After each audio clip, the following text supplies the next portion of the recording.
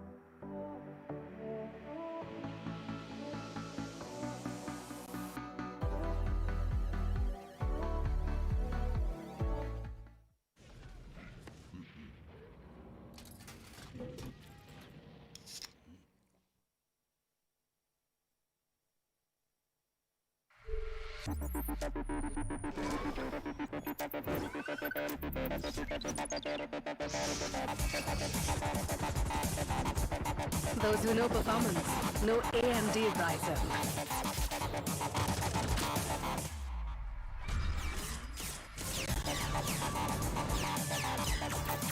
Get the latest gaming laptops powered by AMD Ryzen processors.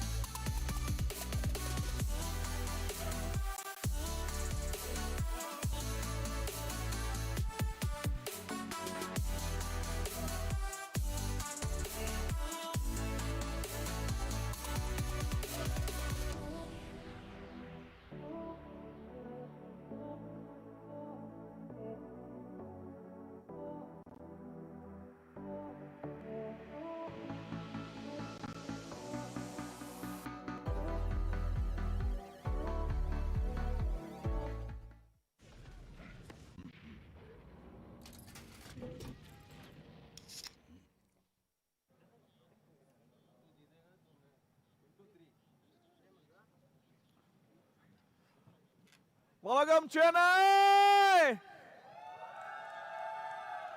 I love the energy. I love the energy, but we need to do this again because it's a lot of people and the energy is not high enough. Let's do this again. Chennai, how are you feeling? Lovely, lovely, lovely, lovely. Over the course of the last 5 days, we had 6 of the best South Asian teams go up against each other on this very stage, trying to make it to the grand finals and secure the 2 slots available for the APAC Challengers. But today, only 2 remain. And these 2 teams are going to battle it out, but these 2 teams have a storied history. We're going to talk about all of that. But on one hand, we have Enigma Gaming. On the other, we have Global Esports. Enigma have only lost 1 map throughout this LAN, and that too in overtime. And Global Esports, on the other hand, they've risen from the ashes of the lower bracket. But yet, it's Enigma which is hungry. Because the last encounter they had in Mumbai, it's left them thirsty. They're hungry and they're out for blood. Trust me, they're coming in hot. But ladies and gentlemen, both these teams are going to put up a show, and I hope all of you folks enjoy it as well. But for now, let's have a look at both these teams in question.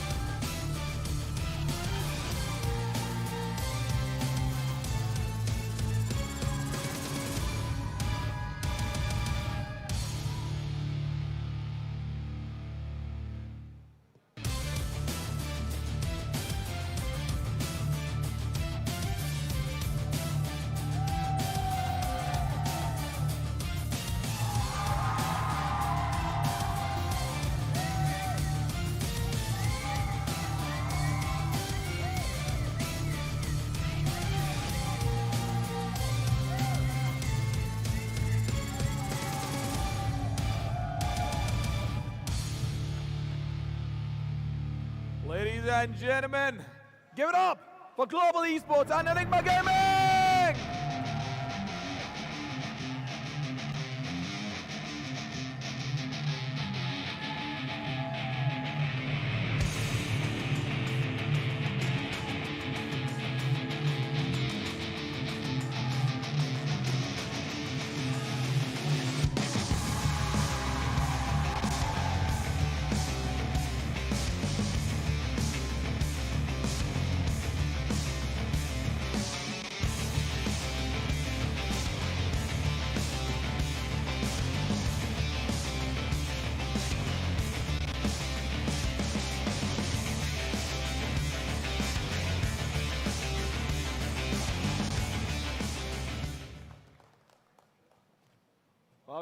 I would come to you always. You're the man. You're the spokesperson for the team. But, of course, it's a big stage. You've done it before. Yeah. You want to do it again. The mood, of course, the energy is very high. The excitement's there. But let's be honest. Coming in from the lower brackets, you've loved it. Yeah. You love having your back against the wall. But now there is no wall left because you've already qualified. Yeah. So you're already going there. How do you switch back into that zone? Is there a difference in mindset? No, I mean, Enigma has been undefeated. There you go. Hello. Yeah. Yeah, Enigma has been undefeated throughout the event. So the pressure is on them. We are here just to have fun as always, but they have been undefeated and we are here to try and break their undefeated streak in this event. Yeah. But technically, last time we had an encounter. You were the one who came out on top. Yeah. So of course, you have the history going up with you. But then again, it's been a very storied history because before that, Enigma came out on top in the grand final. So it's sort of even that way. Yeah. But looking at Enigma, what do you want to tell them right now? Because look, it's a big stage and a little bit of banter, of course, makes it spicy.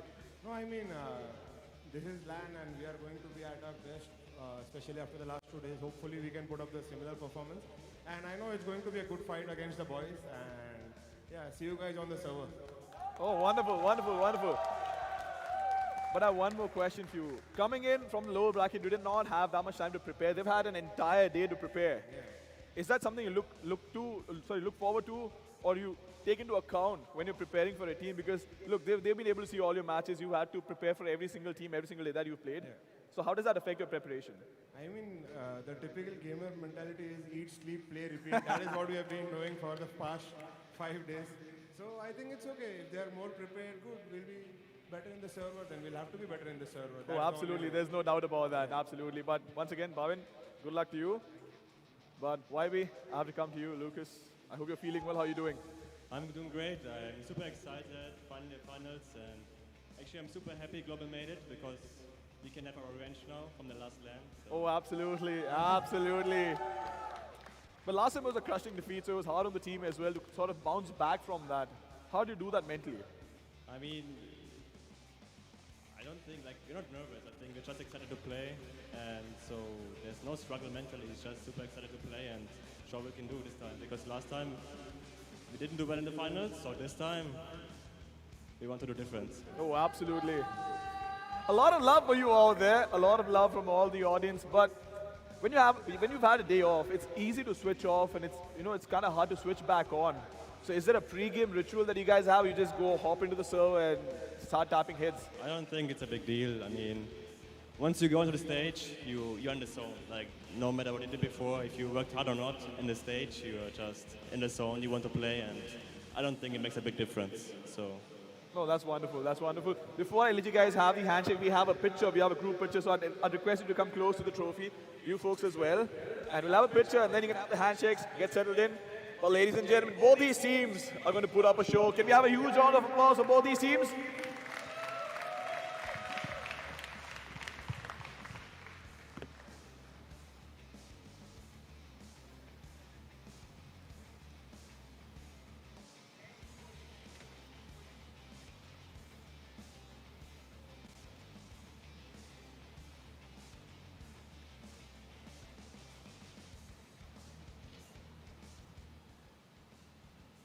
Wonderful, you can have the handshakes, get settled in. I can't wait for the match, honestly, because these two teams have gone up against each other. King of the Hill, you talk about Souvenir, both these teams coming out on top, one time each, and now the biggest stage of them all, and they need to perform over here, but that's not it. Do we have Aryaman? Yeah, we do have Aryaman around. I'm going to call up Mohit as well, just in a bit once I settle in, because I want to have a word with the two of you as well, because of course there's a lot of excitement. I see you as well, Mohit. I know you're vlogging. But they're going to settle in. As a matter of fact, come up. I'll have a word with the two of you. Ladies and gentlemen, huge round of applause for Aryaman and Mohit.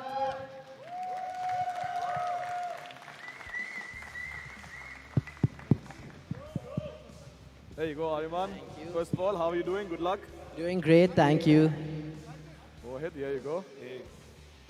Right now you won't have to vlog though because we do have enough cameras around, but if you want, you can do it as well. I just had my camera in my hand, so I thought I'll just come on the stage with it. Oh, by the way, your voice is doing better. Is it because of the speaker, or have you been chanting less? Speaker was just a hack, but there's always some voice left for the grand finals, right? Yeah, so absolutely. I guess a little warm water and I'm back. A little bit of warm water in your bag, but how are you guys feeling? Enigma, you know what they're capable of. You've seen them destroy teams. We've seen them dissect teams clinically as well. Last time, Global Esports came on top. Before that, King of the Hill, Enigma came on top. What's the mood like in that camp? I mean, honestly, the performance that Enigma has shown on this LAN has been amazing, and we are hoping that Global Esports, as always, will be fighting, and we look forward to a very entertaining match. Oh, absolutely. But Aryaman, I have to come to you. I have to ask you, how the boys feeling? The boys are feeling amazing. You guys were talking about the last LAN where, they got the better of us in the grand finals. I think the boys are very hungry to get their revenge, so they've been working hard, they've been preparing mentally, and we're feeling good about the day. Oh, that's wonderful. That's wonderful. But for all the fans, what do you want to tell all the fans watching right now at home? Fear the Enigma Fear and the keep Enigma. supporting Can we us. have you? Yeah. Okay, guys. 3, 2, 1. G-Fighting! It would be kind of unfair if I didn't allow you to rally your troops as well. So let's do it with Enigma. Okay, come on, guys. 3, 2, 1. Fear the Enigma! Wonderful. Thank you so much, Aryaman. Good luck for the match. I hope you have a good one. Mohit, you too. There you go. No worries, no worries. I hope all the folks watching at home enjoy the match because it's going to be really entertaining. It's going to be a lot of action. But we have our casters ready. We have our panel which is going to break the game down and build it up. So over to you folks. Ladies and gentlemen, this is it. This is the grand finals of the Skyesports Champions Series, the moment that we've all been waiting for. The best two teams in the country have been unveiled, and both of them are going to be competing in the VCT APAC Challengers. But today we will determine which one of these teams has an easier path in that tournament and which one of them can take home this beautiful, beautiful trophy that's just shining lustrously in the center of the stage. My name is Krips, with me is Vivek, and we're going to be here to break down the game for you before these guys get into the action and start beating each other up. Oh yeah, and there's a lot to break down, Krips. I was just going through these teams. They played each other a bunch of times. Now, the last time Global Esports faced off versus Enigma was in Mumbai. Global Esports, the first two maps, they handed Enigma crushing blows. I believe the score lines were 13-5, 13-6. That's as one-sided as you could expect it to get. On the third map, Enigma put up a solid fight. It went into overtime. Having said that though, Global Esports won a best of 5 3-0. But since then to now, there's been an exponential growth amongst the Enigma team members. They're a completely different unit now. And with YB being there and guiding them and drilling it into the heads that, hey, even though you qualified, there's a lot of room for improvement. I actually heard him say that after their win. So with YB's influence, today's best of 5 is going to be an incredibly close affair. Mohit said he had some warm water to get his throat going. I think he's going to need a lot more because this is going to be an insane best of 5, Krips. This is indeed going to be an insane best of 5. The LAN that took place in Mumbai last time, Global Esports was able to win in a pretty dominant fashion. And while Enigma Gaming did beat them later on in an online match during the group stage of Skyesports Champions Series Phase 2, it's not the same because that series was only a best of 3. And when Excali won that series, he looked straight into the camera and said, Badla, with that fierce look in his eyes. But that was just an online match. This is a completely different beast altogether, with both the teams and their fans screaming at the top of their lungs. It's going to be a completely different beast. Let's take a look at which maps these going to be facing on. Well, there you have it. Breeze banned out by Enigma Gaming. I was talking to Enigma at Mumbai and I asked them, what's your default ban? And they said it's Breeze. They don't play it. Their coach also is not a fan of the map in general. Why is something you can ask him on Twitter. Global Esports are going to ban out Icebox. Now, when I was doing my prep, this was one of the maps for which they have very less data. You don't see the agent compositions online too much for this map. They're going to pick Ascent. And the good news, if you are a supporter for Global Esports, is that they start out on defense. So they start the series on defense, but if you look at the tail end of the series, if it is the best of 5, we're going all the way to bind, Enigma begin on defense. So advantages and equal advantages for both teams. After Ascent, we're going to have Split, Haven, and Fracture. Split is not something we've seen in this tournament, if I'm Not all that much. I don't think we've seen it at LAN. But Global Esports definitely have this map as their pocket map. They've got it in their hands and they almost always win on split. This is a very good map for them. Also, on split, their agent composition keeps on changing quite often. So it's not like you can predict what they're going to do. But then when it comes to Haven, both these teams are on an equal level. Both of them have had a 63% win rate over the last few times these guys have played the game. And Haven seems like neutral ground, ground zero. What you see about split is really interesting because Hellranger, his opinion is quite split on this map itself. On split, the last time these two teams faced off on May 22nd in the Skyesports groups, Global Esports lost versus Enigma 0-2. The first map was Ascent, which Global Esports lost 13-15. And Enigma had a lot more frag wins than objective wins, just a couple of objective wins. The second map was split. Again, Global Esports lost 13-15. I heard Hellranger do a veto earlier on with one of the other teams at LAN here in Chennai, and it came down to map number 3, and Hellranger said, "Bhai, I'm not going to pick split." 6 times in a row, split as a decider has not worked out for him. Having said that, though, I do agree that they are good on split. Some stats in front of our screen scripts. What stands out for you? The fact that Global Esports have played many more matches than Enigma Gaming tell you exactly how easy Enigma have had it in this tournament. They went straight from their opening games to the grand finals. They've only dropped a single map, but they never really faced the pressure of the lower bracket. Global Esports, on the other hand, after they were knocked down into the lower bracket, they have fought, slayed, and clawed their way back for the 3rd time in a row. They will be representing India, and the 3rd time could be their charm. The last time they went international, they beat the likes of Damwon Gaming, and they want to do it again. Also, representing India, could you just tell us what the stakes are, where the winner of this best of 5 ends up going to in APAC, and where the loser, what stage of the tournament they'll be playing in? So playing in? Playing in, I see what you did there. So the team that wins today is going to go directly to the group stages of VCT APAC Challengers.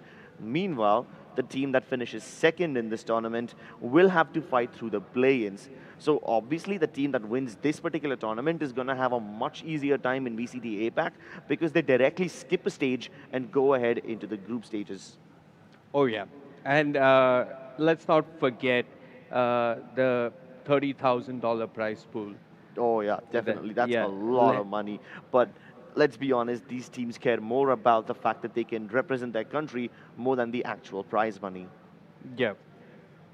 The other thing that I do want to point out, just carrying forward the veto that we saw, and even it's mentioned in the statistic, both these teams, the most picked map is Ascent. Now, on Ascent, when Global Esports plays, they have a 3-initiator lineup. They run this 3-initiator lineup a lot. It's the KO, it's the Sova, and it's the Breach. It's Hellranger, Lightning Fast, and Cup Up. Now, on that 3-initiator lineup, despite this unique team composition of theirs, they still ended up losing to Enigma. So Enigma know how to play against this team composition, and I'm referring to the online match that took place in the Skyesports group stages on May 22nd. So Ascent, although Global Esports, it is their map pick, it could not be as straightforward as we are expecting. I expect this entire series to have more twists and turns than a John Grisham novel. Oh, definitely. The twists and turns are all that we are looking forward to. It has to be a roller coaster journey. If it's something flat, then it's not going to be all that great. Both these teams have some incredibly talented players, and perhaps the talents that are the most recognized in their teams are SK Rossi and Rafuel. Both of these guys have been praised and almost worshipped as the shining stars of Indian Valorant, and they used to be the star aimers of their team, the 2 best players in the country right now, going head-to-head against each other for a chance to go directly into the group stages of VCT APAC Challengers. Oh yeah, Rossi and Rafuel both very explosive, Raw fuel, especially on fracture, you want to watch out for his chamber. We haven't seen his jet in a while, and I'm speaking in context of the current LAN. But his jet is also very, very respectable. Rossi, on the other hand, he's been playing chamber and Reina. He did pick Reina once. Exactly, and the very interesting thing is that on that map, even Lightning Fast has played Reina way, way back. So they've got a lot of options. Unfortunately, though, or fortunately, depending on which perspective you're seeing this from, we won't be seeing that map, and that map is Breeze. But Rossi, across the maps that we have today, Cripps, he's generally been alternating between chamber and jet, and pretty much the same for raw fuel. The only difference in terms of playstyle is that Rossi is okay pressing W on his chamber on offense. Not something you'll see raw fuel do much, but raw fuel, on the other hand, pushes and takes map control very aggressively on defense. So they both bring different playstyles, both very, very consistent, temperamental, but still mechanically gifted enough to recover no matter how bad a start they've had. And that mechanical prowess is something that these players will have to show off today and can continue doing that again and again. So while these two players are showing off their raw mechanical prowess, let's take a look at someone who does the brain games behind that mechanical prowess, and that's going to be none other than Antidote, the IGL for Enigma Gaming. And he has been phenomenal in this entire tournament. He's been super robust and versatile, alternating between the Omen and the KO depending on the map picks. But the one thing that remains consistent with Antidote is how well he's able to trade out his teammates. Despite being responsible for calling out the tactics and making sure that he's able to read the enemies while masking his own habits and sometimes even trying to prevent the enemy from getting a read onto them. Despite all of that, Antidote is able to put up the numbers, and that is something that's very difficult for an IGL to pull off. I want to focus on what we see in our screens. YB talking during the hurdle, gathering his troops, and keeping up morale. For a brief moment, I saw YB with a smile. That needs to be screenshotted. You don't see it too often. Now it's Anti pulling the team together. Antidote, I remember after their one map loss in this tournament, he told all of them, guys, I just want one thing, clear comms, be calm, and just listen to me. In terms of comms, from whatever little I've heard when I've been around the stage, because I had a privilege of being on the stage in the previous tournament in Mumbai as I was a technical person there, the comms from both teams have interesting variations. Global Esports are a lot more animated in their comms. There's even a lot of people overlapping when they comm. But Enigma, very, very quiet. Maybe that kind of communication is what you need when you're playing a best of 5. Maybe that kind of communication is what will take you forward. Well, regardless of how different their communication styles are, they must not miss a beat today. Yesterday, when Enigma Gaming, they were watching Global Esports play against Orangutan, they must have come across some weaknesses. And sure, there were some moments of panic, but Global Esports recovered in the end, and they were able to mount a massive comeback. Either way, the Enigma Gaming team, on stats, these guys have less number of, all their players in fact have less number of kills and assists and ACS and so far, but that's partially because Global Esports have played more maps, they've played more matches. So there's two ways to look at it, right? One way of looking at it is that Enigma, they're well rested, they've just been observing their opponents' patterns and tendencies, and they will be more prepared. Meanwhile, Global Esports, because they've been playing all this time, they are still more warmed up, they are more in touch with their raw skill and uncut aim. But regardless of how prepared or how in touch with their senses are, the fans of both these teams seem to be super energetic and in touch with their energies flowing through their throats and chanting, echoing throughout this stadium. Oh yeah. If one man kicks off Enigma's offense, and I'm speaking of RVK, I think they're going to be very happy with their start. If RVK finds his footing on offense, he can really, really take a lot of momentum ahead for the side of Enigma. Oh, there you go. This is what we've been waiting for. It's the agent selections And it seems pretty standard for global esports. It's 3 initiators and a chamber and a little bit of control. On the other side, for the team of Enigma, we've got Sova, which is being played by RVK, Sage being played by Rexy. Yeah. Not the Killjoy. He's played the Killjoy in the past, but this time they go with the Sage. Yeah, that's a little variation that we haven't really seen in a while. Meanwhile, Global Esports, we saw this lineup from them in this tournament several times in Ascent, so no surprises over there. Yep. But, yep, that's one unique thing about Enigma's pick. That Sage, we haven't really seen that before on a map like Ascent. So let's see how that's going to pan out. I want to point out something about 3 initiators and an Astra, right? I said this yesterday. The Gravity Well, along with the Breach, Aftershock, along with the Cryo Fragment, and along with the Shock Darts, can do a lot of damage. What do 3 initiators do, Crips? They throw a lot of stuff in your direction, and they push you off the map. What stops them from pushing after initiating on those 3 initiators? A Sage Wall. It's like a reset of abilities in a way. If you use it, like if Breach and Sova and all of them are trying to take space, but you slow them down with the wall, you can buy yourself a little bit of time. And this is where I think the approach is stemming from this thought process. They've also got a raise on the side of Enigma. So yeah, imagine slowing down an area, but at the same time, you throw down your paint shells and your enemies are stuck in there with nowhere to go. That's massive amounts of damage inflicted. Oh yeah, it is a lot of damage inflicted. Now I want to point out something about the raise. I've looked at the past 5 Enigma games, and they haven't picked raise on Ascent. So this is some unique preparation coming up from the side of Enigma. These are not agents we've seen before, not the ones that they've been running at this LAN, certainly, Crips. And it's going to be a very interesting map 1 to kick off this best of 5. And who better to take you through the series? We've got Tremor and X-Warrior. Take it away, lads.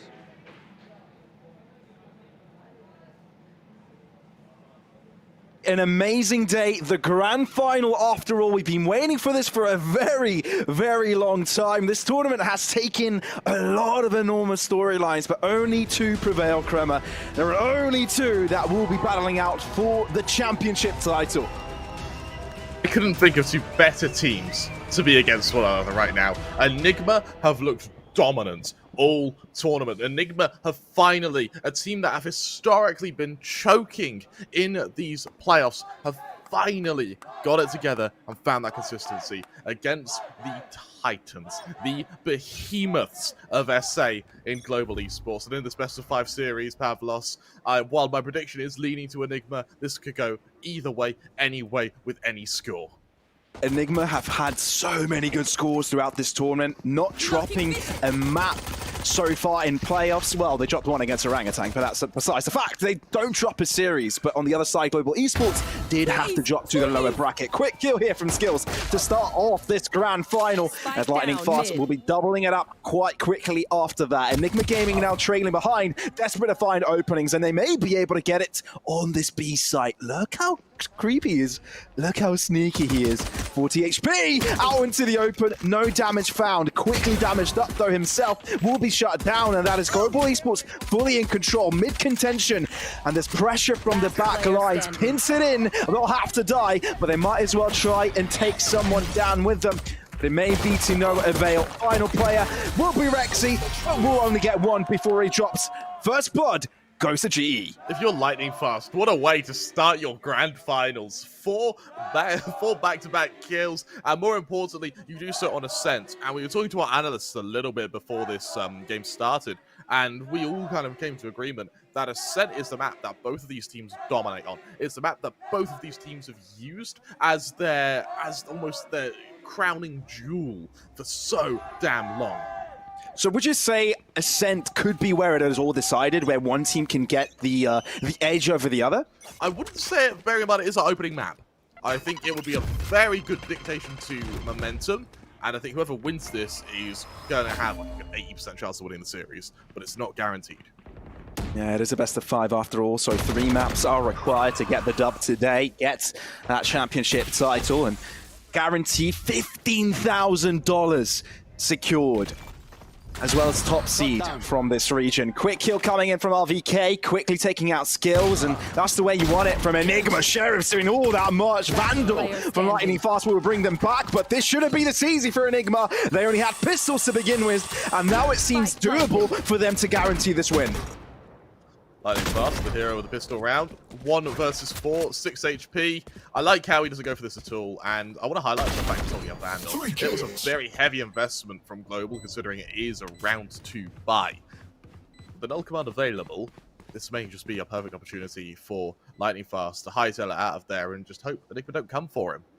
And they know they're going to buy next round, so they have literally no risk to go after him. So you can see they're already chasing after him, trying to see, all right, where's he going around? It seems like he may be looking for a couple of exit frags towards the A main entry, but no, he's just hiding away in spawn. That's all he'll be doing. He's not going to try and go for more, unless we see something very interesting from him. But no, Enigma Gaming seem to not be able to find him as he is across the other side of the map, and as soon as they get some sheriffs into them, they're able to square things up. I want to highlight something, Pavlos. The winner of this has to go on to play against Xerxia in their group in APAC. That for me is a pretty daunting prospect, isn't it? Considering how Xerxia are one of the fledgling APAC teams who have really, after the last APAC, just came out of nowhere and dominated. Granted, these teams are doing exactly the same thing. So seeding matters, you're going to say, right? Seeding really does matter for whoever wins this match. Yeah, it really does. And for Lightning Fast, he really wants that good seed. Currently 7 kills in 2 rounds, Pavlos. That, for me, is ungodly. Full buy from Enigma, some fairly methodical control here. Global with a null command, sure, but the weapons behind it means that I doubt we'll see it used this round. Mid control looking to be gained here from Enigma. A fairly default start. Other than that, it really baffles me. Rex is here all by himself, right? When do you see this from a Sage? It's like a lurking Sage, isn't it? Yeah. And I mean, it's working. You know, that we are seeing a lot of inroads made to mid here. So much so, actually, that Kappa's all the way out in spawn. RBK hoping to be opening it. Lightning Fast, though. But that's so messy. Unable to clean up the job there by getting a kill. Although a guarantee shot is not contested that quickly. Mid control has been under Enigma's hand this entire journey, so they may want to carry this onward. Start cover from spawn, port line to delay. Excali able to sidestep it. Recon shut down, but they're heading onto the side, but they need to be careful of the back line. Kappa moving out of the shadows, finding one. Rexy quickly to trade it back. Hellranger, what a shot! And now Global Esports have a really good chance. Antidote holding things strong here. But Hellranger still in the shadows, looking to see what damage he can find. Just moves out of it. Global Esports only have 1 left. And Skills may be able to equalize things. 30 seconds! Skills finds a second on the round here for Global Esports. What a round from Skills there. Bearing in mind, the investment from Global consisted of the saved Vandal, I think a Stinger, and Sheriffs. That was it. You look over to Enigma now, who went into this with Vandals on every single player. But it wasn't enough. They just recycled that one on the KO. Skills picks it up, and Skills delivers. And once again, we need to mention, Pavlos, Skills is a rare breed of players. He's one of the few who still play Astra. The fact he's able to do so with such high impact is so impressive. Bit of a rough buy. That may be an entertaining kill to get. Quick little Judge kill. Lightning Fast also gets it done. Fairly anticlimactic. Enigma Gaming spread out, looking to find picks with a Sheriff. Unable to do so. We've seen a miracle once so far. We're not seeing it twice. A flawless for Global. Global really looking to put their pedal to the metal here. And as we said, Ascent is a map both teams play. It's a map where we're going to see real shifts in momentum here. And I want to highlight that globally, we had a record set. It was either today or yesterday. And that was 1,000 first bloods. It's actually close to being broken right now. We're looking to see a first player to approach 1,000 first bloods. And I believe right now we're at 998. Let's play. I think someone could break that this game, Pavlos. I think someone could very much break that. Tour de Force comes out. Global needs to be fairly careful with peeking into mids here. Antidote on the high ground. Excali making a big incursion to Kappa here. Mid control denied. Kappa quickly That's the first blood we were talking about. An all-important one. Often we see Enigma Gaming not doubling up in mid, kind of having a one-man journey. And this time around, it is going to be Raw Fuel. Quickly taking down skills, and now his equalizer standings is in a tough spot, but is not challenged from market. I want to highlight that this mid control is completely separated global. This is going to be 2 versus however many fight them. RVK and mid, if he can shut down Rossi, then all of a sudden things are going to get much stronger for Enigma, and they're able to sort of wrap around to this A site. But until that happens, global being dug in here, yes, there's only 40 seconds left on the clock. They have enough utility to burn time, and burning time may very well be enough. Oh, I like this. That's a judge kill. Antidote is out, and now they can even play around this short corner. This really opens up Global Esports. They've got garage control as well, and it's taken up by 2 players.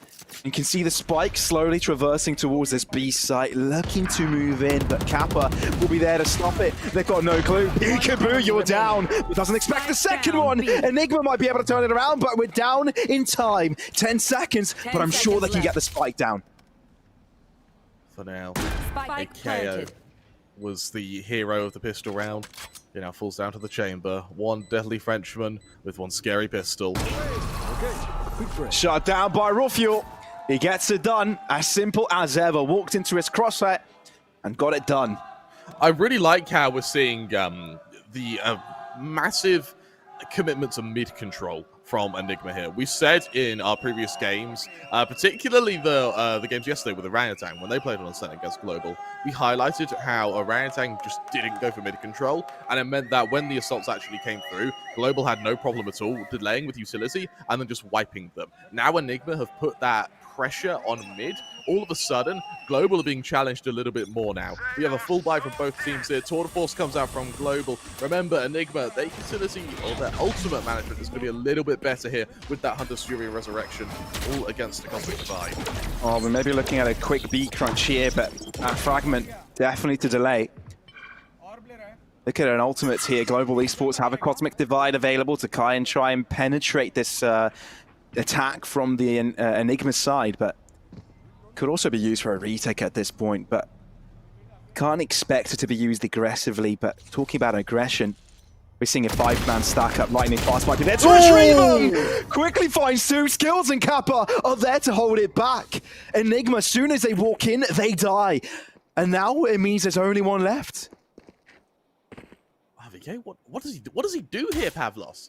What can he hope to do? And this is exactly what Global were doing yesterday to Orangutan. The second Enigma don't have mid control, they have to push through one of the through either B main or A main, and at which point it just becomes an absolute concoction of a utility from Global, which just absolutely pummels Enigma into the ground. They can't get out of these chokeholds, and without mid control, there's no solution to getting out either. Definitely isn't going to be an easy way for them. Oh man, Ascent, we talked about how strong this has been for both of them. Last time these 2 met on this particular map, we were talking about a very close score. Like, it wasn't easy at all. Next. Oh, quick picks coming out. These are very explosive rounds, Kremer. And it seems that RVK will be able to make it even more fruitful for his side. You will not kill my ally. Once again, pushes out. That's the first. Can't quite cancel the resurrection. Oh, again, fight from mid. Yeah, B-Link is also contested, but they find an opening, right? Garage no longer taking over. It's only Kappa to hold it down. From Market might get a ping, but the slow will deter him, and the sight cross has commenced. Hunter's Fury to try and cancel it. Oh, but it misses! Spike goes down. Oh, Kappa. My heart goes out to him. That was micromillimetric. And now Enigma have a pretty good chance. They have a big chance because they also have a showstopper to work with. Rexy with an off angle now with the wall, but they haven't been able to break down the Regot and Bolt. Rexy getting it done. Fault line can't get out of there in time, which means we're down to a 1-on-2. Will the showstopper come out? Will we see raw gunpowder? Blast back on top, unable to find anyone. Will be a preemptive shot. It will be able to find a kill, but there will be one to survive. Kappa will be there, and he will be able to get the defuse. I love the duel of raises. Both of these teams have such good raises. We're usually seeing very high octane gameplay, and And the fact that we actually saw the timer come down to 30 seconds in itself is impressive, because you have the likes of Rossi, who when feeling is the embodiment, the human embodiment of aggression. This is alongside Lightning Fast, who when feeling confident is going to either be ahead or right behind Rossi. The fact that Global could dictate pace that effectively, bear in mind, Lightning Fast's KO is something we've learned to fear. The fact that Enigma have then taken that and have been able to slow their pace, have been able to punish some aggression from Global. We saw earlier, at the start of that round, Global, they went to take fights, but it was Enigma who just traded so damn well. And what it means now is Global may not be able to play the same sort of overconfidence. It's not even overconfidence, it's just confidence that we usually see from them. It definitely is a switch of pace. And now we kind of see the teams sort of trying to calm themselves down a bit because, quite frankly, this is an early start already. People are sweating. It's getting hot in the arena. No wonder the pressure is on. This is a grand final, of course. We're talking about $50,000 versus $7,000, man. Like, that's more than double in prize money. So it's no margin to kind of dance around. They want this win and they want the top seed to VCT APAC. I mean, who doesn't? Who doesn't? Bear in mind as well is both of these teams, I believe, have been to APAC at least once.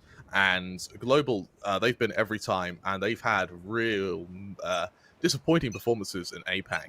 And this sort of alludes to consistency. But now this team, now they've been together long enough, they've been to enough APACs, maybe we're going to see the confidence come back. And better still, I think, even for both these teams in APAC, I think India is actually going to have some real surprises to show.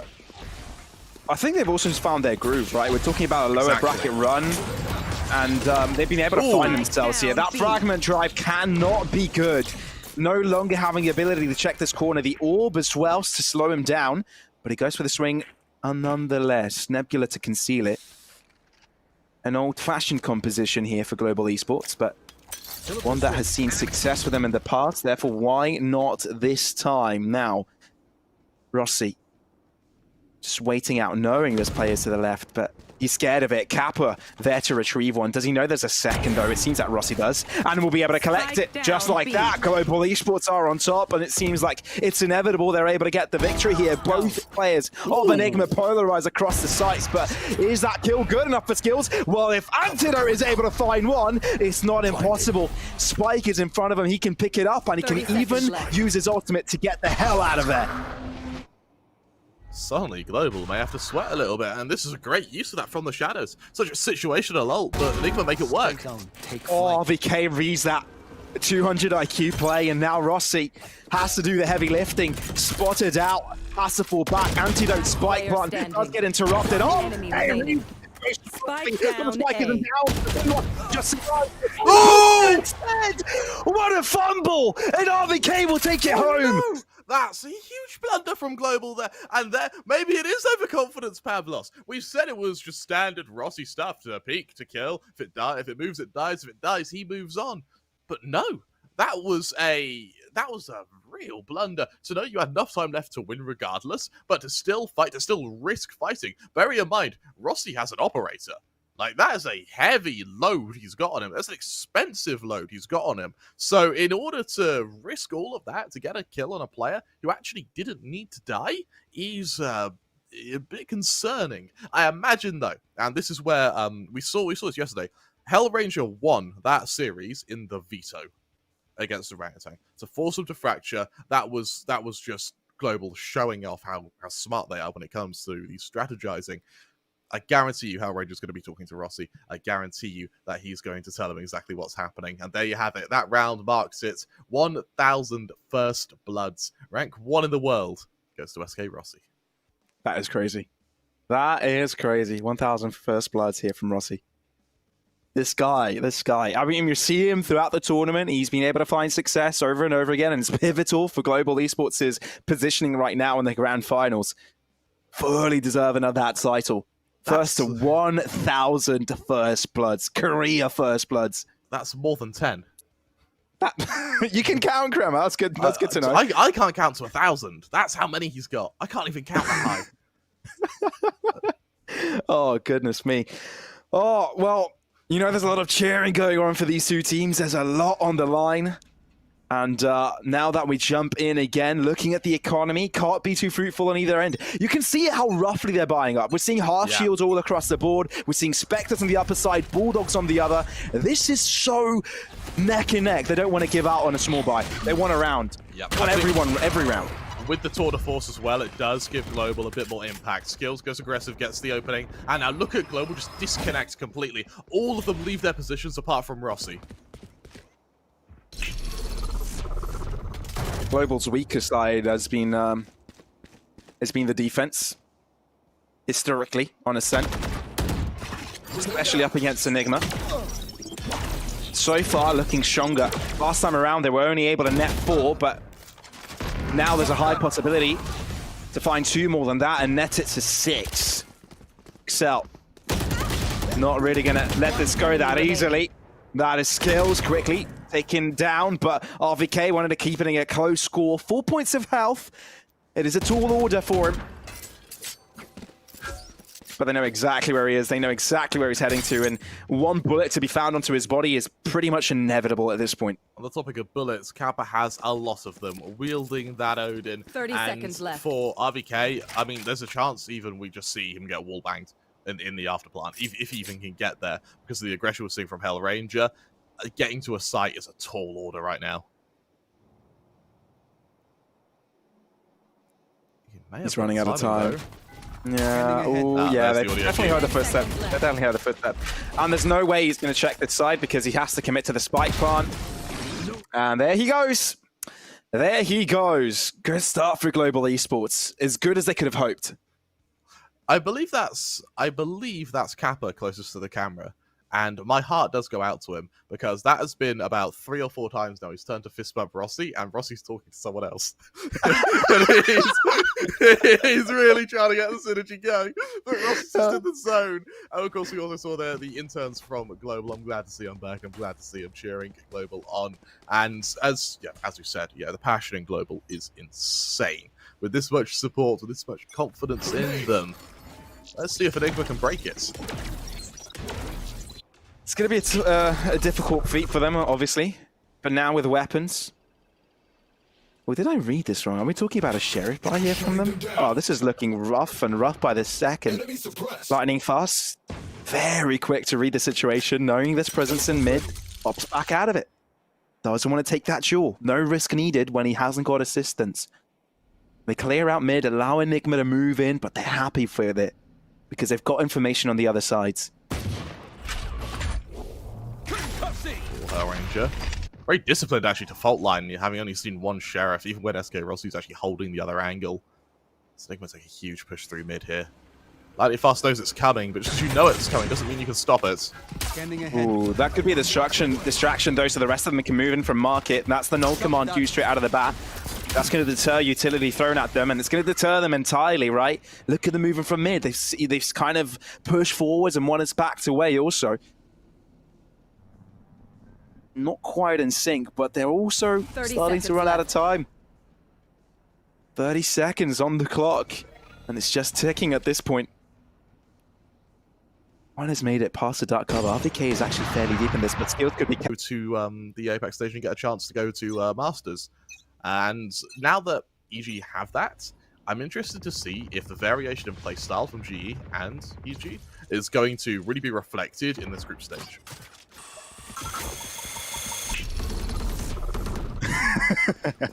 Rossi waiting for the last second to rendezvous away.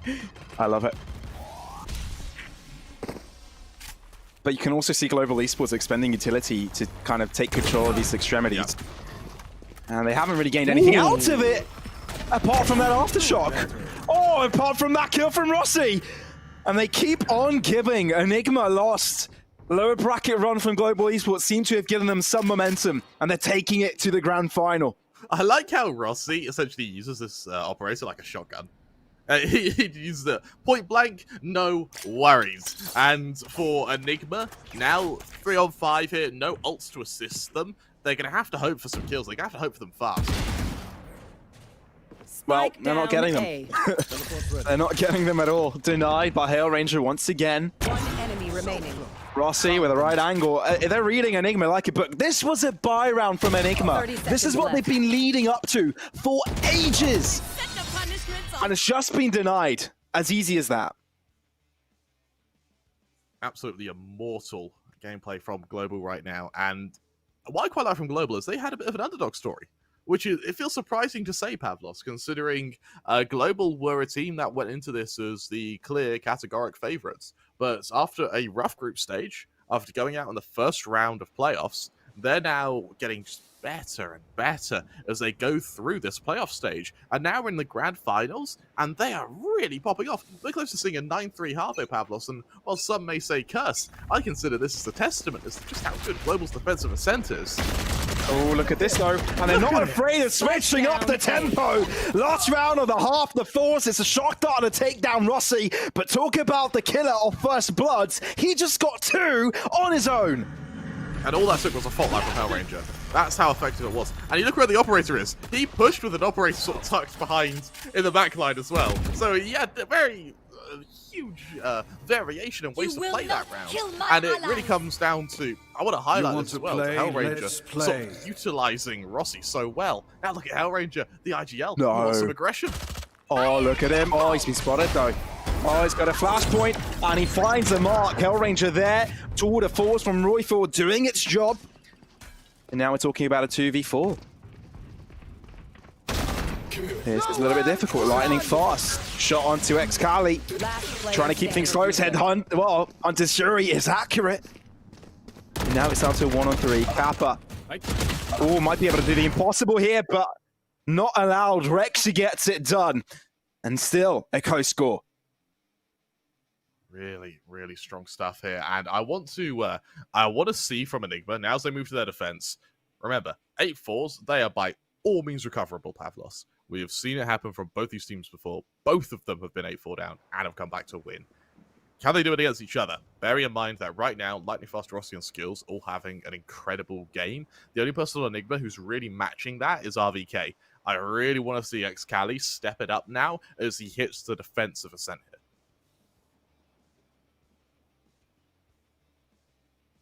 It's a new frontier, right? And I think this also takes us back to the last time we've seen these two teams play, and I think we have to always bring this up because these teams have a massive history, right?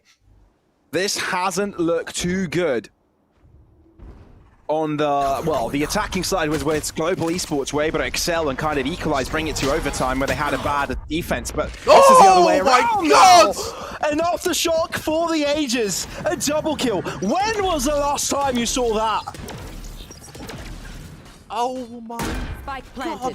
planted. It's like Hellranger's got his own quarrying business right now. I think that's 4 aftershock kills in what's about 6 rounds from Hellranger. And now Rossi just goes on to cleanup crew. What an opening.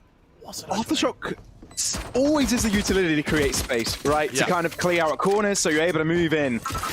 It's rarely used to actually come out with kills. And they did it. They freaking did it. And they did it in a flawless fashion. Winning another pistol, putting them even further in the lead on map 1 of this series. Global now, they're at the stage where they're starting to amp up to try and close out the map. Remember, this is a best of 5. We spoke about how best of 3s are marathons. This is like cross-country marathons. And I really want to highlight the fact that when you are in a best of 5, no one keeps their stamina up for the entire series. You hit game 5, everyone gets tired. Coaches, support staff, analysts, they're the same. And so for Global, the longer or the shorter this series is, actually the better off they are, because Rossi is still going to be at this high energy, high octane state where he just runs around and kills people. And when wielded, and it's like Rossi's a scythe which Hellranger wields. And so long as he has that option, they're in a great position. What I really love about Global Esports is composition as well. The KO, the Astra, the composition together with Sova. They've got good versatility when it comes to these attacks, right? You can take the spaces of Ascent very, very well. We're seeing this illustrated up against a pistol. Obviously, it's going to be a clean one, but I really like it with Global Esports, and they find a lot of success with it. That's why this old composition has always been amongst the strongest. And the fact that Global Esports don't switch it up with the meta means that they heavily believe in this ideology. They absolutely do. And for Enigma now, a 2 versus 3 retake already with bad weapons. It's doable, but it's certainly not probable. And you see, they're not being quiet about this. Global know exactly where they're coming from. All they're looking for is damage right now. But I don't think Global Esports care. They know the next one's going to be bonus. That's not really going to hinder their performance too much. I mean, they would have liked to take some weapons with them to their graves, but it doesn't seem that that will be the case. 2 players drop, 1 from each side, but it's double digits for Global Esports already. Yeah, the alarm bells are going to start ringing for Enigma, and you gotta wonder, you know, for whom the bells may toll. This is still map 1, and while it is map 1, there is still wiggle room from both these teams. But for how long? Yeah, for how long? As we remember, Ascent, this is EG's map pick, Pavlos. I predicted an EG 3-1. If Global can keep this up, it could very well be a 3-0. Bomb buddy out. Global Esports. They keep falling onto the narrative of them being able to find their mojo back. They seem to have lost it for a little bit. With losses against Orangutan, but bringing it back when it most matters. Lower bracket run. Enigma needed the opening kill here. Obviously up against a bonus. But they want to make it as clean as possible to take this tempo forward. Spike has been found also detrimental to their success this round.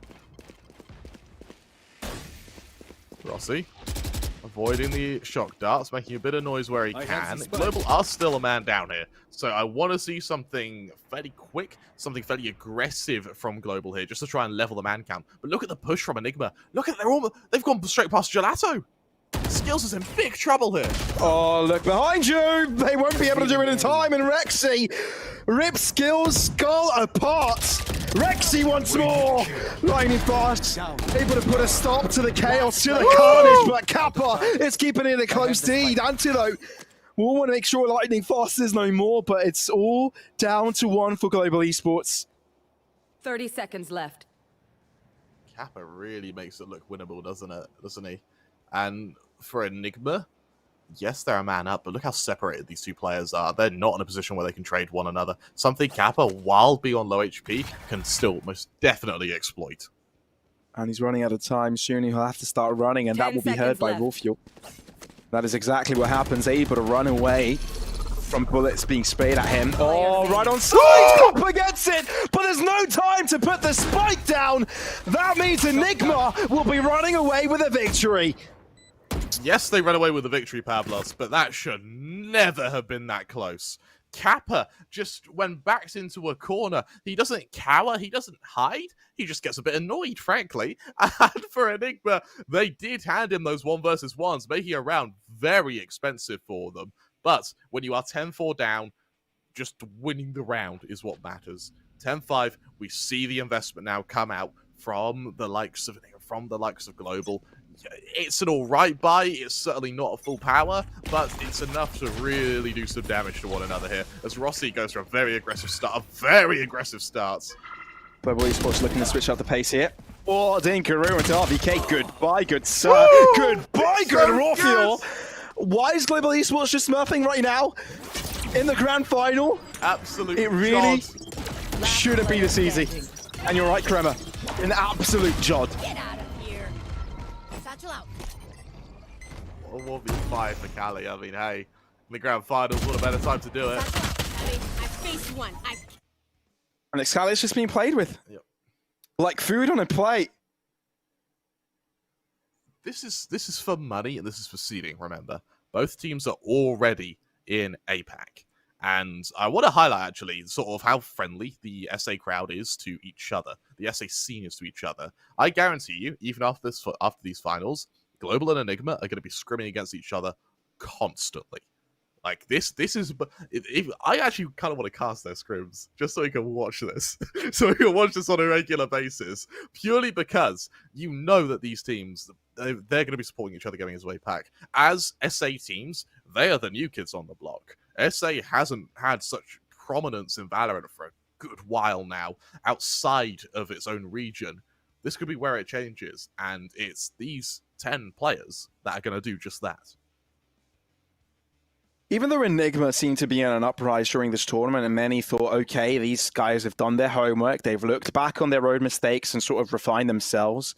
You know, past when it most mattered was Global Esports to come out on top, right? But Enigma, for some reason, due to their performances on the upper bracket so far, they seem to be the team to beat. They seem to be the top dogs, right? But Global Esports has done a complete 180 and switched that script completely. They well and truly have. And for Global now, as we do have this brief technical pause, I believe it's a technical pause, we'll be able to sort of see a bit of a break in pace, a chance for both teams to breathe a little. And as we see what's going to be now, Global with some real momentum, they're going to hit map point just while Enigma are scrambling for money. It's heartbreaking, but they have to drop down to Sheriffs here. They can't risk giving Global more rounds than necessary here. And in terms of ult management as well, they don't have anything to stop Global, who already bring out the null commander. Looks to just waterfall onto this B site. Oh, that flashpoint could have done quite a bit, but skills to find the opening. Sight yet to be penetrated. Now to the back end, looking to concuss them. It's successful. Raw Fuel, the only one to be able to find one, but it's a quick endeavor. Antidote looking to square things up. That's a Vandal that can be picked up and do some damage, but we're talking about a map point here for Global Esports if they retrieve this, but this is doable now. One enemy remaining. There's now a Vandal for Antidote. Excali is no more. Should have been a little bit more patient, but Lightning Fast was so quick to react to it. But the pressure just got to him. Truly did, and Lightning Fast, look how passive he's being here. Just stacked up with teammates. They realize they just have to buy time. They know where Antidote's coming from. There's a flash drive, there's a flashpoint. Oh, there's a I love it! rolling thunder. They think it's behind the box, but it's actually all the way back to spawn, which gives them no time. All he's looking for is for prizes at the end, but instead the prize that he will be getting is some hot lead directly between the eyes. I mean, they hit him right between the eyes, but literally, didn't they, over on Global? So they're going to be seeing a real dominant way to open up this series, with Ascent going in their favor. Remember, our next map split, at least I'm fairly certain it splits, which is categorically one of Global's maps. Enigma are going to really, if they struggle on Ascent, they're going to suffer on split. They're Solace, map 3 Haven. For me, I think Global is starting the series 2-0 up. I think Global Esports are loving the fact that they're on LAN. They love the support from the fans, and they are making the bet out of it. Imagine being cheered after every single kill. That has got to change the script. Massive following from this team. I mean, Enigma aren't lacking their fans, but come on. Can't beat this crowd. Scrossy. Well, Rossi. I do like to call him Scrossy, don't I? But still. Okay. Enigma, can you hold on here? Lightning Fast, a little bit too far of a step, does get caught. Spike, though, has found itself towards the other of the map. They completely baited and switched this. Spike down. Showstopper from Excali. It's good, but only momentarily. Rossi now on a bit of a lurk as the chamber. This is the first shot. Gets a chance for recovery. Does he end this map on a 4K? Does Rossi end it on what is going to be known as a Rossi round? Oh dear. Scales dies, and we may be looking at a draw. RVK just waiting for the swing! Oh. They get it done! They hold on! They live to fight another round. What a shot from RVK there. And as we said, sometimes you're going to be tested real hard. But I like the fact that Enigma is still fighting back. I like the fact that we're still seeing them harass and harangue Global where they can, when they can. And sure, the opportunities may not be presenting themselves as frequently as they do against other teams. But for Global, they need to remember, every mistake they make, Enigma's there to punish. We enter what, once again, is going to be map point for Global. This needs to be a monumental comeback from Enigma. They go into this with a semi-decent buy, tour de force, and a player up. That's what they want. How long can you keep this going? It seems for quite some time. Raw Fuel Not as much presence as the people would have liked to see him so far in this matchup. Now switching over to the chamber. They've had an entire switcheroo, man. He used to be playing on that jet, now realizing that's not really the call. Moving RVK away from the Cypher and placing Chamber in the mix. Quite a switch up. Bit slow to adapt. But Global Esports this round lacking quite a bit. Skyler knows of this, and he's in the perfect range. Oh, one bullet. It's comical.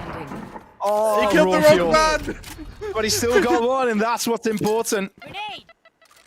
I think Enigma Gaming are starting to close out the gap, and with this win, I think Global Esports will lose out on a ton of economy. We may be looking at quite a substantial close of round differential. Are we going to be seeing, Pavlos, are we going to be seeing a comeback? Is this a second overtime? Do you see it happening? Not impossible. Enigma also got their fans look at that. We're in the realm of possibility. And anything can happen. I tell you what, an overtime here would be breathtaking. Remember, 5 rounds ain't much. 5 rounds really ain't much. And for Global, I think they're wary of it as well. They dropped to the eco. And while we are quickly looking at the scoreboard, I want to highlight Lightning Fast, currently on 14 assists. He is having such a good game on this KO. And even though he isn't killing everyone, it's the fact that he's able to consistently set up his teammates. Rossi went for the hero Vandal there. I'm pretty sure. It's a Rossi buy. Yeah, Rossi did buy, and the rest of them kind of went for a share. So I do believe they must have their tour de force really close, right? It must be. No, this is just a standard Global Esports buy. It's the Rossi buy, where when you don't have much money, you give Rossi a good gun and just hope he goes and kills everyone. If he doesn't, you just recycle the Vandal. This aggression, though, from Enigma is just flawless. They're going to hear this entire exodus, and look how heavily they've now stacked this B site. RVK, great bit of info probing. The wall's about to break. Enigma have got the perfect setup for this. Oh, raw fuel. Little did you know if you pulled the trigger there, that would have been perfect! X-Cap! The rest of Enigma Gaming will be found onto that fight. Nothing to see here. It's just Enigma fighting heads. Business as usual for Enigma, and I tell you what, 4 rounds, Pavlos, I actually think this is starting to become a reality. Remember, of those 4 rounds, 1 or 2 of them are going to be ecos, so you only actually have to win 1 or 2 full buys before you actually get to overtime. So Global really needs to be careful here. Rossi goes to the glass cannon operator. They have a Hunter's Fury. They're 1 away from a null command. Over on Enigma, that Showstopper and that from the shadows. That Showstopper is going to be the real difference maker here, as we see a lot of aggression through Gelato over to A now from Global. Oh, this could be everything. Rafiel is able to find one, but he's not able to use his rendezvous. He has to be stuck in position, but Rex is there to stop the rest of them. Enigma have found their groove, and they're stopping every single one of these attacks. It's only Rossi, and he's just scratching his head, wondering where on earth the rest of his teammates went, because all I can think of for him to do this round is to save that darn big gun of green. Or of white in his case. True. 12 to 9. Oh, Pavlos, I think we're doing it. They're absolutely doing it, and for Rossi, holding this operator is perfect. I mean, it is a real impact. It's a real difference maker. And on the chamber as well. Remember, he was 2 of 7 from his tour de force when we glanced at the scoreboard. So he is going to be a while away before he can actually bring out another proper sniper. So putting some serious valuation in it, making it like the heirloom operator, is a really, really smart decision from Global. For Enigma, I love the bait and switch with Rexy there. Even though you don't expect the Sage to be the one doing the impact frags, nonetheless, Rexy, he rises to the occasion. And he jumps to the occasion as well. He does. Vigorously and enthusiastically. All right, so, yeah, there we go. Oh, no, Rexy! As soon as we pointed out, you had to stop. Come on, Rexy. He's probably given himself a concussion. Maybe. Can be quite dizzy. This was a 12 to 5, I wanted to say. 12 to 6, that sounds maybe? About right. 12-5, 12-6, yeah. And now it's 12-9. Yeah. This is doable. I like how Enigma are looking pretty. The team is looking very calm, very collected. You look at the fans, and they're now really starting to chant. They realize that this is really, really winnable. And for Enigma, winnable isn't enough. You need it to be won. Every map can be recovered. Every series can be reclaimed. And in a best of 5, we're better to do it. Frankly, we're better to do it. Even in the grand finals, Pavlos, as well. The grand finals, and we now have Enigma forcing Global to start using tactical timeouts, when if this was Global's kind of decision making, if this was their prediction, they're probably already on a break right now, psyching themselves up for map 2. But Enigma, they've just come out of nowhere. They found some renewed vigor, a second wind, and now Global are panicking a little. You've got to panic at this point. You've had your groove, you're able to line a lot of rounds in a row, but when you know that Enigma is feeling it, they can. What is very scary about Enigma is their momentum, right? They're able to build it up. They seem unrelentless, unstoppable.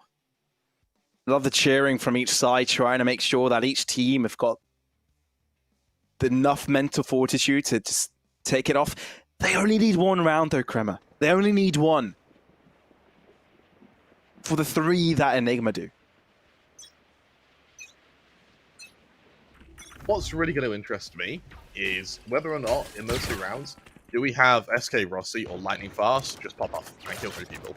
It's well within their realm of capability, but Enigma, what they've been doing at the moment is they've been using their utility a little bit earlier.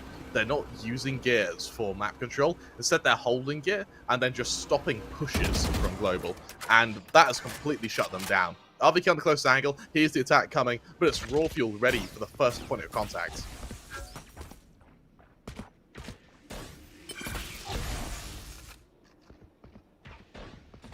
An all-important round, and I think Enigma have got a clear understanding of what's going on. Spotting out on kneecaps, elbows, tour de force. Oh, they've all been spotted by the recon. They're actually starting to push through here, but it's not doing a thing. RVK is the one able to find all the kills. Raw Fuel as well. Global Esports have made a big, bad mistake of rushing out from that smoke where there were just so many defenders in sight. I want to see Global actually just save up and ult them.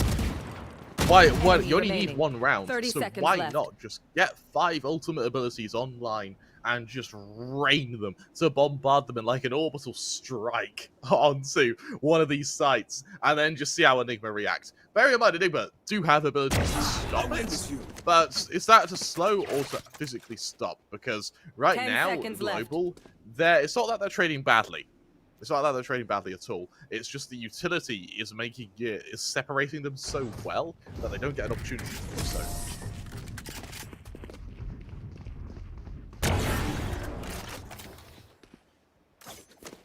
Well, Rossi wouldn't be around if Rossi wasn't able to save the operator. He was almost caught out there as well. As Brett will survive, the heirloom operator continues to be dropped from player to player, or in this case, from Rossi to Rossi. So they set up another really strong buy. Now you look at the ult management, 3 apiece from either side. I want to see Kappa make use of this Hunter's Fury. We haven't really seen him get much impact with it this game. Now would be the time to change that. 2 rounds in it, and yes, it's a buy for Global, but is there anything behind it? Suppression used from the dagger. Spread out from Global, no longer seeking to push from one direction. So stopper, wasted. Maybe to clear some early information, but nothing more than that. So for Global Esports, so far, so good. See, backs off of Lightning Fast. And it looks like Global is setting up for an Exodus to A here, but look at it, it's been expected.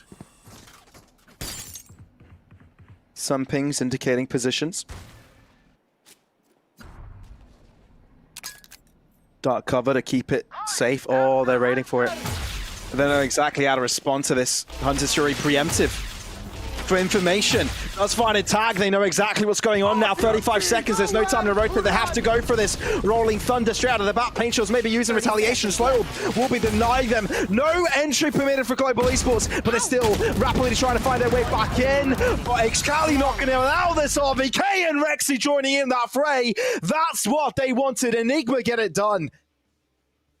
Oh no, Pavlos. We're going to overtime. It's actually going to overtime. Enigma, they found that it's just clicked. It just clicked. Halfway through that second half, something, whether it be coach muttering something, whether it be the IGL getting maybe some illustrious vision, it doesn't matter. Because all of a sudden, everything now works for Enigma, and you see the fans are really starting to appreciate it. They're really starting to wake up. You look at the buy from Global, it's not pretty. Vandals, Bulldogs, anything in between. 6 rounds in a row so far, Enigma Gaming. But there's still one required. Global Esports can still get it done. After all, they only need this one round to call this map their own. Deploying drone. RVK. The high ground. Spots out that first player. And the info gather on Enigma is just been so effective on this defense. It truly has. They even risk peeking RVK here in mid.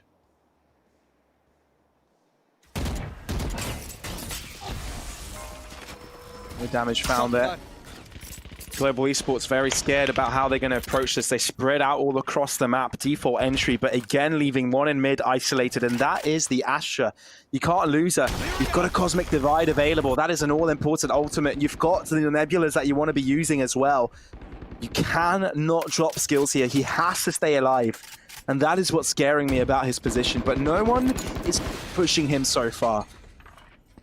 Spread out. Where's this going to be faked? Enigma 30 seconds. very comfortable to stick to their positions. Oh, that's a one-sided smoke. That will just move away. Antidote, no, not able to find the paranoia in time. Knows where they're going to be coming from. Can he find the shot? He's never to find one. They're starting to come through. Quickly trade their back skills. Looking for another one. Rendezvous away onto the side they go, but Rufio is so quick to deliver. They're running out of time. 12 seconds. They need to get the spike down. It is touched. It is prevailing. And now we're looking at a 3v4 post plant. Look at the Cosmic Divide as well. That's now an option. There we go, deployed. Suddenly Enigma's retake's going to be that bit harder. Now they need to decide what they want to do with this. Do they take the short entry? Do they push from multiple directions onto the Heaven's side, but they've got a recon available? How do they work around this? They can go for the trade game, but they need to find out where these players are hiding out. How long for the recon for the Enigma side? Kappa missing the mark, Paint Shills to the side, forcing them out to move out into the open, out with a swing, quickly finding a kill. Kappa forwards, this could be it, this could be overtime. Enigma starting to start onto the defusal.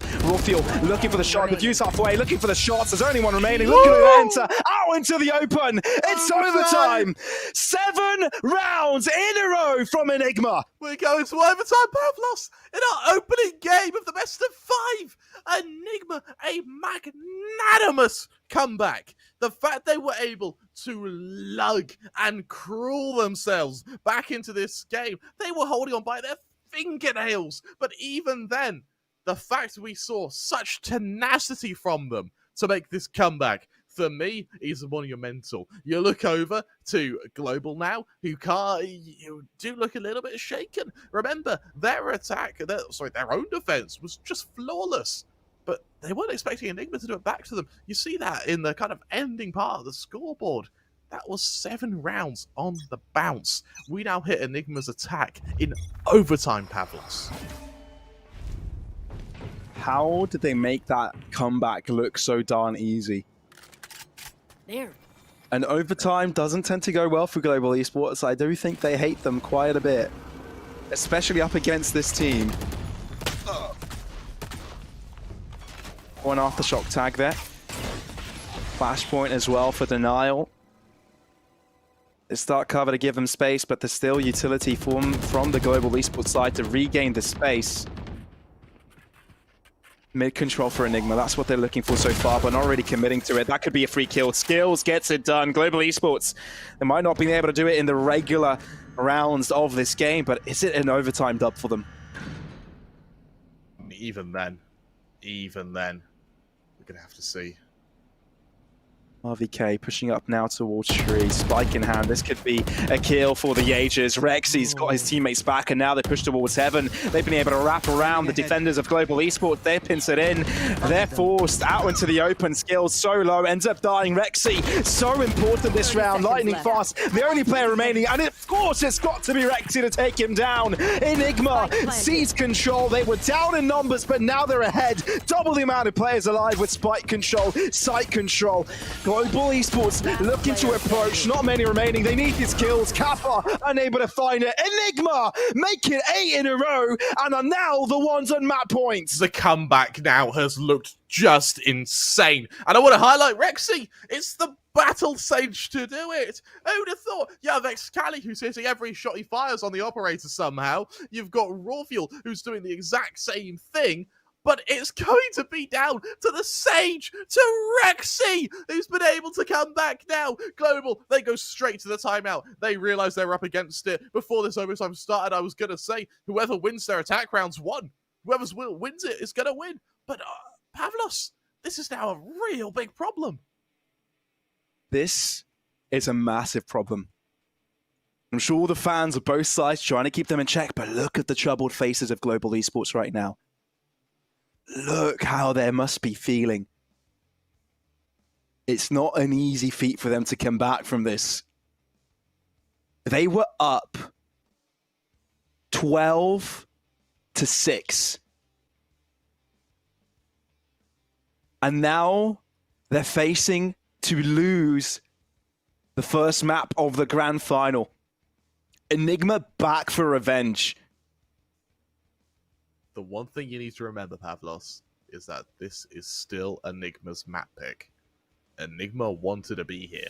They're the ones who wanted to show Global this is how you start a series. And while, yes, Global were in the driver's seat for most of this, when it matters, you see that huge streak of blue at the bottom of the scoreboard. Enigma, they have just capitalized on Global's overconfidence now. And as they move to the defense, which has brought them so many success, Rossi is going to hope for an opening. The duel to the chambers, a duel for the ages, a duel of face, Pavlos. Global Esports have got reinforcements on their players. It's going to be a rendezvous from the site. It's a standstill. Oh, but they're not holding back this time. Not today. Look to the top right. There's an Omen there waiting. Paranoia. That's going to deny positions. He's going to be TPing away, but Lightning fast able to find it through the smoke, and now they've got the numbers. No control of space, but at least they get a kill. Just goes quiet now. But as to Global, what a rotation. And they've left Rossi in the sort of Rossi lurking position now. And because Global has stacked up so many times in the latter stages of that second half, Rossi's presence alone may prevent rotations, crucial rotations from Enigma here. As Global have actually been umming and ahhing, they may just double back on themselves. Rossi hasn't seen anything, which means that Enigma aren't going to be rotating regardless of what presence they show anywhere. 30 seconds left. Polarized across the two sites. Fault line towards Rawfuel. On point, flash point as well. That's the openings you need. But RVK! Oh my god! Gets both! Where did that come from? Completely flushed! 9 rounds in a row for Enigma! What the hell just happened? What a comeback, Pavlos! From what was the absolute jaws of defeat. They look so calm, they look so collected, but I guarantee you right now, this is a comeback for the ages. One map of many, the first of this grand final. Crema, we're in for a bloody treat. Oh my god. What a 5! What a 5! Let's see what our analysts can make of that. Fuck me. Next up is Split. We'll be back shortly.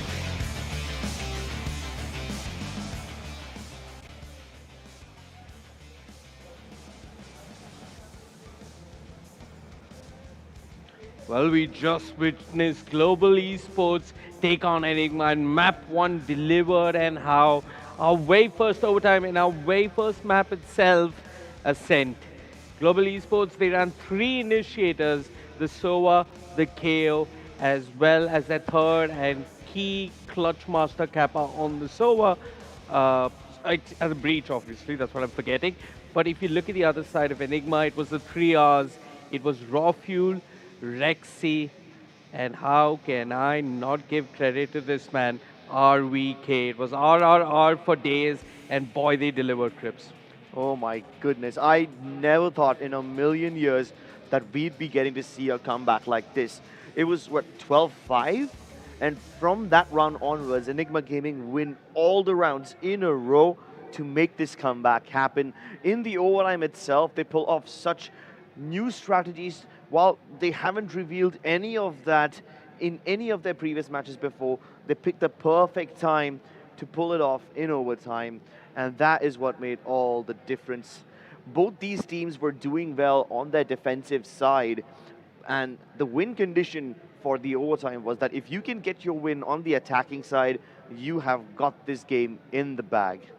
Having said that, though, despite the side of Enigma getting a win on the attack side, their defense started a little bit shaky. They had Raw Fuel playing towards the boxes towards A main, and they had an Anti who had used the Shrouded Step to get to the very top. Raw Fuel gets spotted out, uses the Rendezvous to get out of there. Anti thought he was in the clear, but then there's an Owl Drone checking for that corner. Kappa not falling for any cheeky corners. Anti forced to get the heck out of there.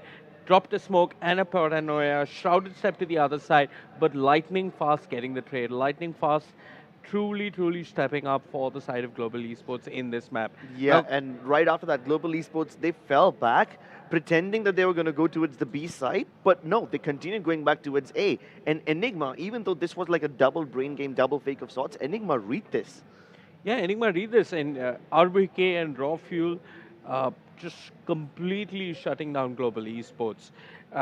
There are a bunch of rounds that I want to talk about. There are a bunch of notes that you made as well. Which one of us get to go first? Why not? Go ahead. Okay. So 12-5, that was the beginning of the comeback. Yes. It began with an RVK clutch. Yes, the 1v2. Absolutely. 12-6, Excali resurrected. Raw Fuel starts finding his momentum, and RVK is pushing the map. 12-9. This was a very important round for Global Esports. Yeah, I want to talk about that round, and we've got some highlights so we can look at these rounds a little bit closer. Let's just take a look at some of the early Madness scripts. These pistol rounds were a lot of fun as well. Excali pushing and all of Enigma pushing here and there. And obviously there is that one moment that we cannot forget. It was the defining moment of Enigma in their second half. It was something I've never seen before in Valorant Crips. The Breach getting a double kill with the Aftershock. Oh yeah, definitely. Excali and Rexy retreating, bump into each other, and come straight in front of the Breach's Aftershock. I don't think Rexy and Anti are going to be too pleased about that. Let's just take it from the top, because right after Global Esports win the opening pistol round, there were several back and forths. Enigma, they win the one after it, denying Global Esports the economic momentum, and then Global Esports win again. And after that crazy back and forth, Global Esports really start to deny Enigma any mid control. Every time Enigma Gaming try to go for it, they either make Rexy wall off that mid region, or they keep Raw Fuel in that crossing near market to make sure Global Esports are caught while rotating. And every time Enigma Gaming were able to get a little bit control of mid, those were the only rounds they were able to win, which weren't all that many in the first half. For the most part, whenever Enigma were denied mid control, especially because Global Esports want to fight out of a shot, want to peek out, Global Esports was able to win. And these vanilla A-B executes didn't work for either side, for that matter. Yeah, neither for Enigma, neither for Global Esports. So mid control was absolutely essential over here. And while Enigma Gaming did try every now and then to acquire it, once Global Esports realized this weakness, they decided to give it up willingly and play for defender spawn crossings. That's what made Enigma Gaming get lulled into this false sense of security. Oh yeah. We're speaking about tactical approaches and how the IGLs are calling the rounds. You said the vanilla executes towards A and B didn't work. I have to call out one particular round. It's the score tied at 12-12. It's the side of Enigma playing offense. They lose a man early towards a shot. DJ skills, brings the beats per minute. He gets an early pick on the back of Hellranger's flash.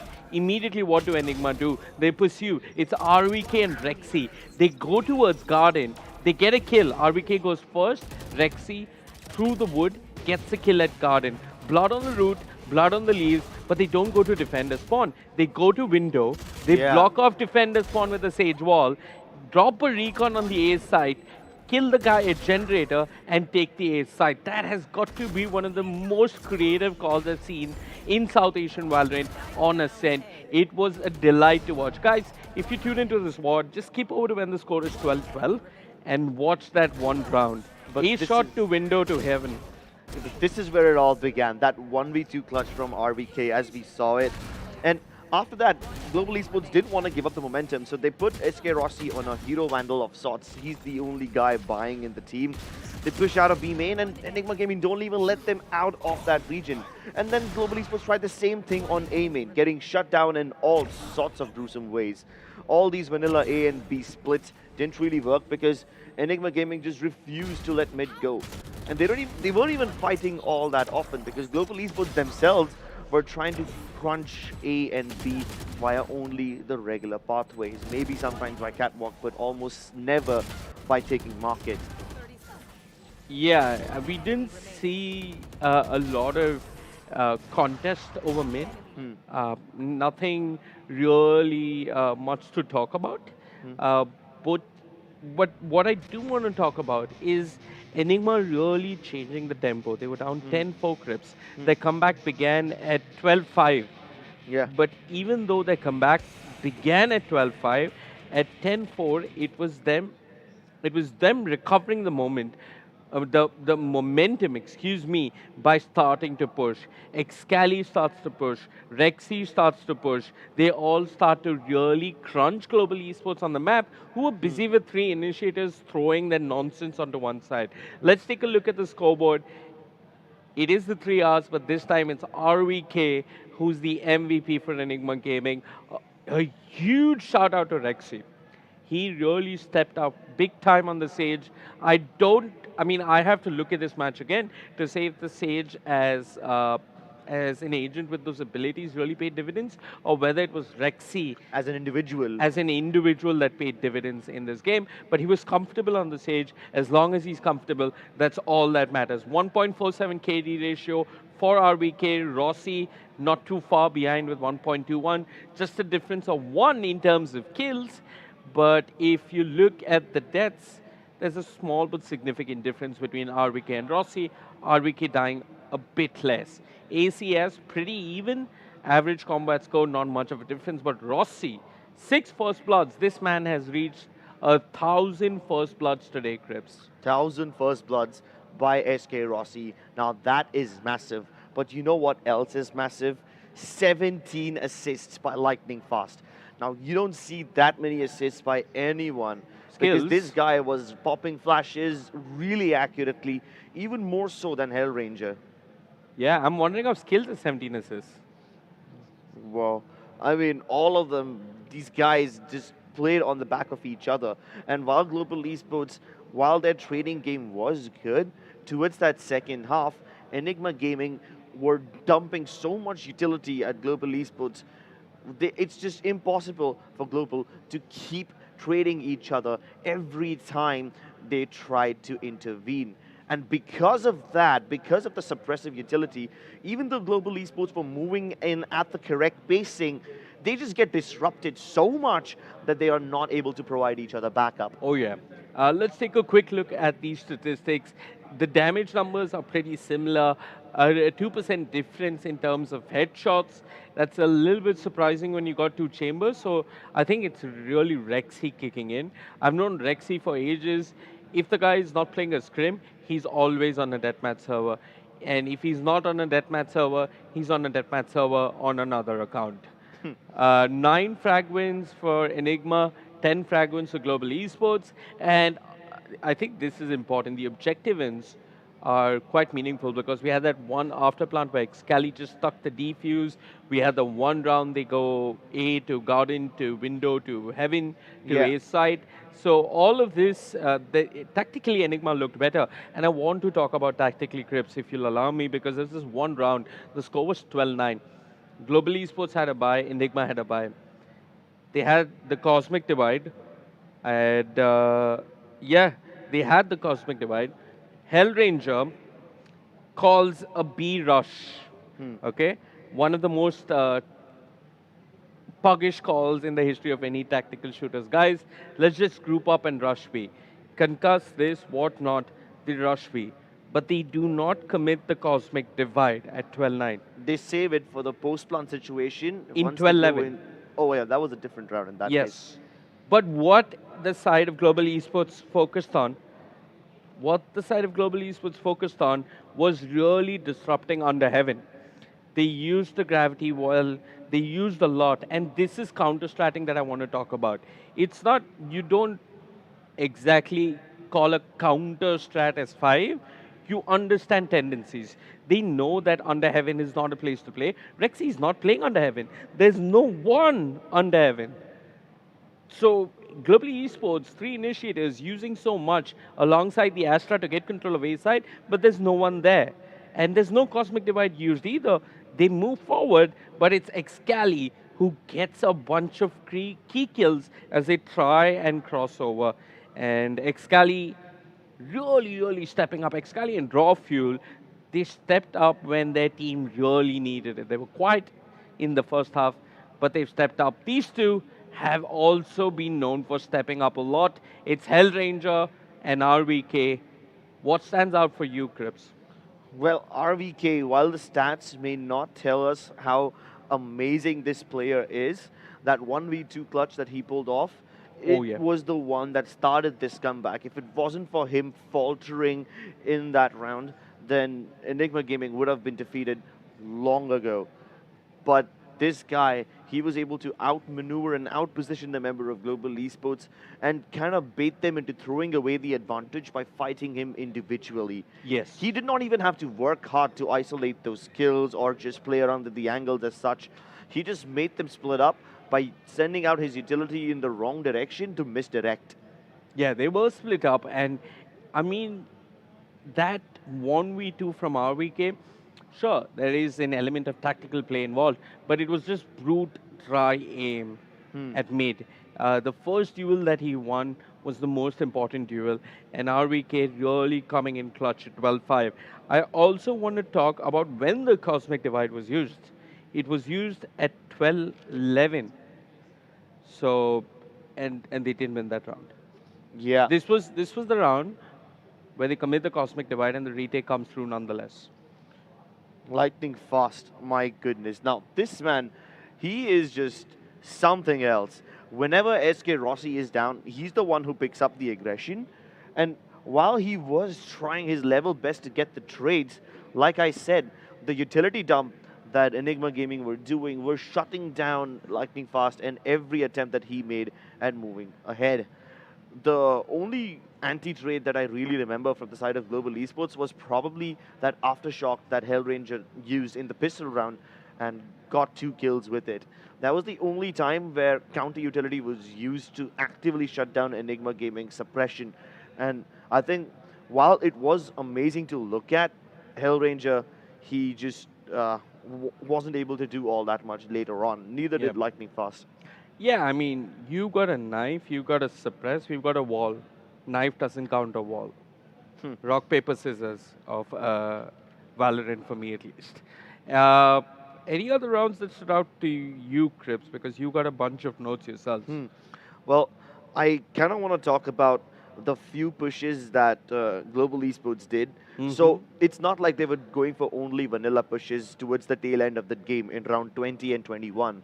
While they did not go mid, they were splitting up across A main and B main and hoping they'll be able to get a pick somewhere or the other, which forces out rotations, but they were just never able to get those. They always sent one initiator and someone else along with them. Mostly it was Rossi towards A along with Hellranger. Meanwhile, it would be Lightning Fast somewhere else towards B. So they were hoping to get those early picks and start moving in, but they were just never awarded. And as a result, Global Esports, when there was like 30, 40 seconds left in the round, they had no choice but to commit towards one of these sites using only the main entrances. And this lack of patience that, I'm sorry, not lack of, actually the abundance of patience that Global Esports had and the desperation that they were in to get the opening pick and only then move in without having to get any of those executions, that's kind of what got them into a trap and put the pressure on them unnecessarily. And this is a phenomenal victory for Enigma Gaming. Them winning on their own map, while it would have been expected, you have to consider that at one point, Global Esports almost took this game away. They were leading 12-5, and Enigma Gaming win all those rounds in a row, putting up one of the best comebacks that we have seen in the SCS so far. Yeah, it has to be the best comeback we've seen. I don't think anything comes close to what Enigma pulled off.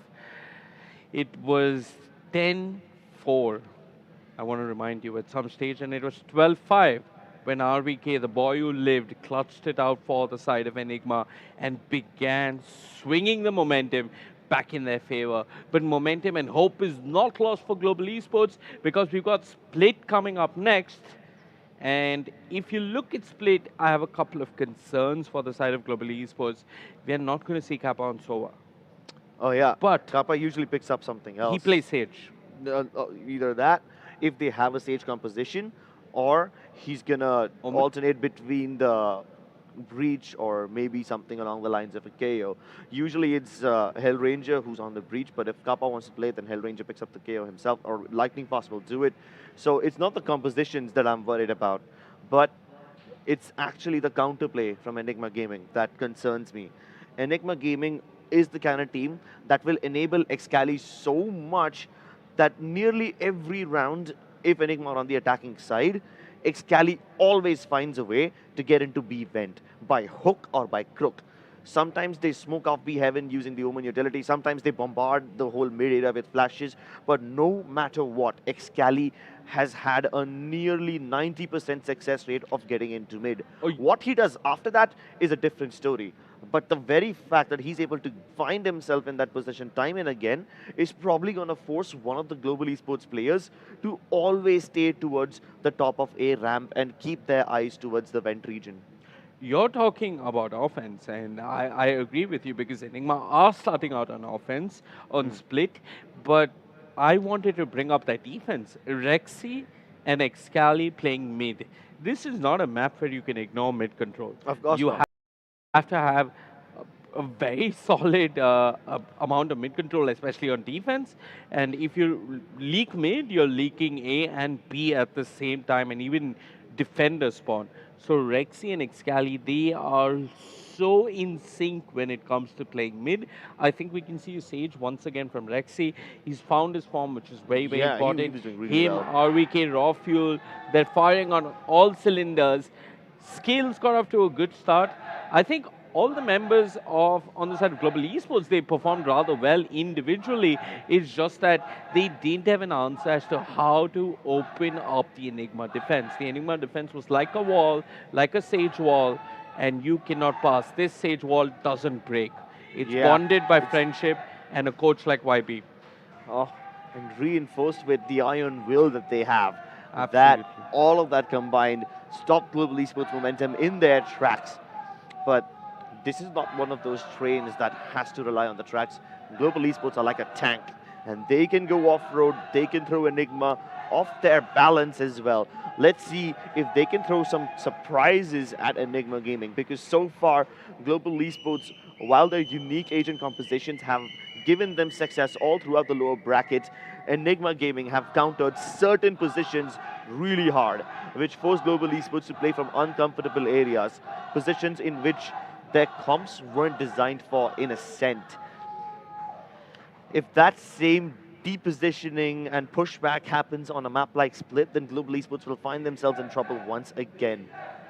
Global Esports while they are a solid, damn solid team on Split, there is one way to beat them, and that is by making them uncomfortable, by making sure that you're using utility and extracting value out of it to push Global Esports into a corner further and further back and deny them that precious control that they so desire. Yeah, I mean, one can even make a case, at least I can, for two initiators while starting out for Enigma. Two initiators really help you contest mid, and if you've got space for a duelist like Raze, which you're definitely going to have, because Excali primarily mains Raze on Split, then I think you can really contest mid early on very effectively. The one thing I do want to point out is that Split is one of those maps which internationally is accepted to be defender favored. The stats don't lie. It is one of those rare maps which has a leaning in favor of the defense. So Global Esports, they've got to get off to a good start. If you are an Enigma supporter, if they win the first half, or dare I say even get 4, 5, 6 rounds, they're going to be very pleased with themselves. Exactly. More than 5 is ideal. Winning is the dream. But it is hard. It is hard for the attack to put together many rounds against a well-oiled defense. Like you said, it's all about Excali leaking into B. Yeah, it's all about Excali leaking into mid. And while a lot of people are aware about that playstyle, there's another player, RVK, whose playstyle is well known by many. RVK, ever since he was in Force 1 Esports, he has been playing from outside of A main whenever he's on the attacking side. And sometimes RVK even picks up the Viper on Split. Now, yeah, and whenever he does that, it's somewhat easy to read them. Yeah. I just hope that if they are going for a Viper pick again, they keep it variable, they keep it fresh, and just go for something that's a lot more dynamic rather than having static and slow creep-ups. Enigma Gaming are the kind of team that, while they are good on the attacking side, they love making contact plays sometimes. Yes. As opposed to Global Esports, who are an execution-based team. Yeah. So that contact play versus execution, it's a very different philosophy of playing Valorant that both these teams bring to the table. And while none of those philosophies are inherently better than the other, it depends on when you decide to pull it off. If you've been executing heavily in the last 5 rounds and all of a sudden you drop the pace, go for contact, that's going to throw off your opponents. Yeah, the problem with execute-heavy playstyles is that teams like Enigma, who have YP and who have what I want to say is a very mature IGL in the form of Anti, you can make adjustments to deal with executes. You want to have a playstyle, I feel, on Split, you want to have a playstyle that, of course, you can run executes, but you want to have solid mid-round calling. Yeah. Because you really have to play off what you can accomplish in mid. Your decisions are not a simple flowchart. The game begins at mid and ends at A or B. So the mid-round calling coming up from both these IGLs is going to be crucial. And if perchance Global Esports has some perfect execute that Enigma are not finding answers to, then it's going to be very difficult for Enigma if they don't find answers on defense. Global Esports, though, they're one of the few teams that pick Sky on Split. The last time I saw team composition coming out from them for Split was the SCS group stages. Sky on Hellranger, Astra on Scales, Rossi on the Chamber, Lightning Fast playing the Raze, and Kappa playing the Sage. That's another thing I want to point out. Even though skills on the Astra has been insane, especially in Ascent, it becomes a little difficult to pull off those same plays on a map like Split, as opposed to Omen, who has several one-way smokes that Anti uses. I think that's going to be a massive deterrent for Global Esports whenever they're on the attacking side. In fact, Split is the most one-way friendly map, and Anti definitely is going to be picking up that Omen. Let's see if Global Esports find a way to bait out that one-way smoke and all that utility, because there's really no other choice but to wait it out until the smoke fades if you want to go ahead without taking any risks. I mean, Crips, you're talking about the Omen versus the Astra, but the last time Enigma played Split, they had not one but 2 controllers. They had the Omen on Anti, obviously, and they had RVK playing the Viper. Yeah. So there's a lot more control. Hitting A with the Viper while selling a fake elsewhere with the Omen is a lot easier for the team of Enigma. And like I said, I personally do not prefer hard executes on split because those can be countered. You can take a tactical timeout, react to a hard execute, make adjustments. Since split is so much about mid control, I want to see them take mid control and be a little bit more fluid and call in the mid round and really see where it goes from there. This map is one of those maps where on offense, you're going to obviously see some individual brilliance. You should from the Razors, but more importantly, it's about the IGL and what he brings to the table. Yes, indeed it is. And while those attacking side moves do depend on individual brilliance, often on the defensive side, it's all about coordinated pushes and setting up your teammates with utility. Both the teams have a tendency to peek out of B main, A main very often. And instead, they don't prefer to fight mid. Both the teams have this common tendency. When it comes to defending mid, they have several ways of doing it, right? There's one very common Sage wall that you can put up right across the mid region from B heaven to that little tiny box on the left-hand side. While there's another 3 different variations of barrier orbs that you can put up, not on mid directly, but towards mid mail and B heaven.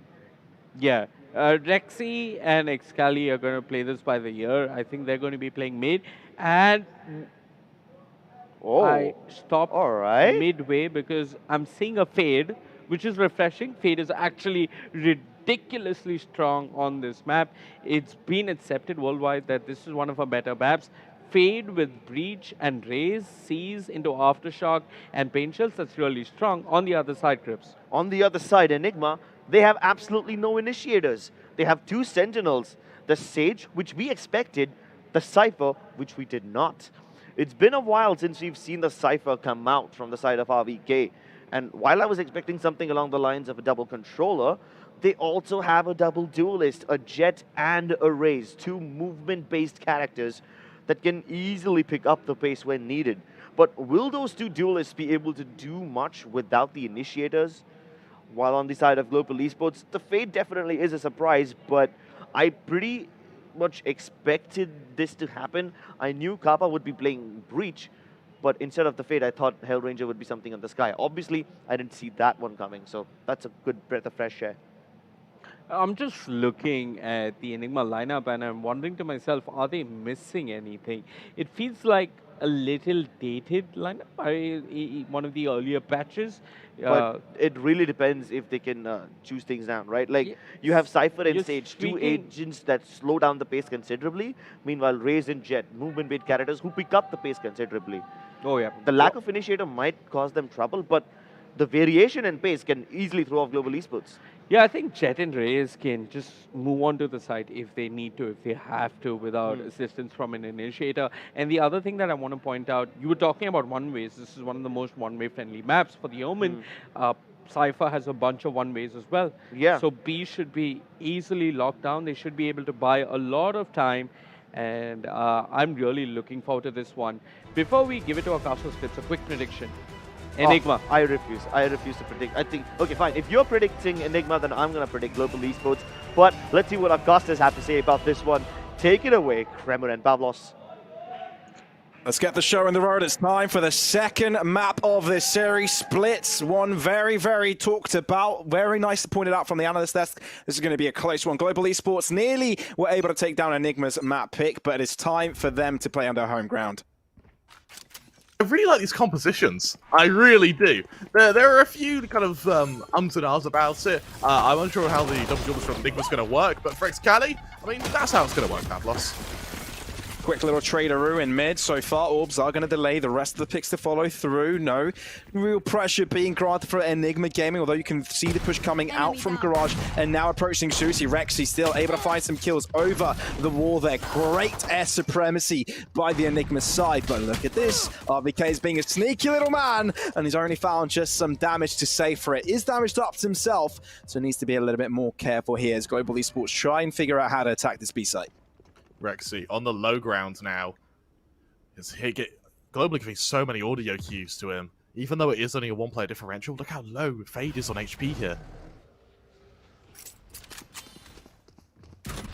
Enigma Gaming falling back to the safety of cover, while Global Esports are forced to drop towards the site. Time dwindling. Flashpoint. This is going to initiate the attack. Kappa with the first blood of this fight, and there he wants to go in for more. Frenzy, mouse down, spray down, and that means that Global Esports will be able to secure a plant. Antidote looking to punish it, but won't be able to do so, which means that raw fuel is all that remains. Quick little shot onto Kappa, alluding to a dash away, but actually sustains the position. Needs to be careful though. 2 players, 2 angles, and he's making the right decision to wrap around it. L Ranger to the side, skills to the right-hand ankle. Ooh, this is a difficult cookie to crack. Smoke in between, does end up breaking, doesn't check the right side in time, but he doesn't move forwards just yet. And that is Hellranger firing a bullet to the back of the head. That's the way to start it for Global. Really strong round, and I'm surprised Global were able to recover that. That really looked like it was going to go downhill, and Enigma were going to continue the spree that they were able to establish in Ascent. Remember, that was a 9-round comeback from Enigma to then go and win that series. And now that they moved to Split, yes, it's not their map pick, but as you see from sort of historical gameplay, Enigma, it's not like they shy away from Split. They still play it. They still have a good kind of 60% win rate on it. Sure, it is dwarfed by Globals, but it shows they still have some serious versatility to work with here. Looks like it's going to be a direct A hit. H just to the side, that's going to find a lot of damage, if not the kill. Into the line of fire, ends up falling. Global Esports making this one look simple. Lightning fast, getting it done. As simple as that. Rexy has been spotted. Will be greeted by canisters of paint and explosions. Ooh, somehow survives that. Won't want to heal himself, but doesn't have the time to because Lightning Fast has drops, trapezes himself down. It's only RVK remaining with just the Sheriff in hand. I've lost nothing survives Lightning Fast. RVK checking himself out in the mirror. Yeah, he's taking a selfie. I'm gonna take an out. But he's desperately asking his team, do I look cute in this? Does this hat make me look fat? No, but bullets do make you lose weight. So, RVK, that diet, while slightly a bit lighter, it does, however, mean dying, as Global go 2-0 up. Doesn't it depend on the bullet if you lose weight? Because, for example, if it's a small caliber pistol that is just kind of just flowing through you, the bullet gets stuck in your body, therefore adds to your weight. But if it goes all the way through, I imagine, yeah, it takes some weight off of you. Anyway, this is the wrong conversation we're having. We're talking really about Valorant here. You know I'm going to go onto a nerdy tirade about bullet impacts and how the velocity changes. From blood loss, I imagine you lose quite a bit, regardless if it's small caliber. I mean, even if you get shot by a 2-2, you bleed a lot. It sucks, by the way. I don't recommend it. Hey, Scally. Getting ready for him to refuse to push through mid. Does so with an opening. Skills instantly there on the trade, though. Rexy with a wall we are too familiar with. Incredible how Global Esports were able to recover it after that loss and the start.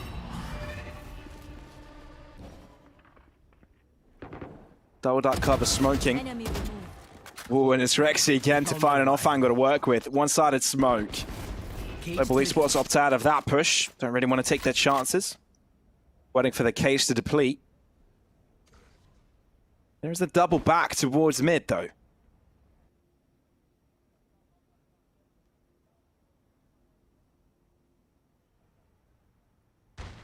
Now they're looking to move forward.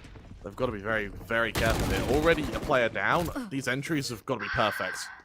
Ooh, taking damage from the drop there. Breaking those kneecaps. Can't be helpful. Raw fuel. Keeping things close. 2 for Global. Trying to hang on. They need to uncover the site. It's a difficult deed. Rexy there to stop it. Only one to remain, and that is Kappa. Kappa's in chat is all you'll see because he's no longer alive on the server. That's a round for Enigma.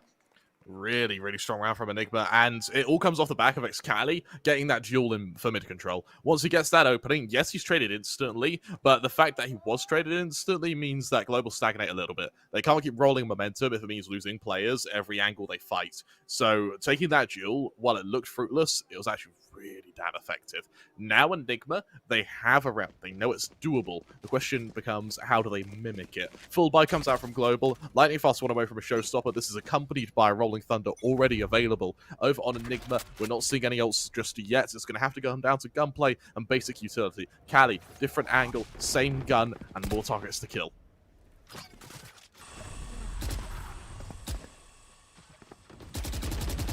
They are taking a slow approach on this one. Mid control is kind of their philosophy around this map. Opens up their options to take positions to either ramps or heaven. But of course, the tripwire to the upper end of vents is going to deter them. Spotted.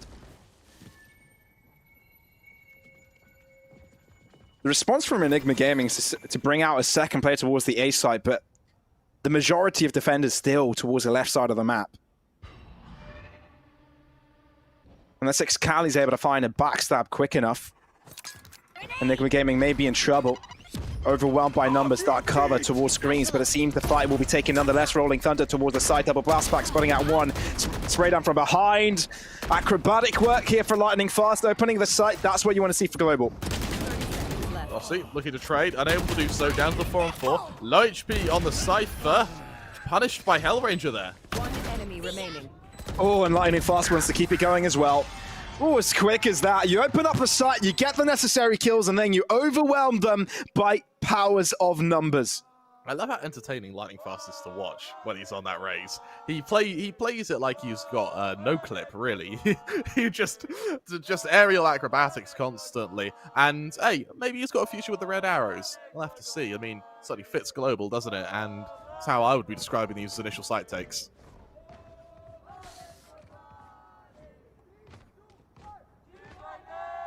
Look at the ult management as well. Rexy with a resurrection, Raw Fuel 1 away from a Blade Storm, and we may see Raw Fuel just go for an ult orb and then just bring it out. He's already got kind of half armor here, so there is some real chance for this Jet to get a bit of impact this round, but it needs to be accompanied by something. Enigma needs an opening here from RVK. Even if he's traded instantly, he just needs to take someone with him. Pistol's not having a fruitful outcome, at least at the start. Lightning Fast, explosively onto the site. Raw Fuel to find damage. Blades drawn out. Raw Fuel with another. Imagine if they got a win here, when you've only got pistols to work with. Raw Fuel! You're insane! And now he's put his team on top. 3v2 and the rotations are correct. They've got the read. Rossi to swing, finds a quick kill, and now stabilizes. Rufus got the few blades still remaining, and that is Enigma on top, looking for more. One blade still in his arsenal, and just the Sheriff to work out when he runs out of them. 18 points of health, dark cover. That could have been close. Spike, though, is in the hands of Enigma. The cross comes through, safety of the cubby. Spraydown comes out, and it's a pistol buy from Enigma to get it done. What a round from Raw Fuel there. And we said he's got the half armor, the Blade Storm's absolutely a possibility. And when I said that, I was expecting 1 kill, 2 would have been nice. The fact he is able to dash out, get 2 kills, dash away again, then get a 3rd player, then get Rossi of all players, is just incredible. That little adjustment onto skills as well, you can see that this is a man to fear. Over on to Global, having just been ecoed, what's the solution? Because we cannot allow that to happen consistently. These maps are going to be close. Every economic point of damage you take is going to have a butterfly effect. Global Esports going for an A attack. Some of these have worked out marvelously for them, and they want to repeat that. Raw feels so much impact. He feels so much more comfortable on this Jet than he did on the Chamber, and it's absolutely visible. He's having a field day today. Skills trying to keep things going for Global, but as long as Rawfield is alive, you may be in trouble. Looking to dance away from the Brawler, somehow able to catch up to him. The cross will commence, maybe into vents? No, alluding to the idea. Oh, they're going for it. RVK is there. The drop will come in. He will be able to trade it back, though, but still, that is a clear opening for them to cross towards the B site. Ranger pushing in here, going for a very, very deep push, actually. Low HP on the Omen. Global really needs to be careful about how they take these duels. Slow on the spike plant, but at least they get it done. Sean Crossfire. Area of Heaven. Smoke sent out. Order of Hellranger. First, that cover depletes. Opening for Rawfield. 3 kills for him so far this round, and I'm sure he wants more. Global Esports not one to give it to them, though. They're going to have to be forced out. Hellranger onto the upper end. Not spotted just yet. We'll be checking his side in time. That's a spray down. Quickly traded. Rawfield makes it a triple. Can he make it a quadra? 30 points of thousand skills. If he just draws out the pistol, the info is there. But the run and out of time. And that will mean And they can quickly just take charge of the side angle. Skills quickly taking it out. Won't be surviving, but that doesn't matter. They get the dub, and that's what is mattering for them. The 4K for Skills as well. what a strong round. And as we see, you know, both our hands sort of in our heads in disbelief at how close these rounds are coming there. And I tell you what, I'm really interested to know if there's going to be any sort of change in tempo, because we've seen some fairly, for Global, it's been mid-control setup execution. You know, sometimes they dabble in ropes, sometimes they go a bit further, sometimes they don't. I want to see full commitments with a bit of speed to try and catch Enigma off guard here. The place must be so good because I'm really muttering up my English. It's all right. We only have to talk. We only have to talk. We only have to talk. I was. I promise the professionals. Please rehire us again, Sky. Anyway, as we see a timeout from Enigma. For Enigma, what I'm interested in is, as we said from Global, I want to see a change of tempo. I want to see some fast plays from Enigma. What I now want to start seeing is some serious probes for information. Because we've seen at the moment, their main info gather comes from the Cypher, right? But the Cypher is quite a static agent to work with info. I want to see some concerted pushes from the likes of Excali, maybe even from Raw Fuel, rather than them playing reactively to how Global have been executing.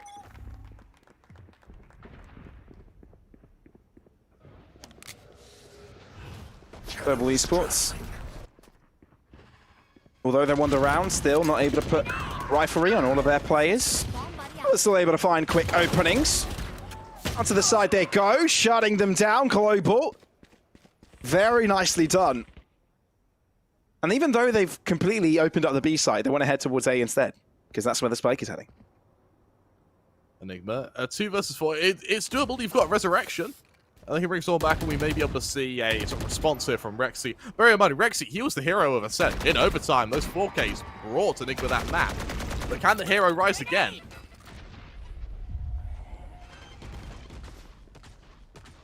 Difficult endeavor, especially when Skills is there to surprise you. And I'm sure he'll be able to run away with another one at this point. They know exactly where he is. Paranoia towards heaven. RVK keeping it close, keeping them on their feet. That's 2 kills. Want to find some more damage, why don't you? Neural Theft expended, Vandal to be found, but Hellranger just puts a stop to that. Yeah, absolutely does. And I'll tell you what, for Global now, yes, they do win the round. Yes, they are putting some distance between themselves and Enigma, but as Ascent showed us, distance doesn't matter. What we need is some overarching stratagem that works for them. Over on Enigma now, actually, you see Skills just directly face his team. That's when you know he's saying something important. When he does his share to face them. I'm really looking forward to seeing if there's going to be any solution from Enigma. Whether it be these pushes for info gather, whether it be some form of concerted aggression. Because we saw when Raw Fuel, when Excali, when Rexy, when they're feeling it, anything can happen. Comebacks can happen. 12-5, no worries. But Global are doing such a good job at managing not just the economy of Enigma, but managing their confidence, which is going to make countering them and exploiting them even harder.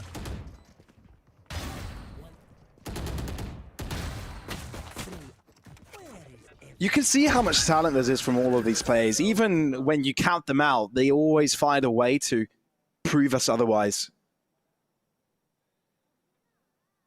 So we have a brief technical issue here. Hopefully we can remedy it as quick as humanly possible. Rossi realized... It's probably a mouse running out of juice, trying to wire it up.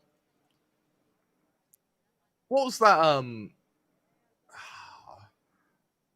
trying to remember the... There we go. It was Rossi skilled player, but that is not normally. This is very, very insane. They need to check him PC and game. Maybe he not cheating, but maybe he using game deficits. Maybe this is it. I think that's what technical pause is. Yeah, maybe that. He has to change out the mouse quick. the copy pasta coming to life. Well, we do have a tech pause. Where does the phrase copy pasta actually come from? Because it's a copy paste. It's a copy paste, but where did pasta get into this? The Italians hijacked it. The Italians hijacked it, I don't know. Could be. Certainly a way to get. Certainly a way for global expansion, isn't it? To monopolize memes, I guess. Oh my god, the Italians have monopolized the memes. What are we going to do? They've taken over. They really have. It's over for us all. This is the Talking start about of the taking over, though, Kremer. Talking about taking over. This Southern Asian scene is really taking over. And we're seeing talent after talent being brought up here. We've seen teams compete at a higher level than they used to. And I think there's a greater chance for them to actually do greater in VCT APAC. With the competition we've been seeing, with the turnarounds Global Esports and Enigma have brought to the table, it's actually monumental that we're seeing this progression from these teams, and being able to compete on international stages, on greater regional stages, is what everybody's really rooting for. It truly is. And for me, the result of this series, while it's paramount to seeding, and while being able to, the teams are playing for money, some serious money, for me, the biggest challenge both of them are going to face is this group stage of APAC. And yeah, I mean, you look at what Sky have done, you look at what Nodwin have done, you look at what TC have done. The growth SA is getting right now, the investment it's getting in the talent. I'm expecting APAC as a scene is the fastest growing. That's well known, that's period. I think within APAC, SA may be one of the fastest growing as well. And now it's just going to be a matter of time before we see an explosion to the scene. It's just a matter of time at this point. Yeah. It's just a matter of time. What's also a matter of time is a technical pause. Yes, technical pauses are usually bad sometimes. Of course, it's the grand finals where we get bombarded with technical pauses. Like, we had a pretty good event for them, but here they come. It's because we had a smooth event. Now everything's starting to stack up, and the gods of will. Pavlos, I didn't get a prediction from you. I said 3-1 Enigma. What are you thinking for the series? Oh, because you're going Enigma, I've got to go the other way for Global Esports. Absolutely. And actually, I'm going to call the full 5 mapper. I think Global Esports can take it home 5 to 2. No, 3 to 2. Yeah, it's impossible. We've only got 5 maps. How do they play 7? I don't know. No, 3 to 2 for Global. I think it's going to be a real close one. But yeah, the way that Global Esports have been able to turn it back in this particular map just gives me even further hopes that they're able to bring it over. What we do have, this pause may go on for a bit longer, so I'm going to sort of preemptively ask everyone in the chat, everyone in the audience, hope you're all having a good day today. You're all doing well? What about you, Pavlos? You doing well? Yeah, I'm doing fine. I'm doing fine, especially seeing so many smiling faces everywhere. The flags, the cheers. It's good to see everybody really coming out. Yeah, everybody, really. If I had but a fraction of their energy, I would be, I don't know, I'd be a superstar at this point. Like, it's a lot of energy. They're poor voices, man. They've been shouting day one to now.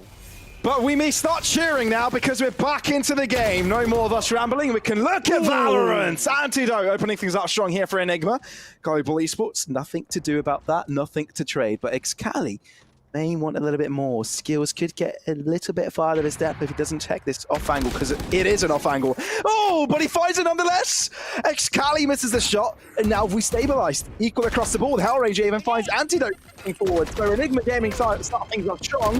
They drop the ball instantly. RVK drops. Raw will be able to bring things back. Rexy wants to join in on the fray, but everyone is so spread out. Kappa's found his way on the other side of the map. He's on the opponent's spawn. This is such a huge flank as well. Rexy, does he anticipate this? No, he doesn't. Global, for a moment, Enigma turned it around, but Global seemed to have it back in their grasps here. Raw Fuel 1 versus 2. Now, Raw Fuel's had a pretty good map, Pavlos. This is by all means winnable, and Kappa goes to the same position his teammates went earlier. Last player standing. Oh, Raw Fuel. Oh, if it was one to clutch here, it would have been him, but it isn't this time around. Global Esports on top. What's around from Global? And yes, it's messy. It's a labored round. And credit where credit is due to Enigma, actually, for making Global bleed a lot going into this. However, the recovery is looking pretty good. You'll head over to Global now with this dominant streak. I now am a little bit paranoid than how compared to how Ascent went, where Global, they were dominant, like really dominant, and then hit the half-time mark and something just clicked at Enigma. We're going to see the same story here on Split. Global Esports will definitely hope not. I'm sure they want to be closing things out quickly. Enigma, I've noticed, have gone a little bit too far out of their depths. It's the second time he's kind of pushed by and not really hit the shot. Antidote, yeah, he's gone in this excursion before. It's come out as a fruitful note for him, as he did get a kill earlier, but with a Sheriff up against the Vandal of Rossi. It's a Spectre, but still, you know, you get the idea. Not going to be in a simple trade. So Global Esports again on top. Enigma Gaming with a shorter buy. Not much expected from them, but the start, not as good as they would have hoped. Yeah, absolutely right. Enigma on the rotation. Ooh, missed shot from Rexy, a little bit uncharacteristic. Again, puts a lot more pressure onto Rockfuel now, who's having to dance around his own cloud burst. It's just not enough, though. As Enigma find themselves in a 5-on-2. Global continuing dominance. Maybe even this is revenge for how Ascent ended. One enemy remaining. Oh, Hellranger doesn't want to drop a player. You can see 3 players from Global Esports are low, but look how far they're going in for this. RVK, he always finds kills as he's being pursued, but this time no more than 1. What I really like is how we're not necessarily seeing we're not seeing Global do anything fancy. We're not seeing them do anything uncharacteristic or unorthodox. Instead, what we're seeing is Global just running in and killing them. There's no real overarching strategy here. It's the fact that Enigma have had their default just torn apart now, and Global, like vultures, are just descending onto the remnants.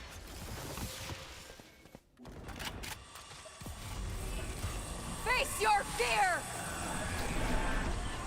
Points used onto the upper end. RVK, not bothered by it, allows his opponent to pass by, and that will be costly. Doesn't even give the call. Global Esports open things up simply. And talk about explosive round. Global Esports know how to bring it home. Rossi already parked on this ankle, and look, utility. Enigma don't even get a chance to move it. They don't get a chance to breathe. Rockfuel, yeah, it's a kill, but he's going to have to save this operator. RVK's going to be caught. Oh, he doesn't get caught out in mid. There's no way they recover this. Spike planted. No way. It's even a rolling thunder, so they get 2 kills. You can already see the breach positioning in towards garage. There's no way you attempt this. You know your chances are minimal. And you're going to lose both weapons. So yeah, I think the right call was made to drop back from this and not really go for it. They're saving Kremet. They are, and I like the fact we are seeing a save here. Rockfuel is going to have an operator for at least another round here. There is only a handful of rounds left of splits, or at least the first half of splits, and with RVK falling, Rockfuel, he just hightails it out of there. This will be an 8th for Global, and another dominant start to a map.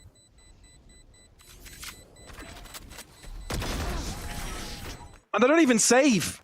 They don't even get to save. It's getting from bad to worse here for Enigma. From bad to worse, and Global Esports know it, and so do their fans. The time to come back is now. This is their own map pick. They better get it done. I'm interested if there's going to be a kind of Hail Mary from Enigma. Like, maybe a 5-man push through mid. Sod it, why not? They're at a stage now where nothing else is working. It's 4 ults on 4 ults, but even the ultimates with no firepower behind them, what good can they do?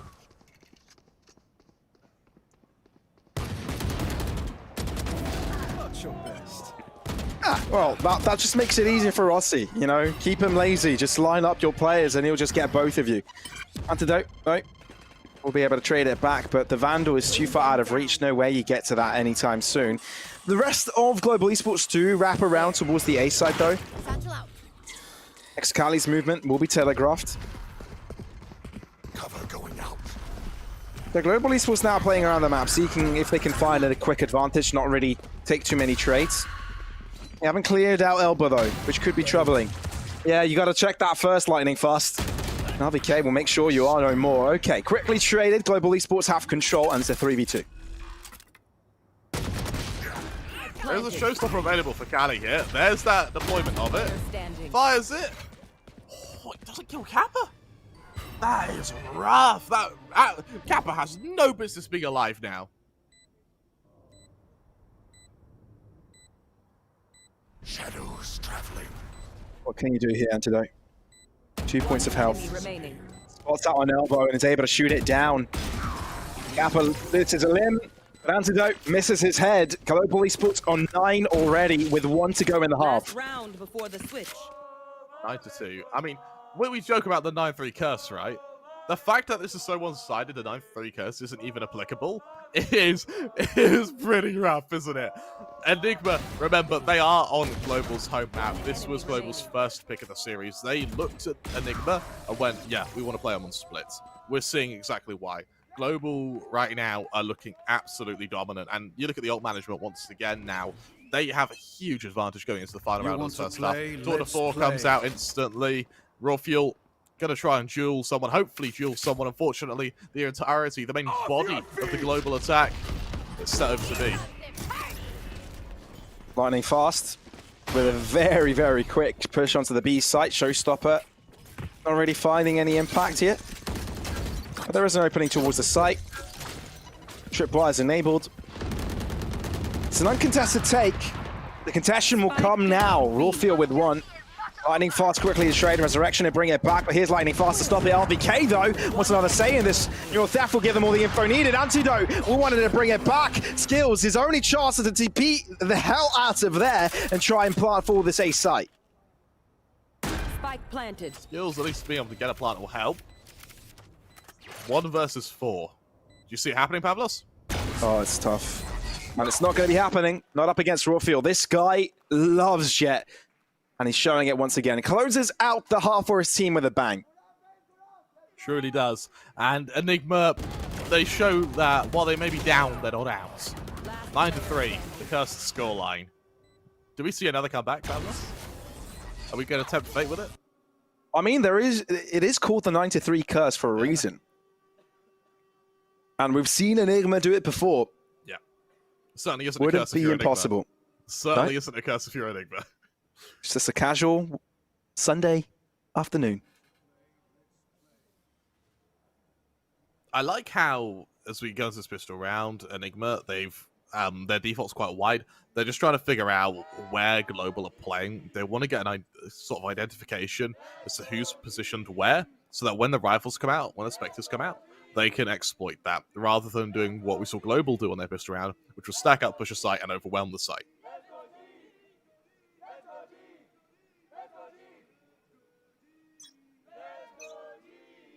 Let's see what this half has to bring.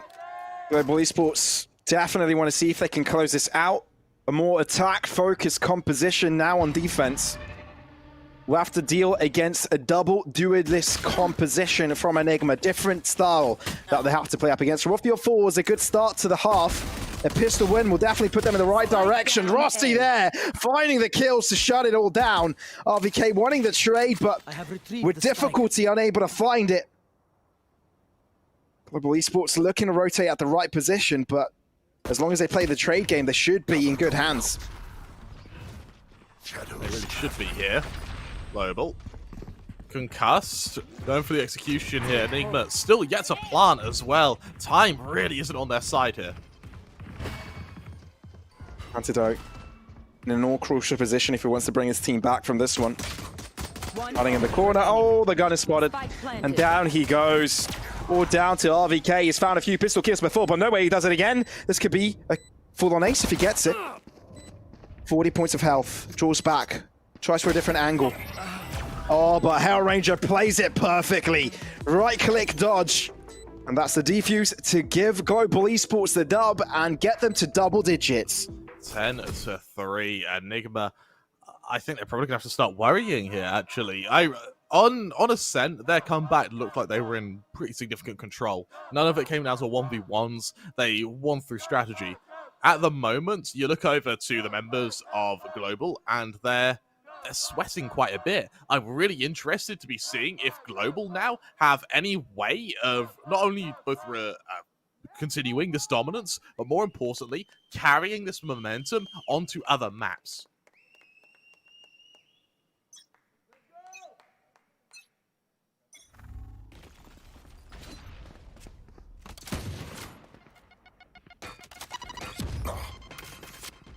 Skills. We've seen pushes like that from him before, but it's Rossi again to find the opening. There's no way they're able to bring it back at this point. Lightning fast there with a judge. They stopped in their tracks, man. They give them free mid control, but Excali is mad about it, wants a bit more. Definitely won't be easy. Rossi going for the trade head on. He wants these fights. He's thirsty for them. And unfortunately for Rexy, he's the last man standing. It's just a matter of time before he drops to his grave. At least trying to make it a little bit more expensive. You can only take silver linings for so long here, Pavlos, really. You're 10-3 down, right? You're going to have one buy. If that fails, you're out the map. Yes, you're a map up, but that's just been hasn't just been mitigated. That's been stopped. Our map after this, I believe, is going to be, if I'm not mistaken, it should either be Haven or Fracture. I think it's Haven. But even, you know, you look over to Haven, Enigma need to win it because Global have a insanely strong Fracture, which Enigma don't play all too often. So if you're in Enigma's shoes here, even if you lose this map, it needs to go to a fifth. You can't risk losing Haven. And in this map now being dominant, the pressure, the stress, it's really going to start building here. Because remember, you went into this from the upper bracket. You initially, on paper, should be making this one-sided. But Global are making them sweat and grind for every Wii advantage. Ooh, lightning fast with the judge. It's such a scary sight to see. And that's how you get one. Quickly traded. Rossi on the side. Spray down across. It's tough, but if anyone's going to do it, it is going to be Rorfield. And suddenly Enigma, for the first time in a while, have got the numbers and have got control over the A site. Rorfield needs to stay alive, though. He doesn't have any teammates to assist him for the time being.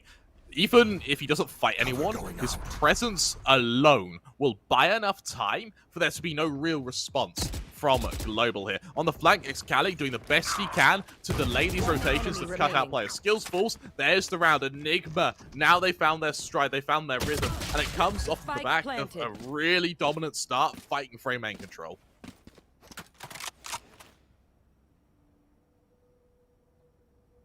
What do you reckon? Should Hellranger save this? I want to see him go for some damage. You've got so many rounds to play with, you might as well try and hurt the economy of Enigma, or maybe even just bruise their confidence here. Rorfield to oh! Okay, he gets it. He falls. Could have been close. That's 4 for Enigma. For Global, as they move into, I imagine they're probably going to have to drop down to an eco relatively soon. They can afford for an eco now. They could probably afford for an eco again should the next buy fail. But it's when you start hitting that sort of third, fourth economic cycle, do we really see the damage start setting in? And that's why we refer to comebacks like this, to close maps, is having such a huge butterfly effect when it comes to economic prowess. Rossi's going to be bringing out the Sword of Force, and that means he's the only one on Global with cash. We're seeing Bulldogs have to come out over to Kappa, and yes, they have kind of Rolling Thunder on the horizon. We're not seeing much in terms of extra abilities to help that basic utility on Global.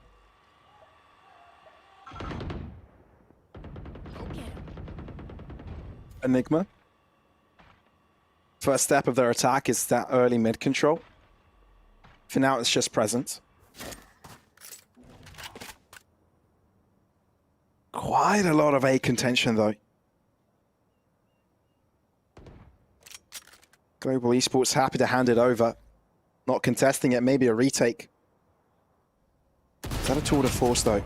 It is. Misses the first mark, allowing 2 to cross towards ramp. He might be in trouble. May have to get out of it. But he, of course, would like a kill before it all commences. Look at the response from Global, though. Everyone is around this A site, and I think Enigma have read it, and they're backing away.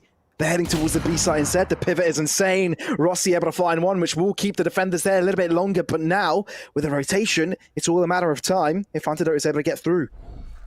30 seconds This is left. worrisome for Enigma here. There's the dash. Rossi's read it. Missed shot. Punished now. And now the pressure's really on for Kappa. B site attack. Double pass back on site. Rorfield looking for it lightning fast, though, trying to equalize. They're putting themselves on sort, tilting the scales in their favor, but now creeping, crawling through that paranoia. 10 seconds, looking to get that spike down. It's looking like impossible so far. Looking for the commitment. Oh no, a blunder for Horanger. The blunder from Kappa as well, and Enigma will be holding on. It's certainly laboured, Pavlos. Once again, we're yet to see a string of clean rounds from these players. However, when you're Enigma, you take every success that comes your way, regardless of how hard-earned or regardless of how messy they are. Now Global, now their economy's broken, now the tactical timeouts come out, and if you're on Global, Pavlos, you can't help but get that feeling of deja vu, that paranoia. Is Split going to be a repeat of Ascent? You can't afford for it to be. You're already a map down, and while a best of 5 means a longer series, sure, and while it gives you more time to adapt, doesn't mean it goes on forever. This is not going to be a perpetual matchup, and Enigma, they know this. Ranger made a massive mistake there to peek with his knife out.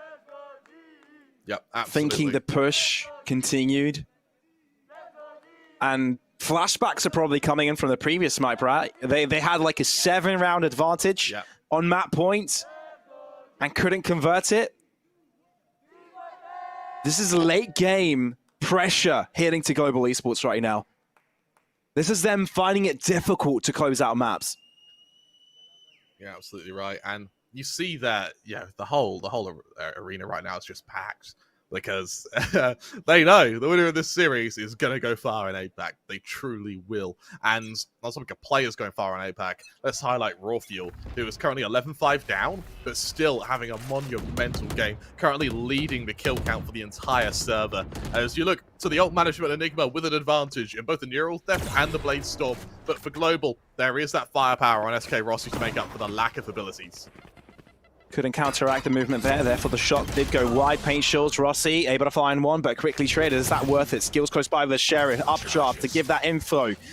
And now that wall off will mean they can guarantee the site control. Spike planted. You will not kill my ally. Skills. Oh, you can see the head. And the pre-fight comes in. Kappa's found himself an op to work with, and he loves it. Showstopper coming through, skill shut down, Kappa as well, but it's still a 2-on-2. Scratch that, it's only lightning fast to remain. We'll try and blast back in, Showstopper won't be in time. And they throw so much at this fight, but get nothing out of it. There is no way Global are a one-half team. Right? Right! Enigma, another comeback!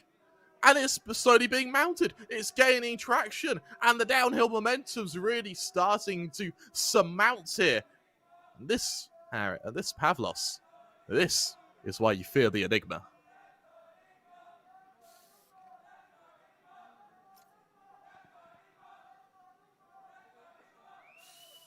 I love the chants being exchanged from both sides. Yeah. Who's the loudest? Who have got the most fans in the arena? Honestly, the two interns on Global, they have got a set of lungs on them. Like they really do. By the end of tonight, they will no longer have their voices, and they don't care. They're gonna care. They're gonna check in for work with Rush tomorrow, and they go, "Hi, Rush. I hope you had a good day. Congrats on the victory, by the way." Hopefully they won't. Drink a lot of water, boys, because this could be a long series, particularly if Enigma can continue this momentum. Excali, huge push now to try and get this early control of both Ropes and Heaven here, and the Boombot's going to spot out lightning fast instantly. Grenade! Push will come through. Coast is clear. Gives a call to the team to start moving in. Oh, the pre-fire. Ruther was wondering where on earth did that come from. Oh, Brawler! But the Rolling Thunder will look to deter them. Lightning Fast is there too to be found. Global Esports want to end this. Don't get this running away from them too quickly. Antidote will be trying to find some more. He's able to do it. Spiking their command for the cross towards mid will be telegraphed. Kappa finds RVK's head, and now with it from the shadows towards the site, with skills there to stop it. Global Esports are on the highway to get themselves to map point. Thank God. If this was another comeback, even if Global, they start Haven well, the confidence would have been so shaken that Enigma could have played really badly and still won. The fact is, Enigma, they realize this is a game of psychology. And as Rexy goes 30 through mid seconds here, left. Kappa on point blank, caught No out. charges. There's 30 seconds left. It's not much time, but it's absolutely enough to take these two 1v1s here. Walling off the first player. Yes, his location's marked, but will that matter now as he tries to isolate these players? Nightfall comes out. You see how much Enigma, they get targeted, and how Global value that round's enough to commit a Nightfall to a 2v1. I've seen this before, though. Last time around, we saw them at an approximate 12-6, 12-7 score. They threw everything at them to guarantee the win, but had nothing left for the final mark. Yeah. They start to get nervous, start to make mistakes, missteps, lose players, and then when they have nothing left in the back pocket and no ultimates to work with, that's when troubles comes in. Look at Rafiel. A Bucky? Oh, he's fancying the Bucky play. Storm. I like it. Yeah, he's got a Blade Storm. Yeah, exactly. Get out of my way. I really like that. Rossi. Oh, something tells me he's going to be going in. Close angle with the operator. If we see Rafiel take the high ground, he's actually going to just be able to catch out Rossi without being seen. He does back off though. Lightning Fast is going to send out the Boombot to assist here. The rest of Enigma continue this methodical play through mid.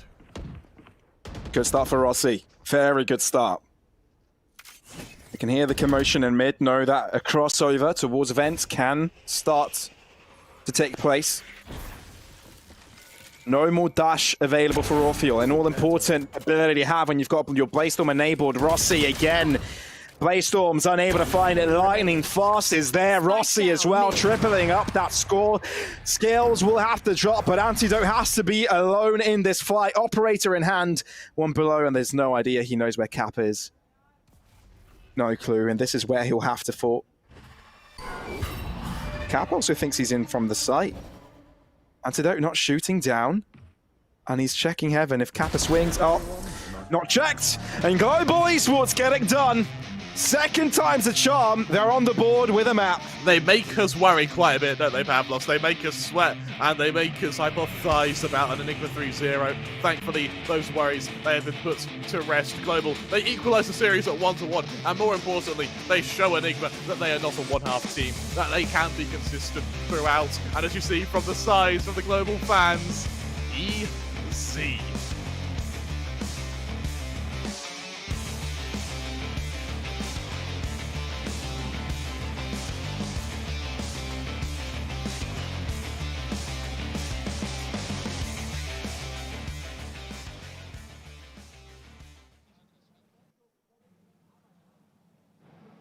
Ladies and gentlemen, this is going to go the distance for sure.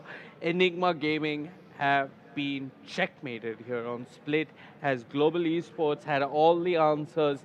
The fade worked wonders. The team played well together. And Enigma, they didn't put up much of a fight, Trips. The first half, I was looking at them playing defense. And the only thing I was asking myself is, what is going wrong for them? One thing that wasn't really, I can't even say what was going wrong for them, but I can say what was going right for Global Esports. One of the biggest problems they faced in Ascent was that they couldn't trade each other out because so much utility was in the way. They get separated from each other. Let's say one person goes ahead, the other person is either stunned or flashed or smoked off or something like that. That problem for Global Esports did not occur in this matchup. They were the ones in control of the pace of the execute. No counter utility worked on them. And even if Enigma Gaming tries to put up a defense, Global Esports can rip them apart because they are always double or triple swinging a single player. Yeah, I think the other thing that really played a big role, at least in my eyes, I don't know if he's the MVP. I can't read the numbers, but if you just look at the plays, Fade really helped everyone on the team a lot. The lines coming out from the Haunt leading to Enigma's positions, the Nightfall being used to just point blank secure around. There's nothing you can do, nowhere to run, nowhere to hide. Deafened and Silence, you can just wait as they push you down. Also, this is one of those few maps where the Prowlers, they do not have much range, but on a map like Split, it can be really handy in taking control of B-Tower, or various choke points in the map can really be cleared out by the Prowler. So I think it was a really smart pick. You know, people are wondering, you can't pick Sova on Split anymore. You can't pick, I mean, you could pick Breach, but not everybody's picking Breach, and sometimes Breach doesn't look that good. I think the next best initiator you can get is Fade. Well, while the fade was instrumental, there is another thing that I want to talk about over here, and that is global esports movement. So this is where the fade and the cipher really chime in together. They have so much information that they start making unorthodox movements. Let's say, for example, you take mid control. If you're an attacker, if you've gotten into B vents, you have plenty of options, right? You can go A, you can go B, you have all the options in the world. But Global Esports did something else. There were certain rounds where Global Esports take a main control, then a ramp, and from that point on, they descend into the vent room and try to make plays towards B. Now that is movement that Enigma Gaming never saw coming. And after they repeated it a couple of times, they stationed RVK in that position to check that area. But again, the numbers of Global Esports almost always overwhelmed Enigma Gaming, and it just wasn't able to fulfill. He wasn't able to fulfill those roles that he was given, the responsibilities that he was handed. Partially because Enigma Gaming were really spread out across their defense, which made it difficult for them to trade each other, but also because Global Esports didn't repeat the mistakes that they were making in Ascent. Yeah, they did bring a lot of pace to the map. Their T side was fast, and it wasn't just focused on hitting A or hitting B. It was really fluid. Like you said, that play from A main to vents to eventually B is something you don't see too often. Great stuff coming out from Global Esports. They've equalized the series. But I just want to remind all you viewers what the next map is. The next map is Haven. Someone is going to win it, but then we go into the map which has the closest scores of all. We're going into Fracture afterwards. That's going to be messy. Throughout Chennai, there's only been one very convincing win on Fracture, and that was yesterday between Global Esports and Orangutan. Now, I have to remind you that Orangutan haven't played Fracture as... Yeah. Exactly why Global Esports were able to win in such a dominant fashion. But Enigma Gaming are comfortable on Fracture. Even Global Esports are decent enough on this map. Yeah. So the next two games are going to be much more closely contested, right? Yep. I mean, Ascent clearly was Enigma Gaming's pick because they were super comfortable on it. Global Esports have always been excellent on Split. These two were the home turf maps, the comfort maps. After this, every single map is going to be neutral territory. Yeah. So I feel that Fracture is probably the hardest map, right? Because if you look towards Bind, Global Esports is very comfortable on Bind. And I want to remind you that Enigma have picked Yoru on Bind. Oh, they have done it only once. But will they get to see it again? I mean, will we even get to see Bind in the first place? That's a long way away. I think if Global Esports wins Haven, then we might not see Bind. This is my prediction for what it's worth. And I think I can ask you as well, what's your prediction for Haven? Which team? Like I said, Haven is absolutely neutral. Both the teams are going head to head. I can speak a few things about Haven, which are basically some things that I've noticed retrospectively. During the online phase of SCS, Global Esports were having trouble defending the seaside and garage regions of Haven. That used to be a weakness for them, which was exploited both by Orangutan and Velocity, for what it's worth. But in LAN, whenever Global Esports have played Haven, they have been pretty secure about this. That weakness has been taken care of. That chink in their armor has been plugged. So what do Enigma exploit now?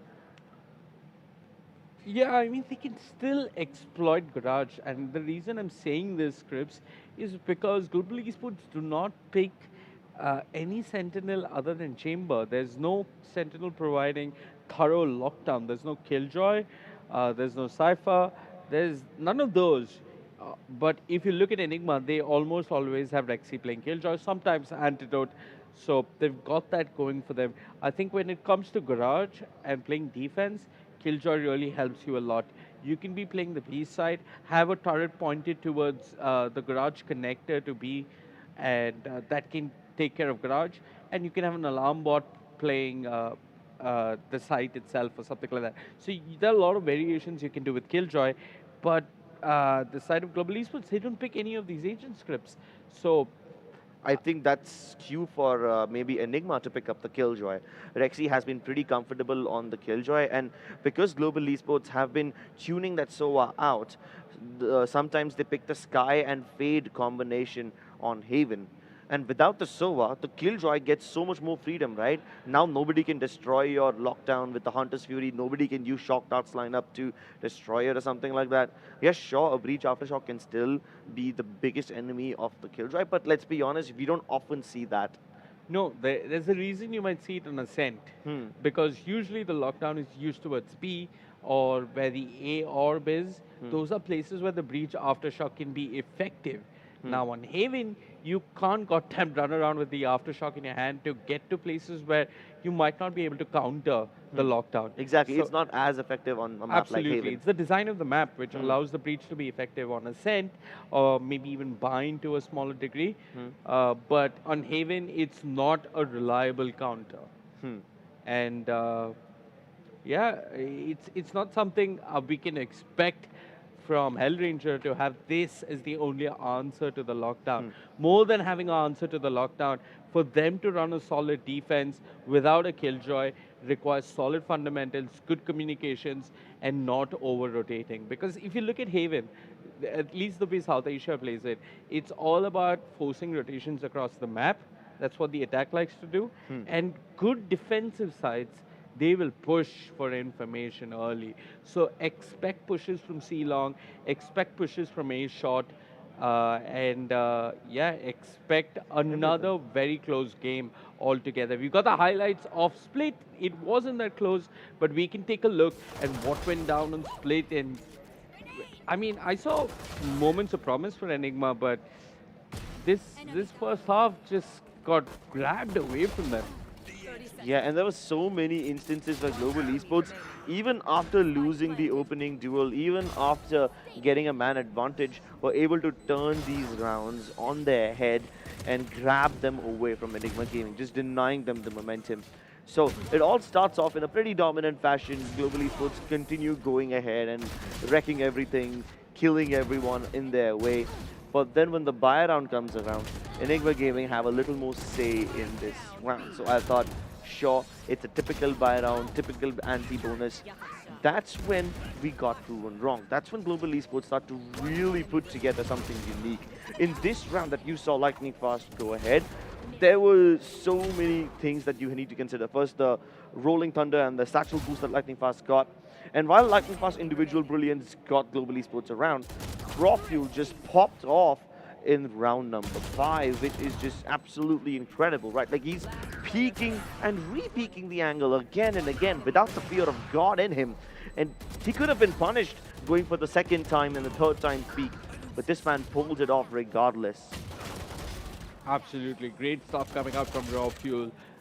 Getting not 1 but 3 kills with the Blade Storm. You can see the adjustment that Global Esports have made. They know that they're starting out on offense. They pick up the Fade and the Breach. There's no Sage in this comp. Crips, a very staple agent of Split. And without a Sage, without just any form of a wall, a barrier up to play with, they're just running the Fade and the Breach. They know that they're confident with their offense. They've got the Boombot along with the Horn for information. They've got the Seas along with the Paint Shells. And Seas plus Paint Shells, your opponents will look like a Jackson Pollock painting. There's no other option. And it was just a delight to see Global Esports dominate in such a solid manner on offense. Rossi, oh my god, that double kill, it was just unfortunate. The just dashing in line with one of his own allies. I don't think his own ally could have dodged that. But after this dominant half from Global Esports, it somehow felt onto Enigma's shoulders that they should have win the pistol round, right? Even after that, even after getting the opening kills, Enigma, they were just not able to win the pistol round, and that is something that's really unfortunate. Now, every time Enigma Gaming lose these pistols, they get that much away from winning these maps. They were able to pull off the comeback in Ascent, but it was just simply not possible in Split, even though they had the 9 3 curse in their favor. Now, I know I'm not a man of superstition, but there are some people out there who believe in a higher power. And in the last few rounds that kept Enigma Gaming alive, that higher power has to be Excali. There's going to be this one round where Global Esports have got the spike down and they're able to pull off the win, but then Excali pulls off the showstopper, and with the spring in his feet and fancy footwork, he turns things around. Oh yeah. This one right here, like I said, satchels in, gets a kill on CT, turns around 180 degrees to shut down Kappa, and I think this is where the comeback for Enigma started, but then again, they weren't able to see it all the way through. Another map point for Global Esports was acquired when they very creatively let Enigma Gaming take a ramp, but then Kappa uses the Rolling Thunder from mid all the way into A Heaven, and Lightning Fast gets those kills. Imagine leaving your position in B Heaven, coming into mid in the open to put that Rolling Thunder to help your teammate who's an entire bomb site away. Yeah, good stuff coming out from the side of Global Esports. I want to take a look at the scoreboard because it was quite close at the top. It is Raw Fuel who did a lot of the heavy lifting on Jet. And yeah, this is why I said it was quite close. Look at the KDA. The kills are identical. Rossi just getting more first bloods, which says a lot about how he's playing his chamber. You shouldn't be expecting your chamber to get so many first bloods. And I want to remind you that Global Esports played more rounds on offense than they did on defense. So this has been the SK Rossi show, a 1.25 KD ratio.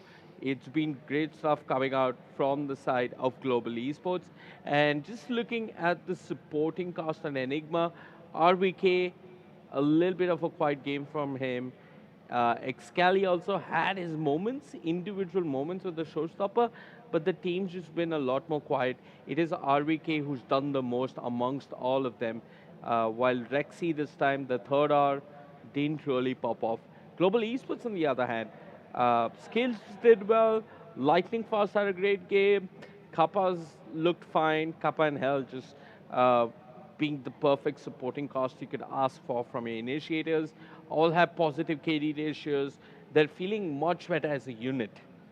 And that is going to be important moving into Haven.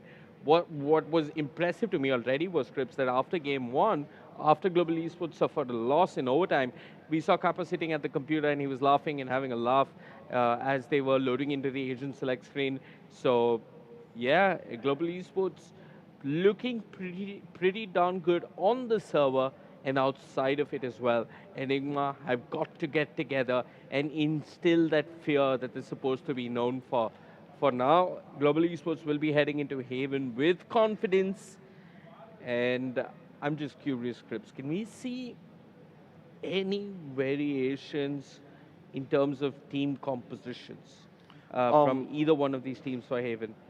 I do think that maybe when we go to Haven, Global Esports can probably flirt with the idea of having a Sky and Fade combination rather than a SOA or Breach or something like that. I think Breach Fade over Sky. Yeah, even that is a decent composition. But then again, if they don't do any of it, I wouldn't be surprised. For now, Haven is one of those maps where these teams have gone for plenty of experiments. Lightning Fast can be absolutely berserk on the Raze. And for that matter, even Rofuel, he doesn't mind going back to his comfort pick of Jet if he tries to go for it. But most likely he's going to stick to the chamber. Like I said, predicting the agents in Haven isn't something that we should be doing right now because there's a good chance that these teams will surprise us. So I'm just going to steer clear of that idea. What I want to add to that, Crips. Global Esports are starting out on offense.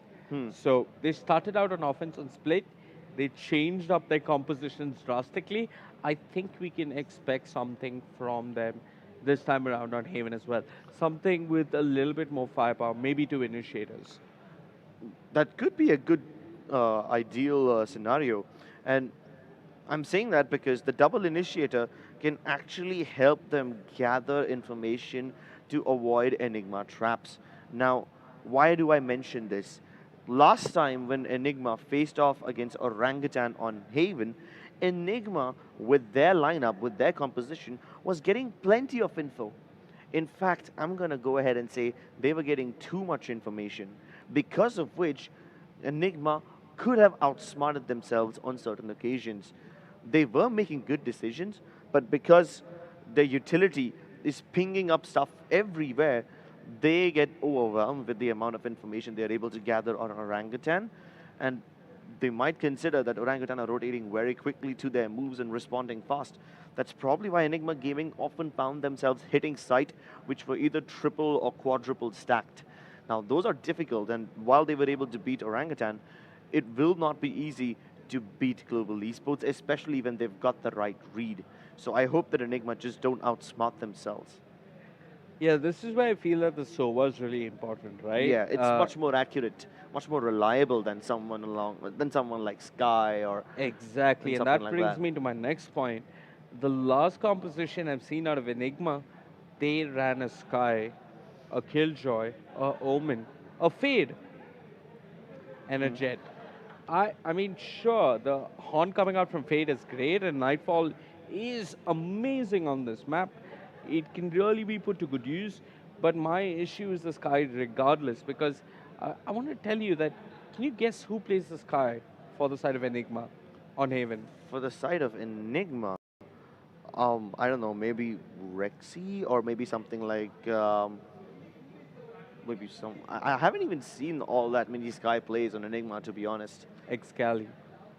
Yeah, that makes sense. Excali has been comfortable with it, but it's been a while since I've seen the Sky come out of him. In fact, it's just been a while since we've done it. This tournament, who did Enigma play last?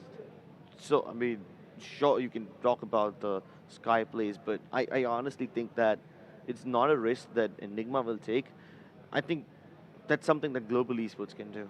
That's the vibe that I'm getting. The reason I bring up the Sky is because they picked it up and they won that map, but Excali didn't do too well. Anyway, these head-to-head stats are rather interesting. One primarily an initiator, the other primarily a controller or a sentinel. It's Rexy versus Kappa, and they're quite close in terms of ACS and KD ratio. Kappa's done a lot more damage because he has the shock darts. Rexy's got the slow orbs, so he's only got delays. 24 and first bloods. Also another massive reason why Global Esports, all their numbers when compared to Enigma's numbers will seem hyper-inflated because Global Esports have just simply played much more matches than Enigma. So you got to keep that in mind. Isn't this for the groups, the online phase as well? This is for everything so far. Okay. Yeah, so yeah, Rexy is playing Sage, Rexy is playing Brimstone, surely. He's also been made to play Killjoy. So I just feel the Sova can do a lot more damage, and the Hunter's Fury does do a lot of damage if you do tag more than one person. Yeah. So his stats are always going to be leaning in that favor. But what's impressive is that Rexy is up there in terms of ACS. So Rexy is playing his part on these rather thankless agents. Maybe he's not clutching as much as Kappa, but I feel that he was a big part of Enigma's success on Ascent, and he needs to have the same kind of impact on Haven. He's had it in the past with Killjoy. On Haven, he needs to bring back some of that gold magic. Yeah, but the one thing that these two have in common is that they both play the Sage, and both have been very creative with their wall placements. Yesterday, when Global Esports was fighting in the lower brackets, on Fracture, Kappa had such amazing walls. He was putting them in all these unique positions, and every time it provided value. While in Ascent, we didn't see too much from Rexy. There were these two cool walls that he made. 3, actually. One of them on mid. And it's difficult to place a wall over there because you wouldn't expect a Sage of all agents to walk into Ascent, down into Market, and place a wall in the area that connects Market to Defender's spawn. That is usually covered off with a smoke, almost never with a barrier orb. Yeah. Then we had another barrier orb on B site lane 1, which gives them the elevation and a headshot angle towards Market. And the third barrier orb that Rexy plays creatively just in Ascent was the one where they walk into window on tree and then use that to take control of A Heaven, and they block off the CT Defender entrance. spawn, yeah. Yeah, the Defender spawn region. So those were 3 very creative walls by Rexy in Ascent. I mean, I don't want to bring up what walls Kappa used on Fracture the other day because Fracture is coming up next, so we'll probably talk about that later. Also, I'm not sure how much will the audience remember about yesterday's matchups. But another thing that I want to point out is Excali. He did not have a good game in Split, Yeah. but he was instrumental in Ascent. So it's important that all these players find their form, find their footing once again, and everyone brings their A game. He only had 8 kills in Split. Yeah, that being said, 2 of those kills were super impactful and they helped Enigma get around. So all is forgiven. But then again, people expect more from Excali because he's just set such high standards for himself. Yes, when he just came onto the scene, quite some time back actually, he was Yeah, it's been a considered while. some of the most promising young talent the country has to offer. He's now mature, still young, but mature in game. And on Ascent, he was a key part of Enigma's success. Unfortunately, on Split, he had his impact frags, but you'd expect more from him, right? Especially considering that Enigma was starting out on defense. He's been an absolute beast, holding down mid. Unfortunately, the paint shells and whatnot, he didn't get that much damage done. But his numbers overall, in terms of his career, very, very impressive numbers. First Bloods, 42. And headshot percentage, very impressive. 42 First Bloods. I think this is just in the course of this tournament. That is very high. And he makes KO look really, really good. Nearly makes KO look like a pseudo-duelist.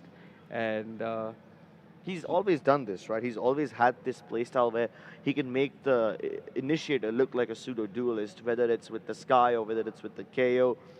I'm just curious to see which one of those will he pick up in Haven. He can do both of them, but then again, when it comes down to Sky and KO or something like that, or maybe even Fade for that matter, I expect Global Esports to be the one to pick that up, not Enigma Gaming. There's a good possibility that he could go for the KO once again. One very crucial thing that worked for Enigma in the first map of Ascent was that they were using the utility to make sure Global Esports can't trade each other out, something that failed in Split.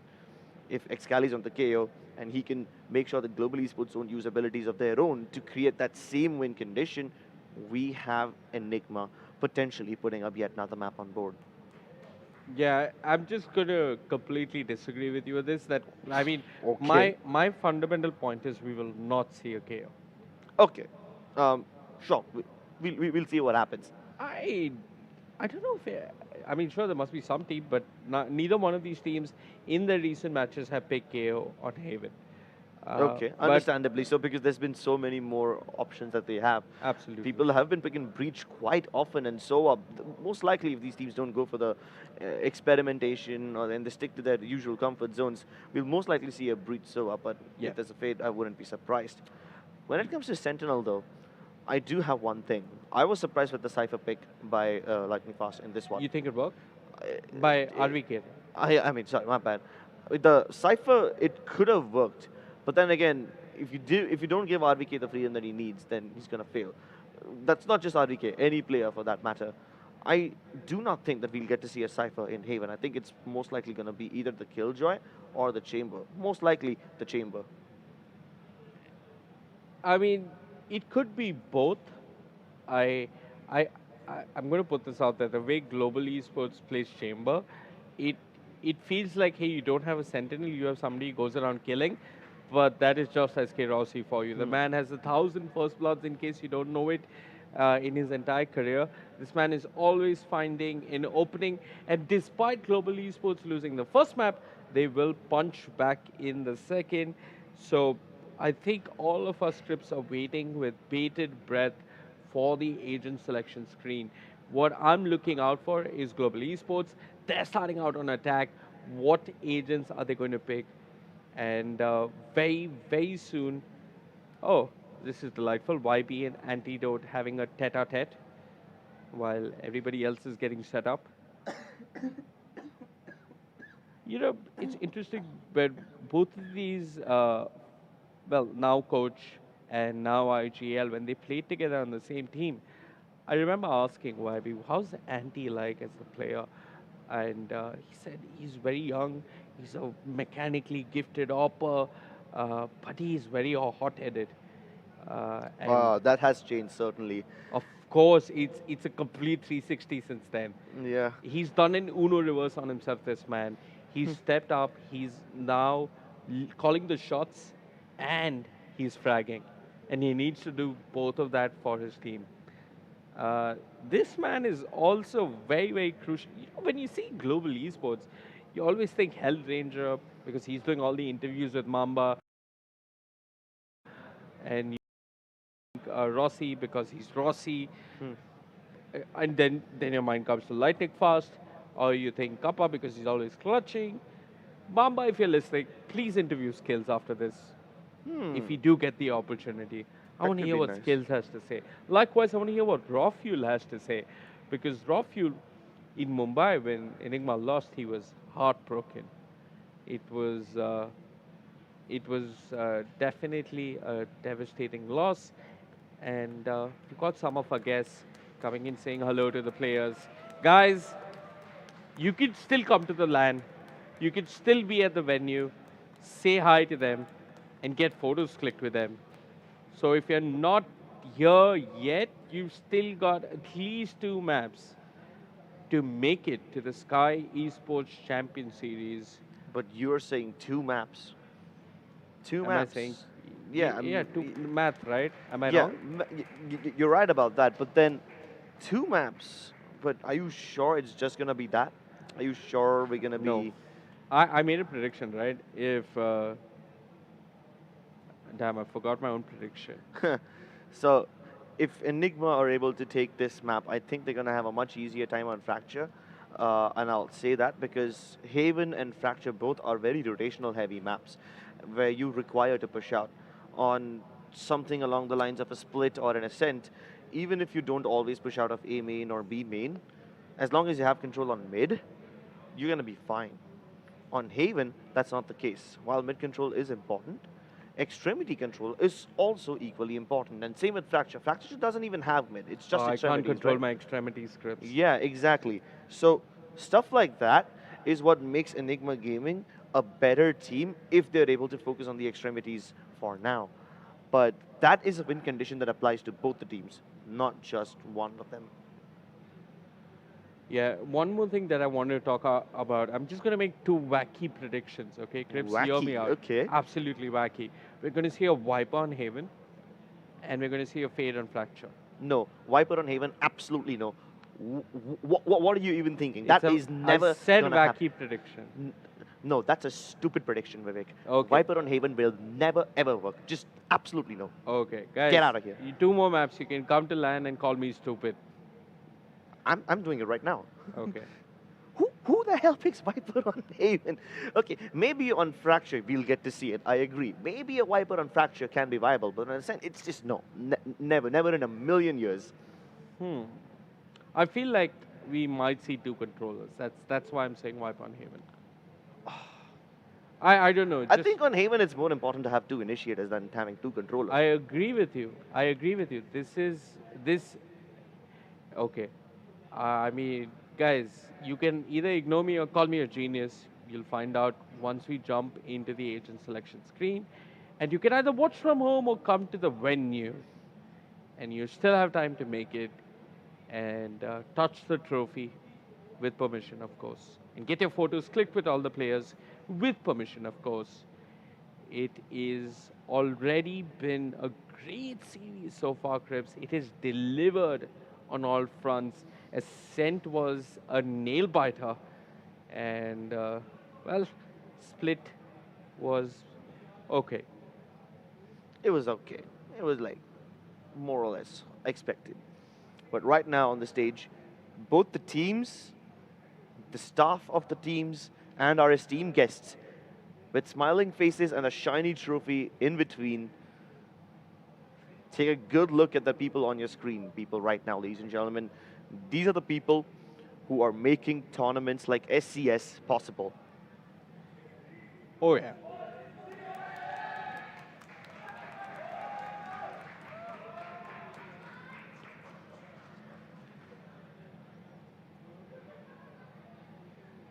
And as the players get back to their computers, to their stations, the brief moment of peace, the small gap in the violence will now resume. This battle rages on. Enigma Gaming made a massive comeback on Ascent, only to be shut down on Split. But both these maps have been the home turfs of these teams. As we step into Haven, these teams are leaving their comfort zones and entering no man's land, neutral territory which lies unclaimed. The first team to bury their flag deep into this site, into this map, is going to have a massive advantage in Fracture as well. And as they break their huddles and scream out their chants, they are ready to face each other once again. Ladies and gentlemen, are you ready for map number 3? They are indeed, Cribs. The anticipation is building. Soon enough, we will hear the dole of the global esports team. We will hear the roar of the Enigma supporters. And we will hear the deafening silence of the agent selection screen. That's what we're all waiting for. Oh, let's see what these guys have in store for us. I do believe that we'll be seeing the agents on our screen soon. And while your wacky predictions did entertain me for a few moments, that's what I think the match is going to be far, far more entertaining. We're soon going to be joining our casters, Kremmer and Pavlos. But before that, I'm curious, are you confident about your predictions now? I'm very confident about the fade. No, and I think no chance you want to change your mind? No. Absolutely not. Look, all right, I'm then. okay. What it is what it is. You're not here for my predictions. You're here for these teams and their games. So that's what matters. And I'm sure Haven will deliver. And Fracture will deliver even more. Fracture is going to be absolutely bonkers. The map so small. And teams that love to contest space. Both these maps are going to be a lot of fun. I really, really request our viewers to look at the mini-map closely if you can, because expect a lot of pushing on Haven. Teams, and especially the side of Enigma. Okay, there you go. There's that composition.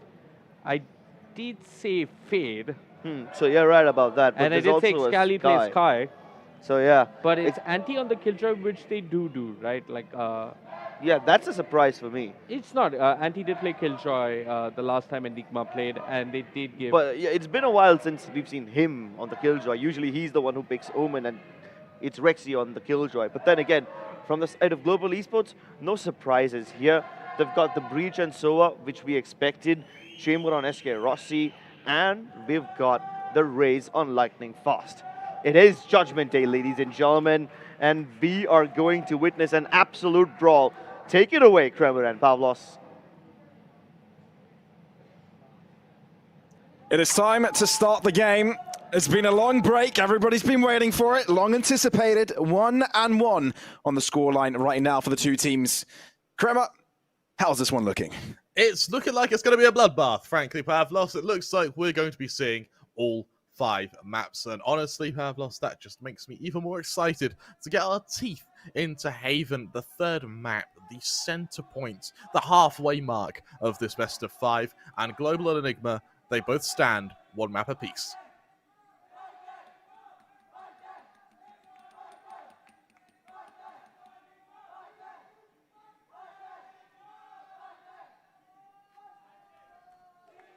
You just hear this crowd, can't you? You just hear this crowd. It's insane. You just want to listen to it. You just want to listen to the crowd it's at like some a point. moment to absorb it. And as we're waiting for the game to begin, look at the prize. Such a massive trophy. Are you going to stand? Are you going to stand behind your prediction, Pavlos, of GE 3-2? Oh, I've got her, man. I've got her. But it could even be 3-1. You never know. But at the same time, they've only gotten 1 map so far, so 2 required. And considering we could also see 3 more maps in this series. My God. This could be a long one. 3 more maps would be incredible. I'm standing by my prediction as well, Pavlo. So you stick to your guns, I'll stick to mine. I'm still believing in Enigma 3-1 here. And I think they're probably not going to have any issue taking Haven. I think Fracture, for me, is going to be the real tester as to whether or not that prediction comes true.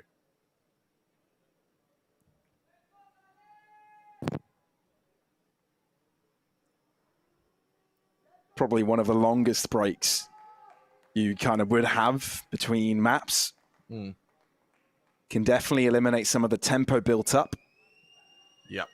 Could also give those who would lose a map a time to sort of recuperate.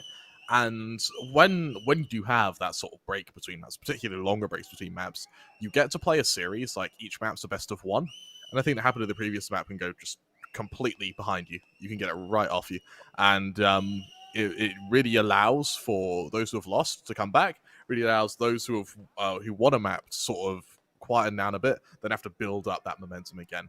It's going to be a real tough challenge for the members of Global to consistently carry over that momentum. To have SK Rossi particularly at a warm-up, cooldown.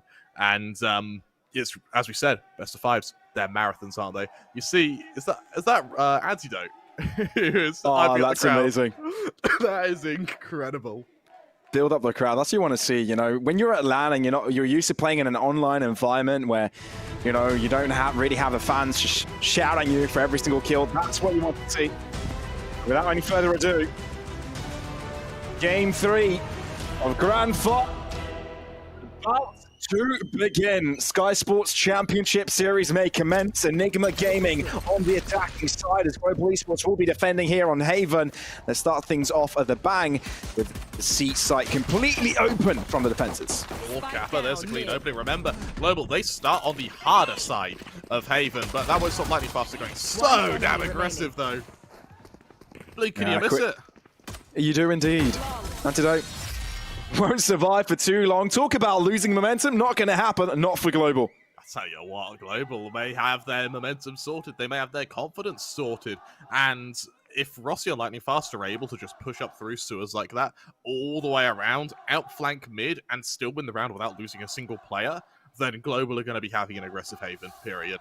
And it's a really nice way to play your defense on Haven. When there are so many sites, when you have to spread your defenses so thin, if you can make a concerted effort to just control one point of the map, it allows that anchor player to be more of a rotationary player, and it gives you that extra bolsterment in defenses. So I really, really like Global's methodology thus far. We're only a map in. That we are indeed.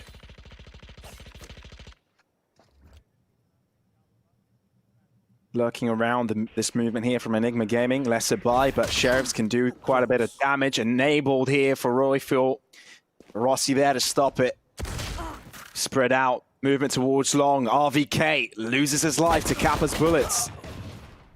Not to happen the same for Excali though. Ooh. Neither for Antidote. This could be an opening. C could be opened up for the taking, but Spike has got some time until it reaches that position. Antidote, if he gets this opening, then all of a sudden, Global are going to be in some serious trouble. They took so much time that rotations have come in and no longer have the power to sustain the C position hold.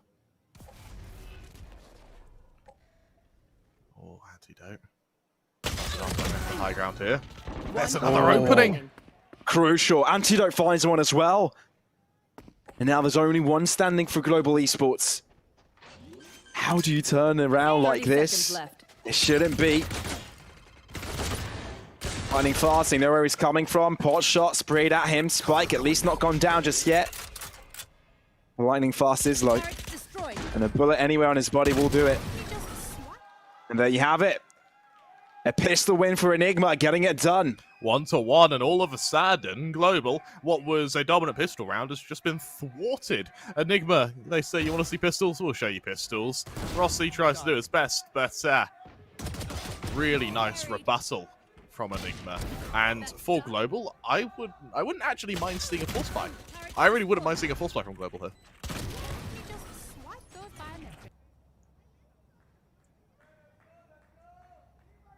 We are seeing a full spike from both ends. Okay. This could actually be very, very interesting. Not as fast-paced as we've seen the previous rounds, previous maps, but Now it's turning out to be such a bit of a brawl here. Blinded. One remaining in cap for the Global Esports side. But an opening created towards C will be telegraphed, and Enigma Gaming are looking to go for it straight away. Ooh, I like that juggle. I really like that juggle with the Vandal. Just get the Spectre away from Long. It means that once the push comes through from these remaining players on a Long, you see them pushing now. It's going to be it's going to add like 3 to 5 seconds before they're able to A, retrieve that Spectre, and B, then make the rotation to C. So real smart play from the members of Enigma now. And for Global, they're so fragmented. Look how split apart they are. A retake here, by the time it comes in, they're only going to be able to go for exits. Yeah, they have to do with that as well. And considering the economy, I mean, saving Spectres, that you hate to see it. You hate to be in a position where you think of saving Spectres, man. Yeah. Absolutely right. And for RVK, he slowly makes this push round through spawn. No one's going to be there to stop him. Enigma, they take the lead at 2-1. And here's the thing. This is Enigma's map pick. It's the map which I expect Enigma to probably do the best on this entire series. But straight afterwards is Fracture. And Fracture is the map which Global are probably going to do the best on this entire series. So the sort of swing in momentum, the swing in confidence is going to really be interesting to see how it evolves over the course of the next couple of rounds, or the next couple of maps. You look at the buy now from Global. There's that Hero Vandal on skills. Surprisingly, on skills are not on Rossi. We may see it handed over. We'll see if skills is in a generous mood. And with a few Spectres in and amongst the mix, there's no ults from either side, so it's all down to gunplay here. And for Enigma, looking to capitalize off of that, they're going for an early pick.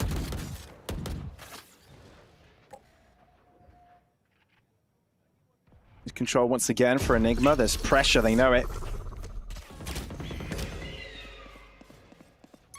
This map can mean a lot. Could put them on series and championship point.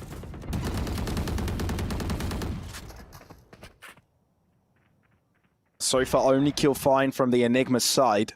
Garage Control quickly taking back at it, but Enigma yet to show signs of where they want to head to. Now with a very deep mid presence.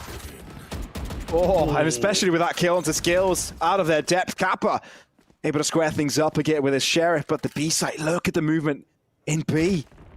Lightning Fast can expect it, pre-firing, that's going to show his position. 2v3 here. Playing around with their feelings while the rest of the team moves towards the A side. Lightning Fast brings it home, and we're talking about a 2-on-2 endeavor.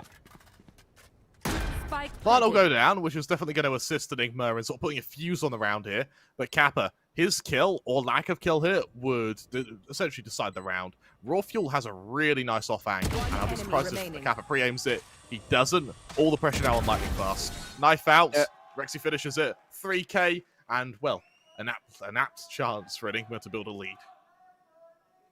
These teams really tend to go deep with their takes, which it makes it very difficult to kind of try and gain that position early. I think a point was made early on from the analyst desk that, you know, you need to disrupt your game plan. You need to disrupt the way the other team wants to play it, and getting deep into positions that you're not expected is exactly what we're seeing right now. I think it was Crips that made that point, right? And we're seeing it here, you know. Global Esports this time around, having their knives out as they push forwards. We've seen Enigma make that mistake on the previous map. So we're seeing these roles switched around, which is good to see Global Esports changing up on their mistakes. Yeah. I also want to highlight the sort of indoctrination of Enigma's agent pool. It's so wide. To have Killjoys, Skies, Fades, then on Fracture we see him bring out the Brimstone Breach combo. It's a really big arsenal of skill, which makes anti-stratting them really damn difficult. For Haven, of course, there are so many sort of viable compositions at the moment. I really like how they brought one without a Breach and with a Sky instead, assuming Global may have not actually anticipated it. Ooh, 3-player push when the smoke dissipates. Rossi is there to stop it, doubles it up, denying the opportunity of the pass. There's one on site as well, hiding out. We'll be able to get it as well. Rossi single-handedly taking down Enigma. I want to put Global Esports back on the board here. Push from two sides, one from long, one within the smoke of spawn. Ooh, Trigger discipline, misses out the first shot, but still gets it done. RVK, no fumble there, in within the smoke again, brings a triple of his own, and brings out the horns. Kappa, they gotta know where he's coming from, spraying down across and gets it, and that is Hellranger to bring it home once again. RVK makes it look like for a moment there, that was insurmountable. An insane recovery to SK Rossi's opening, but the damage had been done. Rotations had come in. There was no chance for the members of... There was no chance of recovery there. And what it meant that is you look over to Enigma now, even though RVK always messed up that 3K, getting that third player on Lightning Fast is paramount to their success. For Global, though, they did still lose a lot of players there. A lot of players. They called for the tactical timeout. They realized that Rossi, he needs to be on not only A game now, he needs to be on S tier Valorant for himself, because Raw Fuel, he was here on splits. You've seen some incredible stuff from sort of duelist battles in games with Global. This has got to be no exception, because Enigma, their follow-through on their entries has been really damn strong. Even on their trade frags, once Enigma's been able to catch out a few players, their follow-up, their ability to get to sites and just lock it down has been so strong. So I like how fast Global are rotating at the moment. Good reactions, good timings, but they still know the pressure is on and they're not exactly where they want to be.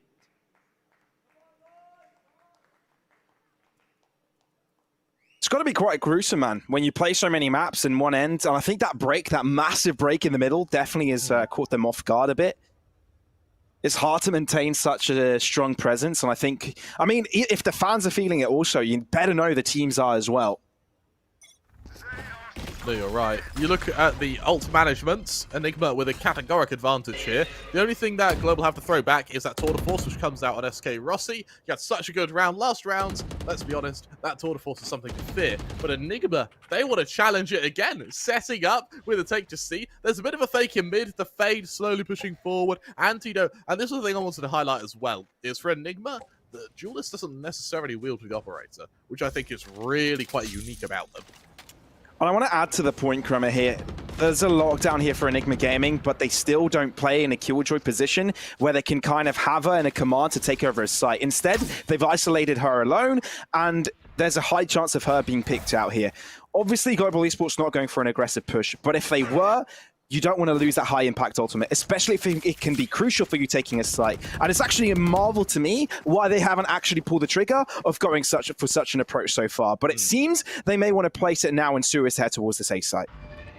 I like how Enigma now are sort of set up outside along, and they've done so without Global rotating anyone. It's going to be a 4-on-2 here. Left. There's only 30 seconds left. Out of charges. And Lightning Fast is able to find one without any trouble. Getting away, Showstopper also there for them. Lockdown yet to be initialized. Killjoy, and now the opportunity is lost. Lightning Fast. Oh my God! Completely dismantling them. Enigma Gaming simply lost in this round as Global Esports put their stamp on it. Wow. The only thing I have to criticize from Enigma there, and it's the thing, Enigma didn't really do anything wrong. That was just Lightning Fast. They just didn't do anything. That was the Lightning Fast just winning. Is that paranoia that hits Lightning Fast after the teammate had already peaked. After Lightning Fast had already engaged with Enigma, then the paranoia comes in. I'd have liked to have seen even just a small stutter step from Enigma to allow that paranoia to be the entry rather than the player, and then we could be seeing a potential to trade. However, you gave Lightning Fast too much space. He showed you exactly why you don't. With that, Enigma now have to reconsider not just their buy, but more importantly, what to do to break this. Because they've gone to C, they've had a hero play from Rossi, they've gone to A, they've had a hero play from Lightning Fast. One place left. I'm expecting a bad buy and a push to B. You didn't mention there wasn't anything too wrong with Enigma's play there. The idea was there, but the execution was not, I think. Yeah. I mean, like, there was a lockdown there for them. They could have used it. And I think with this timeout, they've got to realize that there were pieces in their arsenal that could have completely unlocked this round for them, but they just chose not to use it. Maybe because they thought they could easily take the site and maybe use it for the post plant, but you can't take those chances. No, you really can't. And we saw exactly why. We saw exactly why. Now we have Global, who were in a position where they've just had two very strong rebuttals I want to see him change the tempo. I want to see some aggression from Rossi here. I want to see Global work for the man advantage, knowing the buy of Enigma isn't a pretty one. Get out of my way. But this is an important round here, a very important one, as Antidote quickly shut down here. Rossi getting it done once again. How does Global Esports wrap around this now? They don't really need to do all that much. It's Enigma Gaming. They have to show their ground so far. A-Long starting to approach. 3 players strong, looking to push forwards. Raw so close. That's a right shot. Playstorm doing so much, looking for the third. Lightning Fast, though, is a such. Rexy looking to trade it, quickly found back. But suddenly, with 1 minute to spare, we're in a 1 versus 1 with Skills looking to rotate. Timing's everything. Oh, Skills. And he gets the timing. Global Esports on top, finding the 4th round. One of the best rounds we've seen from Excali yet, and that's saying something, and it doesn't even work. That's got to be soul crushing. It's got to be soul destroying. And for Enigma, we need to see some stern pertinacity if they want to be able to keep their psyche level for this series against Global now. Anything they can aim, Global can aim better. But we've seen the breaking of Global comes when teamwork, when you isolate players, when you overwhelm players, and that's what I want to start seeing Enigma do now. They already have a lockdown, which they've been holding on to for a while. I want to see it committed this round. Global Esports, a step ahead of Enigma on multiple occasions.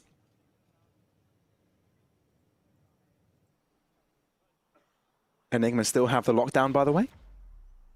Just need to point that out. Will this it be used? Quick explosive pass onto the C site. Garage control, maybe to giving over. 1 player strong. Antidote, isolated. No more lockdown, no more Antidote. No! Lightning Fast, jumping with his bus back, still gets the kill. What on earth happened there? But still, it is Global Esports to stay on top, and no access granted to Enigma. Where did that come from Lightning Fast? And as I said, Lightning Fast's raise is fun to watch, my god. But there was no solution from it. There was no stoppage of it. They just got overwhelmed.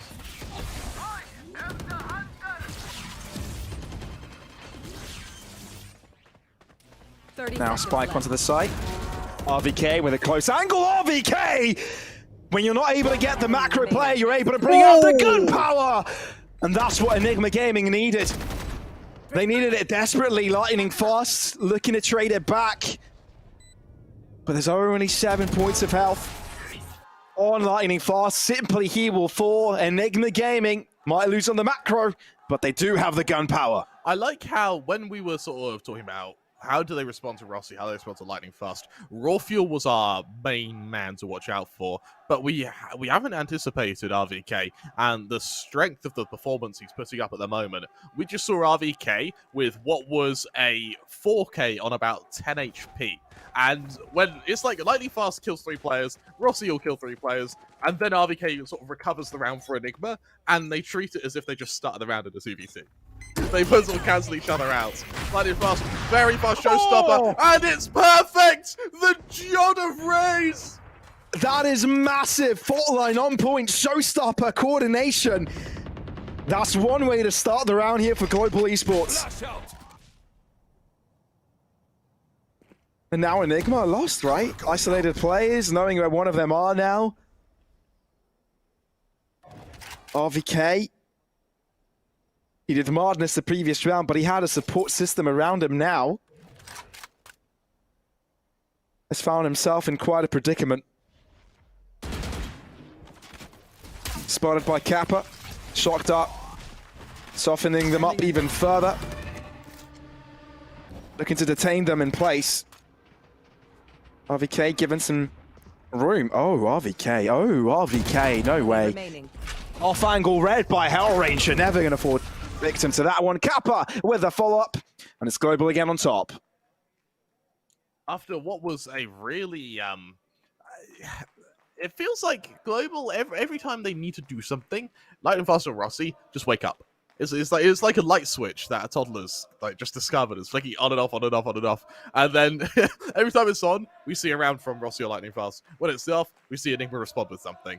And the inconsistency in both these rounds mean that economic damage is going to really, really start showing. In fact, we see it here. Enigma, they've got to drop down to an eco, but look at the ults. Look at the fact that Rex does a Glass Cannon Vandal. They had the setup. If this was a buy, they're in such a strong position, but the money just isn't there.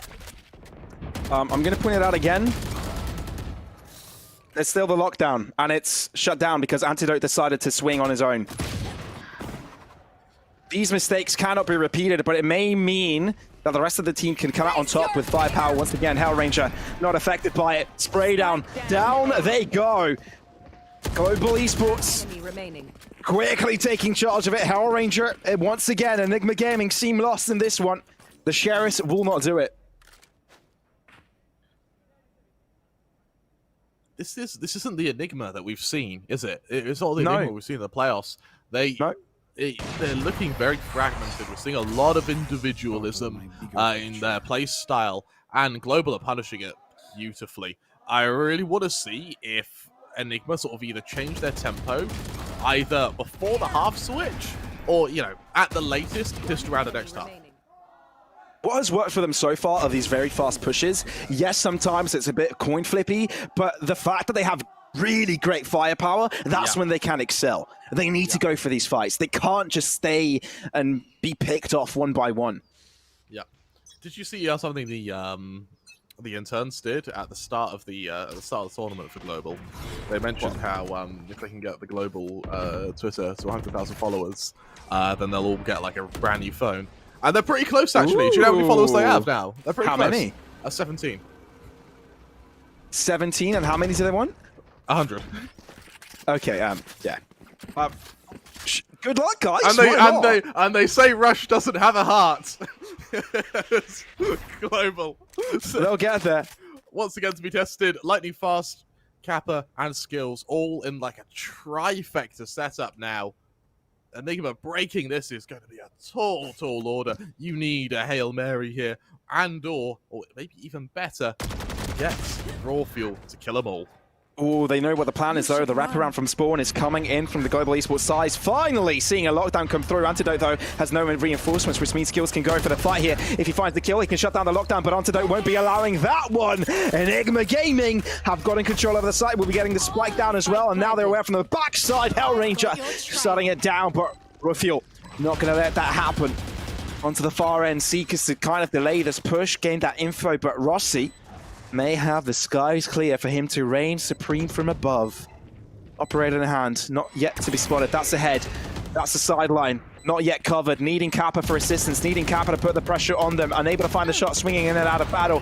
Still, Rossi with one, but Kappa falls, which means Rossi with all to do here. Dropping another one, but Excali is there for the re-swing. Enigma still in it. Excali, he flirted with whether or not to swing there. You saw him hiding behind sight, his teammate dies, and then he swings. And that shows to me how almost scared Enigma are to duel Global. They're not doing it unless they have favorable terms. They're not doing it unless it's an unfair fight. The fact that Rossi's even able to get that kill is insane. For Global, this is a brief tech pause, but hopefully afterwards we can see what could be a continuation of what's turning into a Jubilee game for them.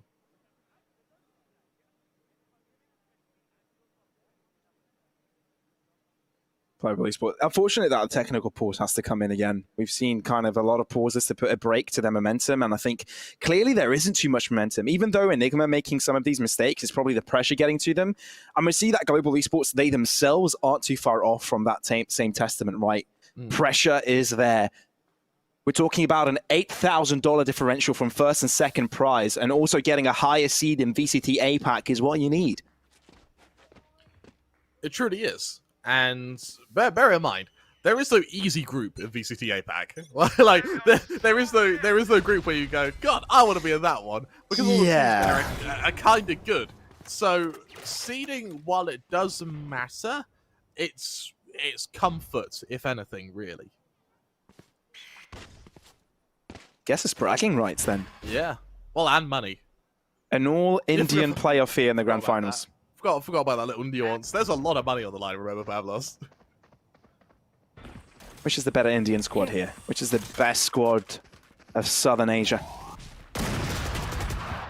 screening out lightning fast, wanting to take some space very, very early. Rolling Thunder is there waiting, but just seems to get the hell out of that position. Does concuss his own teammate, but uses the opportunity to push forwards. Rexy on the top end is just used from the shadows, turning around. Rexy gets it. They're so quick with his shots. Judge in the hands of Kappa, taking it down. 3-on-3 with a spike now onto the short side. Kappa unable to do it with his Phantom, but RVK has to do it with the backside rotations. Oh, out into the open. Global Esports making mistakes. RVK will deal with both of them. We're square at halftime, 6-6. We did bring a little bit of criticism to Enigma, actually, about how they've really struggled with dueling the members of Global, but that's been remedied. It's been sorted. We're seeing them now work as a team. We're seeing them chain their ults. We're seeing them force unfair duels, and for Global, it is shutting them down. 6-6, level playing at the end of the half. However, as we've mentioned before, this is a attacker-sided map. Not by much, but it is. And so for Global, as they now move to their favored side, what will the response be from Enigma?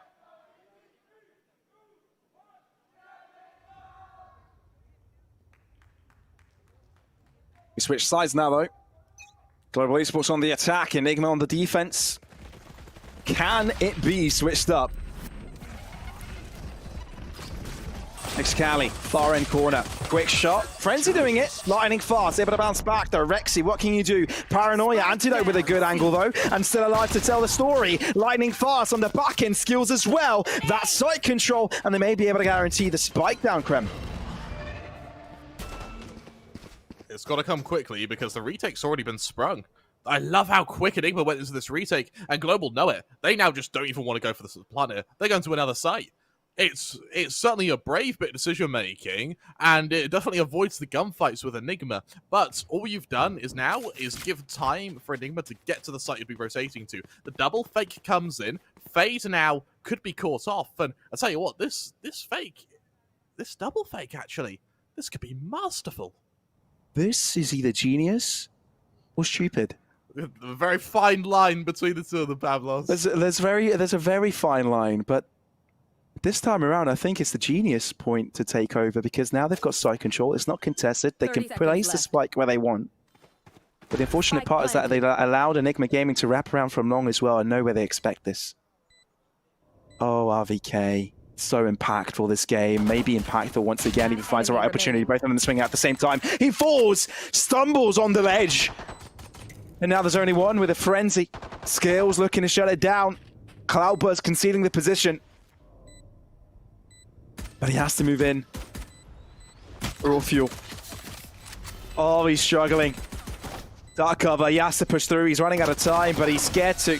As soon as he moves out of the smoke, he meets his demise, and that's how Global Esports start off the half. It's also how they take the lead at 7-6. They're also going to be able to now capitalize on the eco of Enigma now, and this is where we start seeing that padding come out between these two teams. My real worry, my difference maker now for Global is going to be not only how do they adapt, but more importantly, what do they do that Enigma couldn't on their own attack? I also want to highlight, Lightning Fast is having a sick game right now. 18-10. Usually it's Rossi taking the headlines, but this race from Lightning Fast, he has been so good all finals. All right, Rossi. They don't have too many weapons. Why doesn't he get a weapon? I don't know. He just loves the ghost. He just loves going for that instead, and it works out for them. Very brave. Global Esports wanting to go in for more. He just takes him down because he can.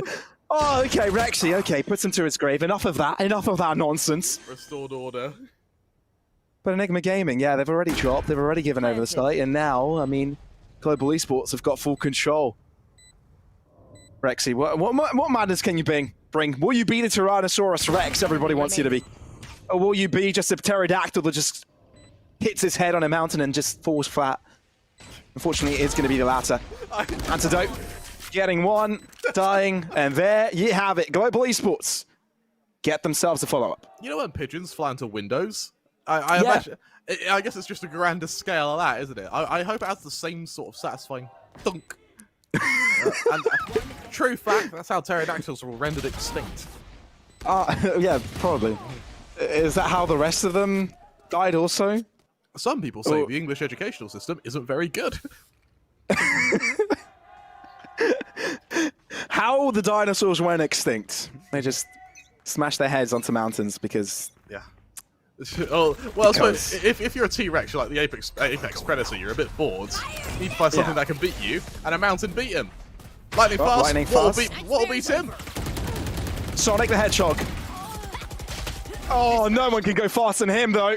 Excali left on the sidelines and still able to fend for himself and for his team. Spray down. Oh, Excali with a triple. And now we've equalized. We're all full in the fight already. And the Rossi.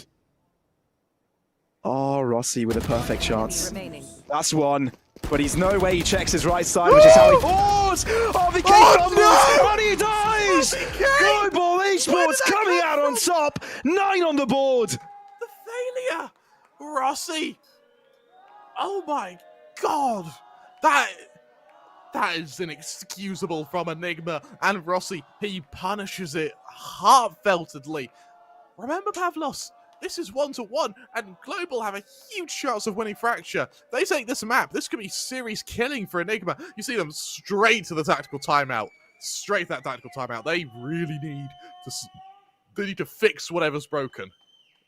Forget the micro and macro. This game is all about the pressure each team is creating. And right now, Global Esports are creating as much pressure as you would find on freaking Mars. Is there pressure in the atmosphere on Mars? If any? I shouldn't have said Mars, should I? Jupiter. I should have said like a Jupiter. Yeah. My bad. Wrong. I don't know. Yeah, English education, everybody. Oh, but this is crazy. Really doing our country proud, aren't we? Enigma, though, tactical timeout for them. Obviously something that they needed to bring through. They've been caught in a couple of positions where they shouldn't have lost. For example, that 1v2, right? They should have played the crossfire. They nearly had a good read on it. Oh, but it was just unlucky, I think. Not many of those can be really analyzed, but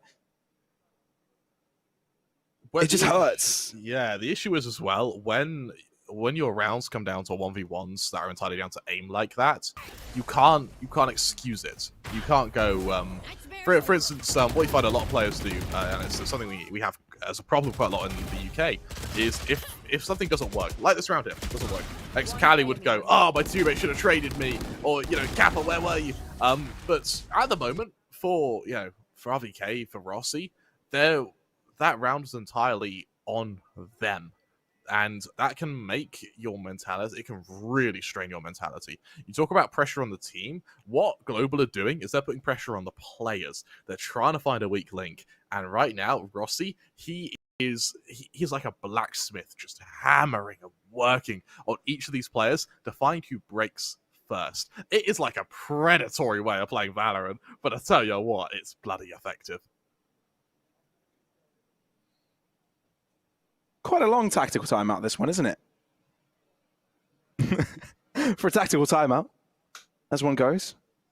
Is this tactical timeout turned into a technical timeout? Could be. Hopefully not. A tactical timeout. A tactical timeout. A tactical timeout. Tactical timeout. I don't think that's going to catch on. No. I wonder why. So, well, let's be honest. Haven right now going pretty significantly in favor of Global. What do you want to see from Enigma? What did you want to see Enigma change? So, now they're on the defense, there's not much they can do apart from being reactive to Global. There are some positions that they can be aggressive in and kind of switch that up in time. So far, I guess they've been using the Fade to kind of take that garage control a little bit early, sometimes the A-long position. I think they need to keep on doing that, more so in fact. But I think also at the same time, just try and scout a bit more before you commit to those rotations, because more often than not, Global aren't really going to commit straight away. That's what we've seen so far. You're absolutely right. And I think for something else I want to highlight for Enigma is fundamentally their defaults aren't working. So fundamentally, they're allowing Global to get very close before they actually identify the attack is coming. And you look at this, I sort of list and blame on the Enigma agent composition. With no sort of Sova, with no Cypher, there's no real info gather. You have the Trailblazer on Sky, but that's it.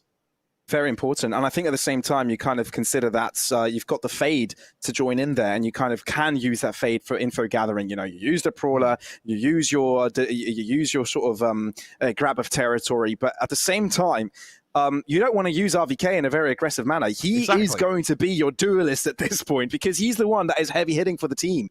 So you can't really risk his life that much.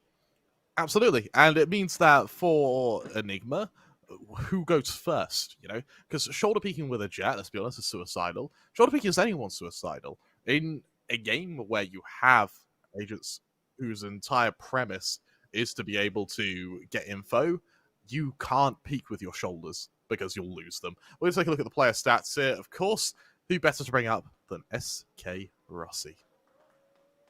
He's insane. He really is. And I think he finds comfort on Jet. But I think he's one of the players, the duelists that have been able to move into Chamber quite nicely. I think that can't really be said about the duelist of the opposing team. So at this point, you can clearly see there's a lot of impact that comes out from him, and the versatility that he can bring to the table is just immense. Yeah, absolutely right. And what I quite like is he used to be on the Jet, and he was incredible at the Jets. But what Rossi does is he kills something, then wants to kill something else, then he wants to kill something else, then he wants to kill something else. He overextends a bit.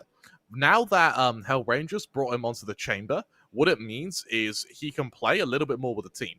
He can he has that option to get pulled back. He has that option to work in a way where he can even lurk in some cases. On Fracture, he's the lurking chamber.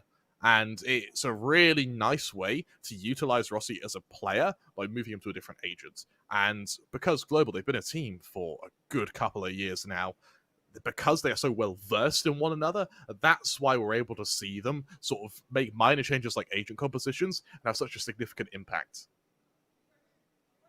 And I think you can compare it very well to Rawful, who I think is kind of stuck in that Jet mentality. They've tried to place him on a chamber. We saw it on the previous maps as well. Ascent, for example, not exactly his ballpark, was it? He never really felt enabled. And I think that also comes in hand with the assistance they lacked giving him, right? They never really had a breach, for example. They never really had a Sky or KO to get him in positions to feel comfortable, to play aggressive, take extremities, and get these early picks. They didn't really play around him that much, which is kind of surprising to me that they actually ran away with Ascent to begin with. So, yeah, at this point, I don't know. It's not very much about what the duelists can bring to the table. I think it's a lot how they play around each other. And I think what Global Esports have been doing so well so far is exactly that. Yeah, you're right. Hopefully, fingers crossed, we can get this technical pause remedied as quick as humanly possible. Because we're running out of things to say, aren't we, Pavlos? Yeah, tech pauses have been the thing for today, haven't they? They really have been. So, how are you guys doing? How are you guys doing over there in yeah, I'm doing well in Chennai? You know, yeah, it's bloody hot over there, isn't it? Right really now, hot. Okay, weather update for Amsterdam, where I am right now: 19 degrees, 19 Celsius, and raining. What about you? At the moment, it's 12 degrees and raining, and I'm sweating. In Chennai, it's currently 37 degrees. Oh my god! I love how a Sky, bless them, they said to us, when you come to Chennai, be careful. It's a little bit hot. You'll adjust after a couple of hours. After a couple of hours? Weeks. That is a hard adjustment. I've grown up in Cyprus, summers are kind of harsh. It's pretty hot country, 30 degrees and over, 40 degrees occasionally, the harshest of times. But the consistency that weather has over in India, that is quite a lot.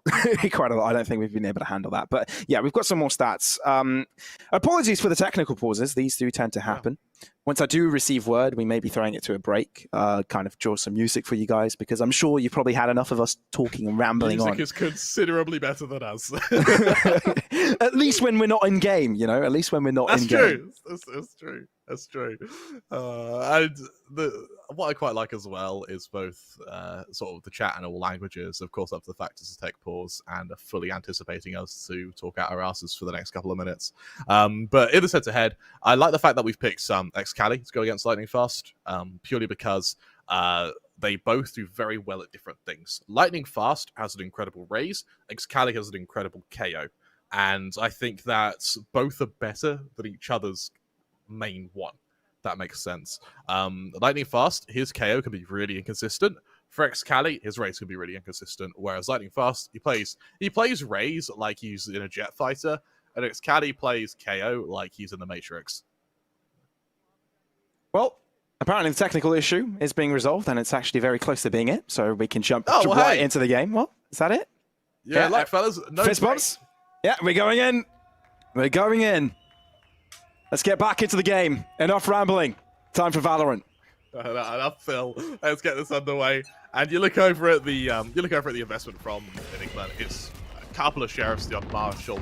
Economically, they just can't afford to be battling it with Global here. And so for Global, this is really going to be a matter of just trying to keep as many players alive as possible and keep that cash flowing. Look at Enigma's push now to the extremity of the C-long position. It's actually very aggressive, but the same thing can be said about Global Esports as it heads into the B site. And they're not only sustaining the position towards B, they're actually going towards the A site instead. Enigma may be in trouble. They're actually looking for the player towards the A site, and they may be able to find it. RVK in mid, quickly shut back. Oh, but they've isolated. They've gone a little bit too far, and they don't have the assistance of each other. Rexy finding a shot with a Marshall. No way Enigma turn around like this. It shouldn't be this easy. Raw fuel as well. And just like that, Enigma with just sheriffs dismantle Global. Pavlos, I told you, this is going to be Global's round. Enigma just needs to try and make it a bit expensive. It's certainly expensive for Global, but I don't think either of us expected it to be to that degree. What a round from Global. And, from Enigma, sorry. For Global, they get punished, and for Enigma now, let's start building that confidence. That lead is going to start getting mitigated very quickly. Tactical timeout from Global Esports. I guess the tech timeout in the middle wasn't enough. Starting all over again, but I can understand that. I think they realized they were too far out of their depth, right? There were players on the back line, there was miscommunication. They were like, okay, shall we deal with the RVK, or do we actually commence the push towards the A site? Well, they did neither. Well, they did both. You know, you had two players pushing forwards, two players playing back, and they weren't even playing together. Some of them were stuck in the middle trying to get the spike down. So, yeah, they got overwhelmed from their own decision-making. They forced their own hand there. And I think they've realized they need to clear out the comms a bit. They really do. I want to know what Global's solution was there. It felt like they tried to do too many things at once, and Enigma just punished it. I really want to see Global fall back to the same old strategy of pushing, killing, and then just getting a site. No more sort of spreads and defaults trying to take A long and C long at the same time. No more lurks in mids. I want to see them be able to trade each other. You see the Rusty buy comes out here with that Hero Vandal. The raid boss of Global now looks to wipe the party of Enigma Gaming. Lightning Fast has had so much impact so far in this game, and he's definitely looking for more paranoia here from Rexy, but it will be mistimed. A lot of mistimings like these have been seen before, so they will be opening things up very quickly.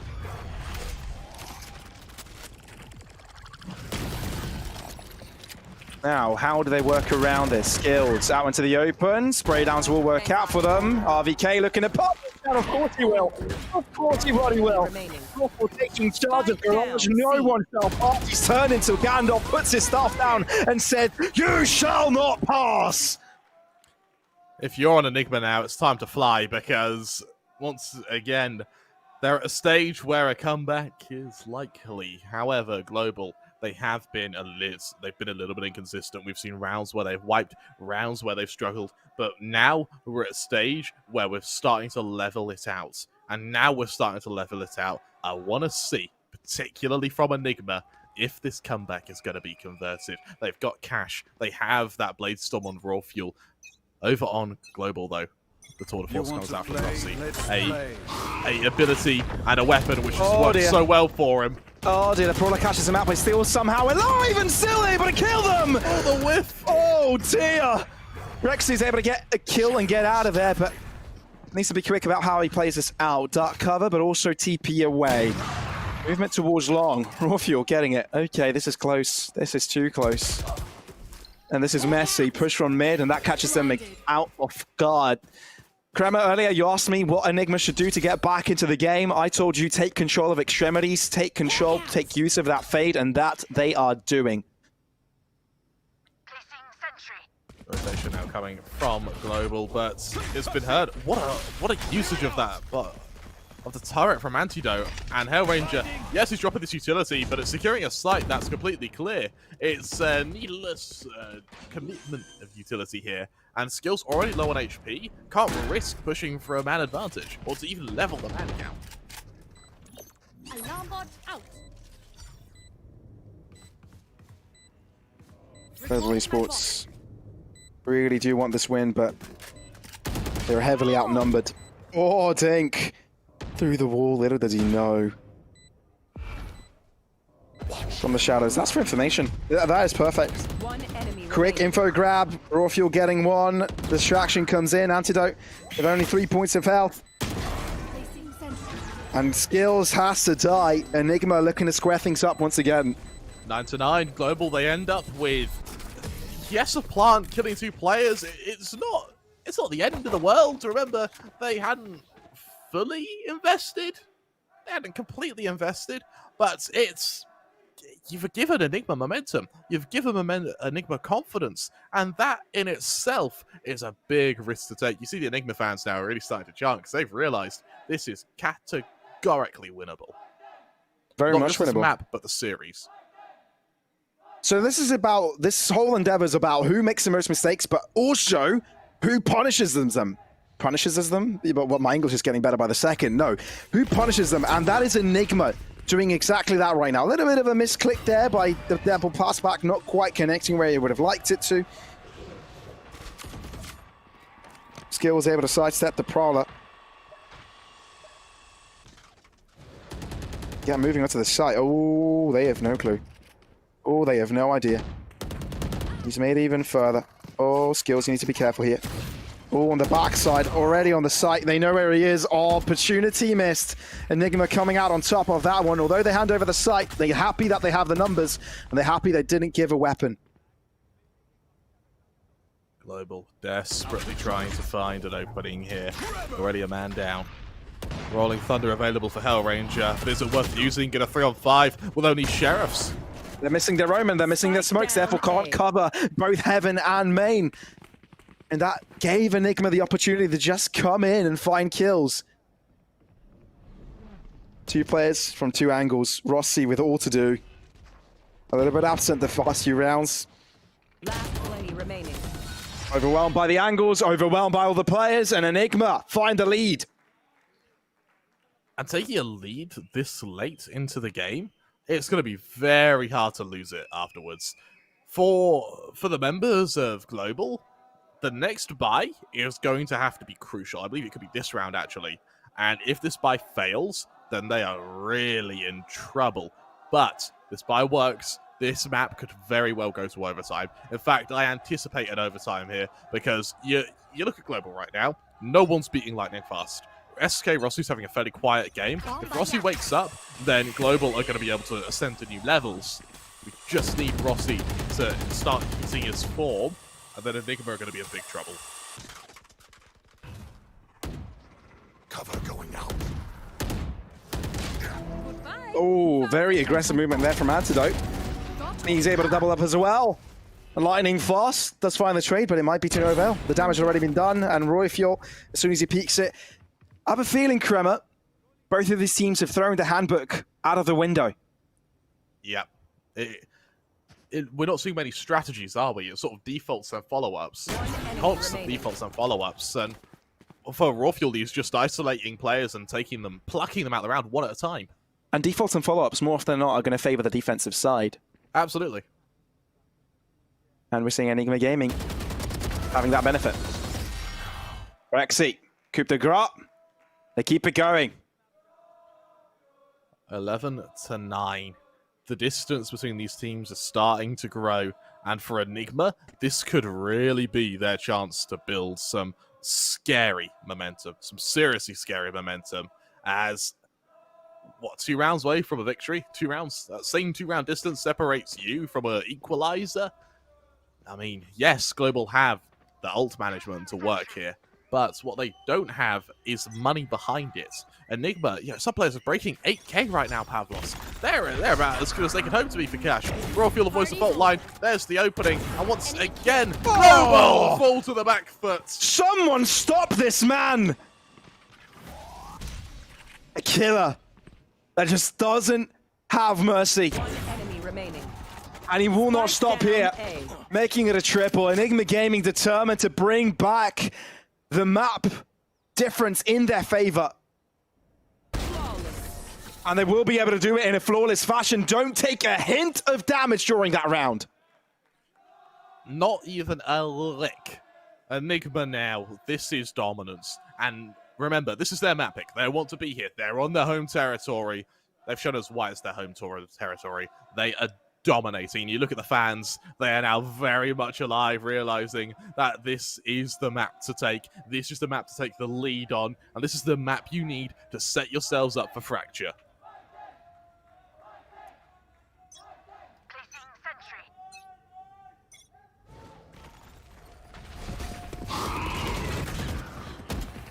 All right, well, Skills opens things up here against Excali. And the Rolling Thunder will enable a push. This is perhaps what they needed, trying to get out of harm. RVK in the middle of the chaos will be shut down. Global Esports want this win, or else it's all done, or else it's all over. Enigma Gaming unable to find the opening. Updraft, double from your fuel. Oh, but the Aftershock will be able to shut it. Doesn't check the left side corner. Rossi will be able to shut him down. And Global Esports hold on. They're not giving up. 2 rounds. It's only 2 rounds that separate them. Remember, Pavlos, this is well within their ability to make this, but we need to see that mimicked consistently. We need to see openings found consistently. And for Rossi, now he has space to wield that operator. Can he challenge Raw Fuel and come out on top?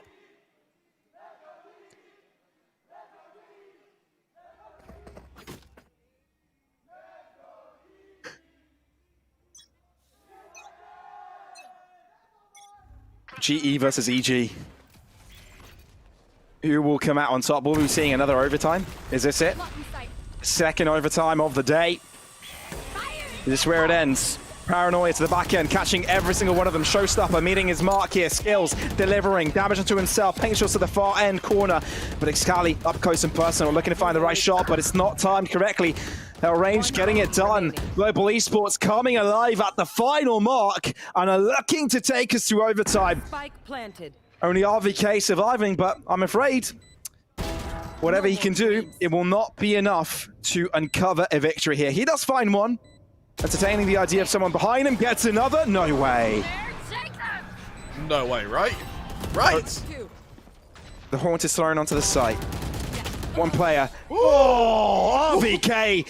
Nice try. Empties in chat after that one. But there were just too many players. That was so winnable. Global are got to be sweating right now. They have got to be worried. The Global fans, though, they have woken up. They realized, okay, this is recoverable. Well, RVK may hit.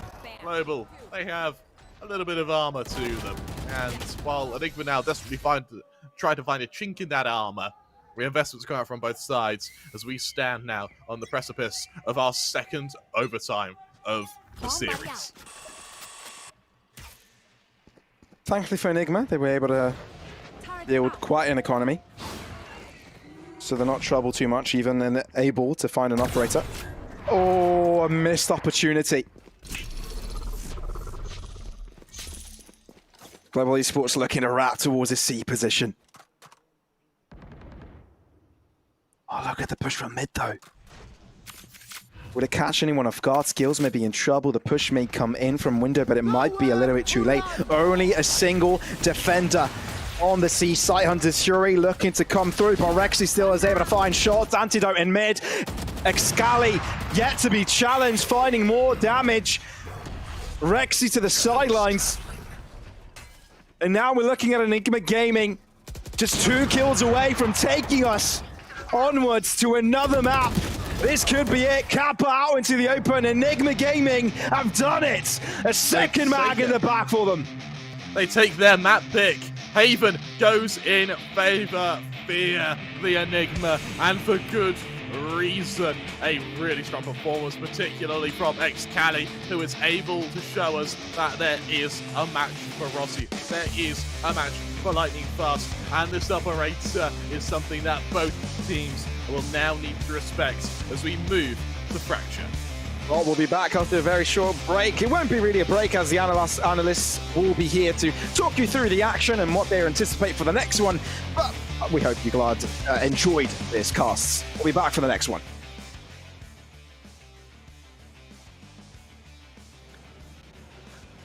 Well, oh well, this series just keeps on getting more and more interesting. When Global Esports were in the lead, I thought, this is it. They're going to get this win. They're going to move ahead into Fracture, getting the lead and whatnot. But then Enigma Gaming, oh my god, what a comeback did they make.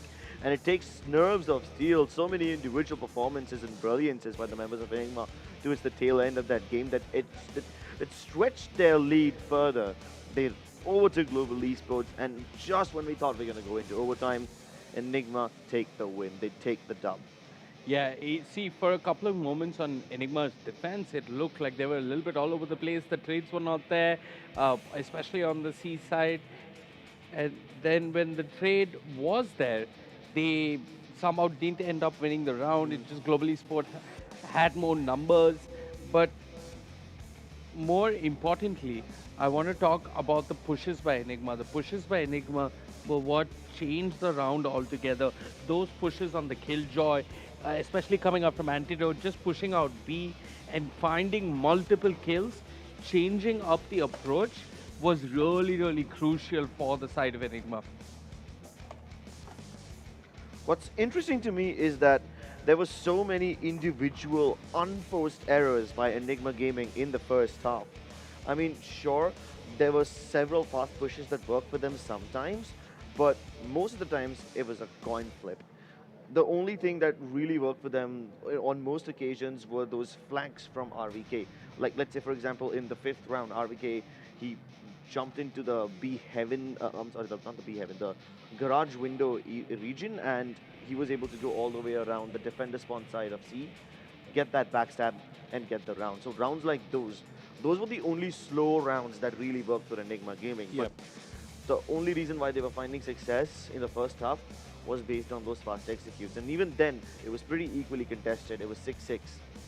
Yeah, I'd just like to point out a couple of interesting points that Crema made.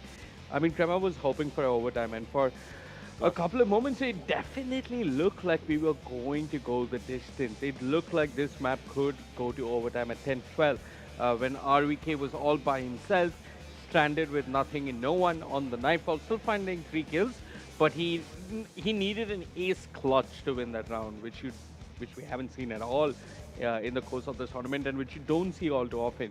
But the other interesting point that Crema made was that it just felt like Global Esports had defaults, and they were just following up based on those defaults. He said that's something that the defense counters very easily.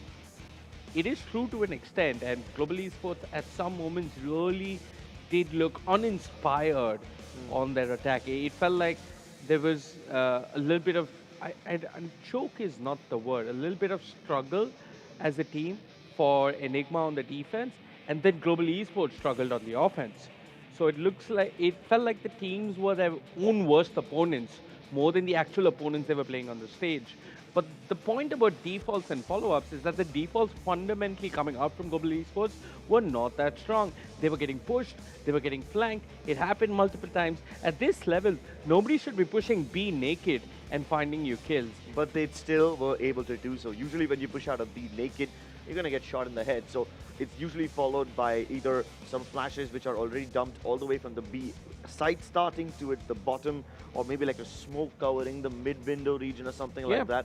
But because so many players of Global Esports were spotted towards the A lobby region, and towards the other side, another player made contact on C, they realized that absolutely nobody's going to be watching that B region. And I believe you were looking at Excali in that round, where he was able to just push out, get a kill, and fall back as well. I mean, Excali's done it, Antidote's done it, All RVK's done turns.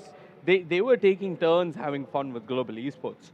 The other thing that I want to talk about is I don't know if it's the map, I don't know if it's the composition, but it's the amount of dry peeking into an operator that we're seeing. Yeah, to some extent that was also existent. And sure, maybe they were trying to conserve the utility for the later stages of the round, but let's take a look at some of these frags that these players were able to get. We'll jump into the highlights, and sure, I mean, it was a pretty back and forth affair, at least in the first half it definitely was. Enigma Gaming, they were trying to go for these slow-paced holdouts, and they were testing the patience of Global Esports, because even Global, to some extent, were not hesitant to push out and gather information. But then again, those rounds never really went in the favor of Enigma Gaming. So when Global Esports started to pressure them even more and more and more, Enigma were like, let's just go for the fast-paced ones. Let's just hit them at the same time. And that's what happens when you give them so much space. This round by Lightning Fast is incredible, but what was even better is the backup that he received from his fellow Omen teammates. Oh yeah, this round by Raw Fuel, lot of kills on the Jet with the Blade Storm, very clinical with the knives, almost like a surgeon. Raw Fuel really excelling on the Jet. We do not even need to jump to the MVP graphic. We know it's Raw Fuel for the side of Enigma and Lightning Fast for the side of Global Esports. At least that's what I'm guessing, but who knows? I could be completely wrong. SK Rossi, he was good, but not explosive, and you can't expect too much from him every single game, right? Right, that is guy that your win condition? Has he got to be explosive every game? Exactly, I mean, he did play well, but because he set such a high standard for himself, every time he has like a normal game, it seems like he's asleep. Yeah. I mean, yeah, by Rossi standards, this was a normal game. This was not an explosive game. The Sky on Excali, do you think it worked out, Chris? Oh, lovely. It worked out brilliantly. While Excali himself wasn't getting all that many frags, there were so many assists that he was providing to his teammates. And not just that, even RVK for that matter. In this game, I would much rather give RVK the MVP on the side of Enigma Gaming, because he was the one initiator getting so much. He was clutching out rounds, and at the same time he was giving them information. This round though, this has gone all over the place. I mean, Excali did a really good job by pulling off a triple kill, and he set up his team for success and whatnot. But then SK Rossi pulled off a 1v2, and that's just gotta break your heart. Enigma were fully set up to win that round. And because Enigma realized that Global Esports have all of a sudden turned up the pace, they also did the same. Enigma started to push out of B, A, C, every single place, and they were all picking up fights against Global Esports in such deep enemy territory. It's almost never the normal positions where you will see them fighting. And also at the same time, like, both the teams have this tendency, right? If on the defensive side they are pushing A, they won't push C in the same round. It's a push and pull. If you're holding passive in one end, you won't push out on the other end, and you will push out if you're holding passive on the other side. But this time, Enigma Gaming just threw the rule books out of the window. They were pushing both the avenues at the same time, which isn't what normally teams do. They only push one of those areas. There you go, dry peeking Raw Fuel once. And I think a couple of more people, like he got one more kill there. And even this round. Oh yeah, this is unreal from Raw Fuel. Like, it wasn't dry peeking as such. There was a recon dart, which people expected Raw Fuel to concentrate on and shoot it down, but he just didn't give a damn about it. He continued staying there and just shut them down one by one as they walked out. Yeah. I mean, that is the best case scenario one could expect from a Jet, right? Like, you're not flashed, you're not smoked off, there's not a fragment at your feet. Yeah. That's what you're hoping for. And there you go, there's anti-pushing, and there's RVK getting the last decisive kill. And the winning moments for Team Enigma is they've taken a lead in the series. If you're just tuning in, the series in favor of Enigma right now, it's 2-1 Crips, but we've still got Fracture, and we've still got possibly Bind, the decider of this best of 5. Who goes to the plains? Who goes to the group stages? We'll find out soon enough. For now though, yeah, I mean, this is what I said, Lightning Fast and Raw Fuel, but you said RVK, and RVK is definitely up there in terms of impact. Guys, if you do not play Fade, please do start playing Fade. It's a very self-sufficient agent. It can set up for herself, and it can set up for allies as well. You can always find useful information leading you to a frag, provided you know how to use the haunt without it getting shot down quickly. And if you're as good as RVK. Let's not put that as a qualifier for anyone tuning in. Fairly few people can pull off stuff that RVK can. Yeah, so. yeah. RVK is truly feeling himself today. Yeah. This is Chennai's his hometown. Yep, it is his hometown, and one would expect that when you're at home, you play by the rules of the host. Absolutely. And the rules of the host are not forgiving. Enigma Definitely not. will punish if they have to. 1.44 KD ratio, 266 ACS. But look at lightning fast, though. 6 first bloods. Dare I say he's the best race that India has. I'm trying to think who comes close, and I can right now think of Excali. Yeah, but he's not playing the race this time, is he? He isn't. But that's what I said. They always give him Sky and Haven, and he plays more of a supporting role. Near supporting role. Maybe we get to see him play Raze and Fracture. Would you be happy with that? I think so in the past they've been picking Neon for him. Oh, yeah, even that could be a possibility. I personally prefer the Raze over Neon. Let's see what Excali prefers, though. But yeah, definitely him as the tip of the spear is better than as him on a support character. I really think RVK was the best support in this game. He was so fundamental, and he's been on fire throughout the series. Like, he's got clutches upon clutches upon clutches.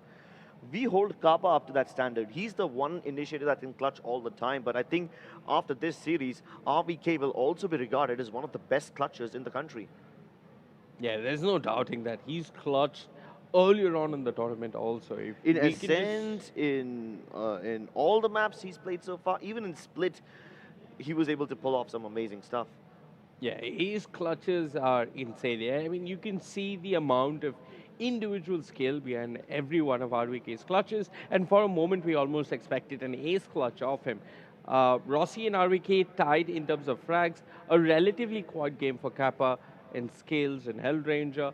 I mean, they did their part, but they are not anywhere close to the numbers that Antidote's putting in.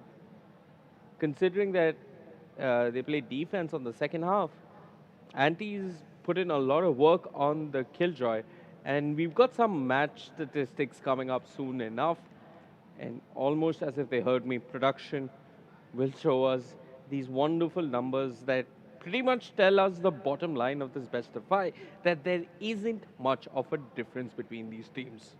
There is a tiny amount of difference between the damage stats of these teams, and that makes sense, right? Towards the tail end of the game, when Global Esports were just trying to go for their defaults, they were losing open duels left, right, and center. Like, sure, it also is unfair to take away credit from Enigma, because Enigma were the ones who were trading more effectively. But Global Esports, whenever they try to split up, especially towards the 22nd, 23rd round, they weren't able to find any results out of it. Yeah, exactly. And that's exactly why they were like, you know what, let's just forget defaulting, let's just forget these slow-paced Navi-esque executes, and let's try to go for those fast-paced ones. And Global Esports were also thinking something along the lines of Enigma's thought process, right? Even Enigma were like, slow steps aren't working for us, we need to turn up the pace. Global Esports did the same, and it got them the 10th and the 11th round, but not the 12th one, not the overtime, and Enigma were able to shut it down. Yeah, defaulting wasn't working for them. There's a lot missing in their default scripts. They have a lot of loopholes, open gaps, leaks here and there. The whole point of a default is that you should be contesting map control in every part of the map. Yeah, exactly. And if you get pushed, there's someone to take the trade. Or you avoid getting pushed altogether. Yeah, either you avoid getting pushed or you get the trade, but then there can be no trade if you're just offering 1v1 aim duels. Yep. At that point, that's just ego dry peeking. Yeah, exactly. And they were caught off guard. It feels like Enigma has found a loophole in the Global Esports defense, and this is a bit funny because when we were talking to Hellranger earlier on. He said Revenant is a lot like us. They're a very structured team, they're a disciplined team, they're a tactical team. And I always regarded Hellranger very highly in terms of defaults, but Enigma have found the gaps. And this is going to come into play in Fracture as well, because if you're not watching, you could get pushed by Dish. If you're not watching, you could get pushed by B main or the underpass as well. We do see people immediately jump into the underpass and wrap around B main from arcade, so from near B tower. So you can do that as well. So if you're not ready, you could get caught off guard on Fracture. The defaults need to be solid for the side of Global Esports, or they just change the pace up. They have to completely keep changing up the pace. One thing I'm pretty sure we'll expect from Global Esports is lightning fast on the raise. Hellranger will say jump, lightning fast will find entry. That's exactly how it works for them. And I'm glad you're saying Hellranger says jump and whatnot, because there was this one brilliant round where Lightning Fast, he satcheled out of the corridors and Hellranger stunned that area and he was able to get 2 kills with the showstopper. That kind of coordination was just flawless. I really hope we get to see something like that in the next game as well. But before we hop into Fracture, ladies and gentlemen, we're going to be going on a short break. We'll see you on the other side. Don't go anywhere.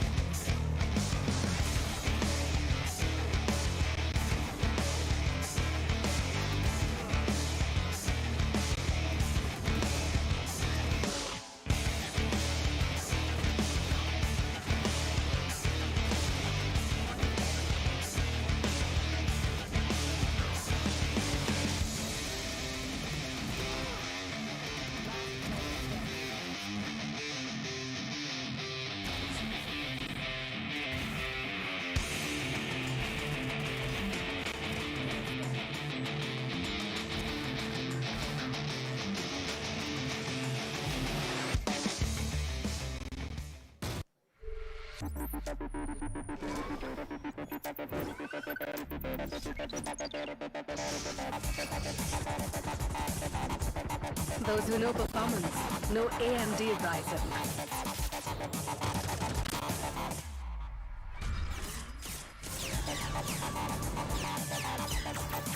Get the latest gaming laptops powered by AMD Ryzen processors.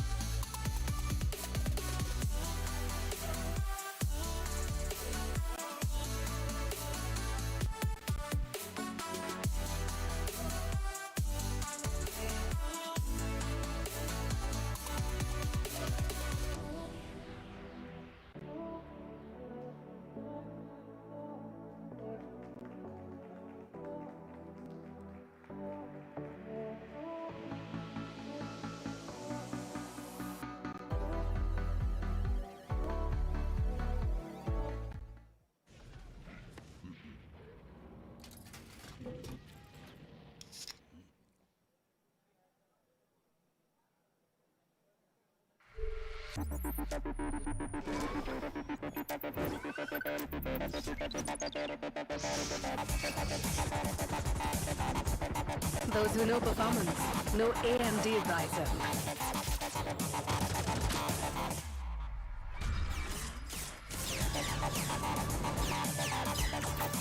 Get the latest gaming laptops powered by AMD Ryzen processors.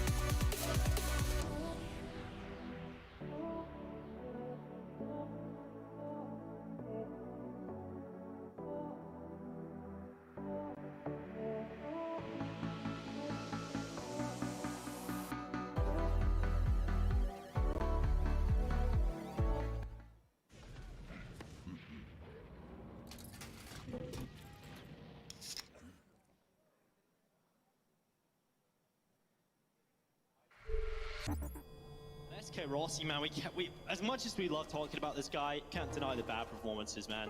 He has got 4 kills right now. Oh, it's heartbreaking to see for G. They need SK Rossi to deliver. They're all turtled up at the side. They can easily get swarmed by the pistols.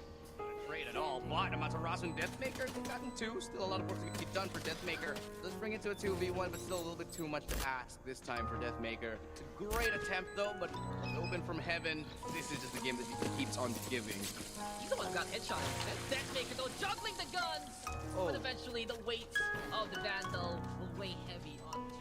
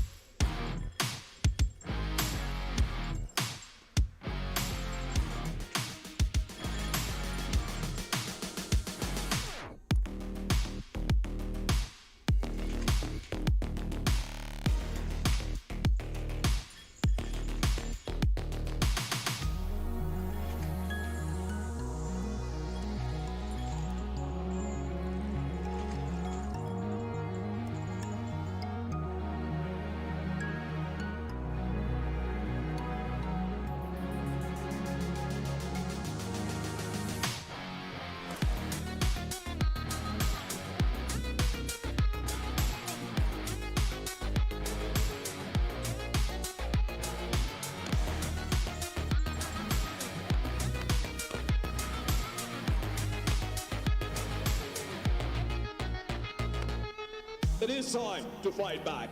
It is time for payback. It is time for glory. Arise South Asia. It is time for Skyesports Champions Series. We are ready. We are coming.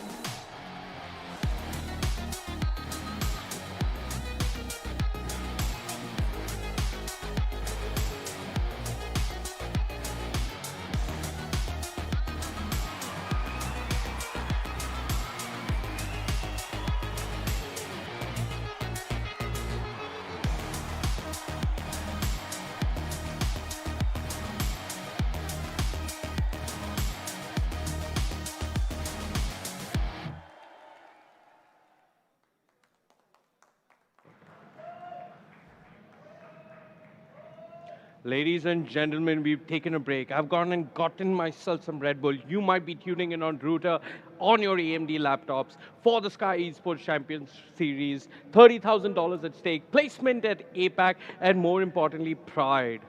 Pride and the bragging rights of being one of India's best. Global Esports versus Enigma. Enigma with the lead. G always fighting, Crips. Oh, but Enigma, these guys have instilled the fear of all the demonic forces of hell into the hearts of their enemies so far. The comebacks they've made in the matches so far, especially that last game, oh my god, it was simply enigmatic. It was a very close game, Crips. Mind you, at some moments it looked like Global Esports could run away with it. Krema thought it would go into overtime, but somehow Enigma just closed it out. One thing I do want to point out is that we're heading into Fracture.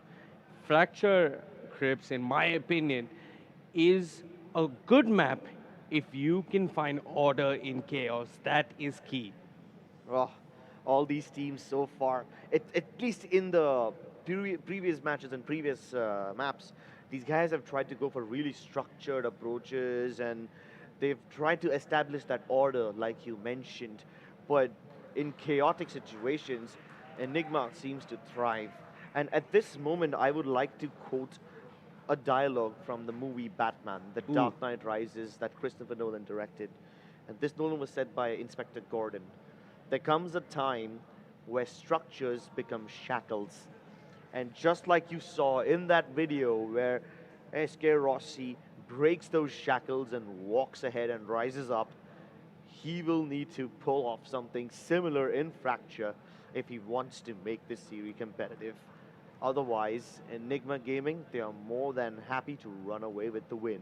Oh yeah, they will run away with the win. South Asia will arise. India will erupt unless Global Esports manages to fight back in Fracture. For now, the United huddled up, their arms not on each other's shoulders, a cry as they head into battle. Warriors of another kind, warriors of the 20th century. 21st century, Vivek.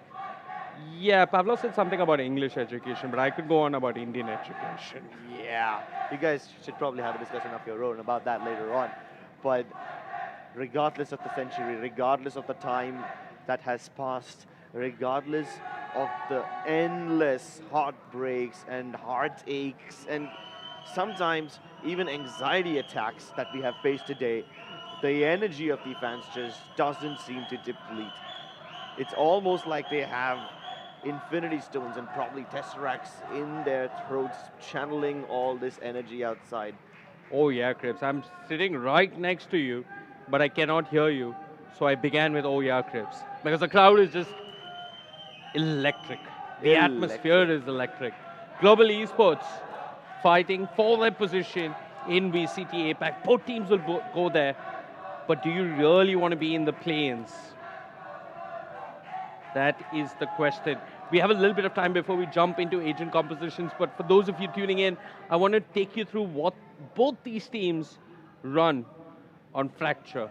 For the side of Enigma, for Antidote and the boys, there's usually a KO, a Brim, without a doubt, a Breach, without a doubt, Chamber, and Neon. Excali's been running that Neon.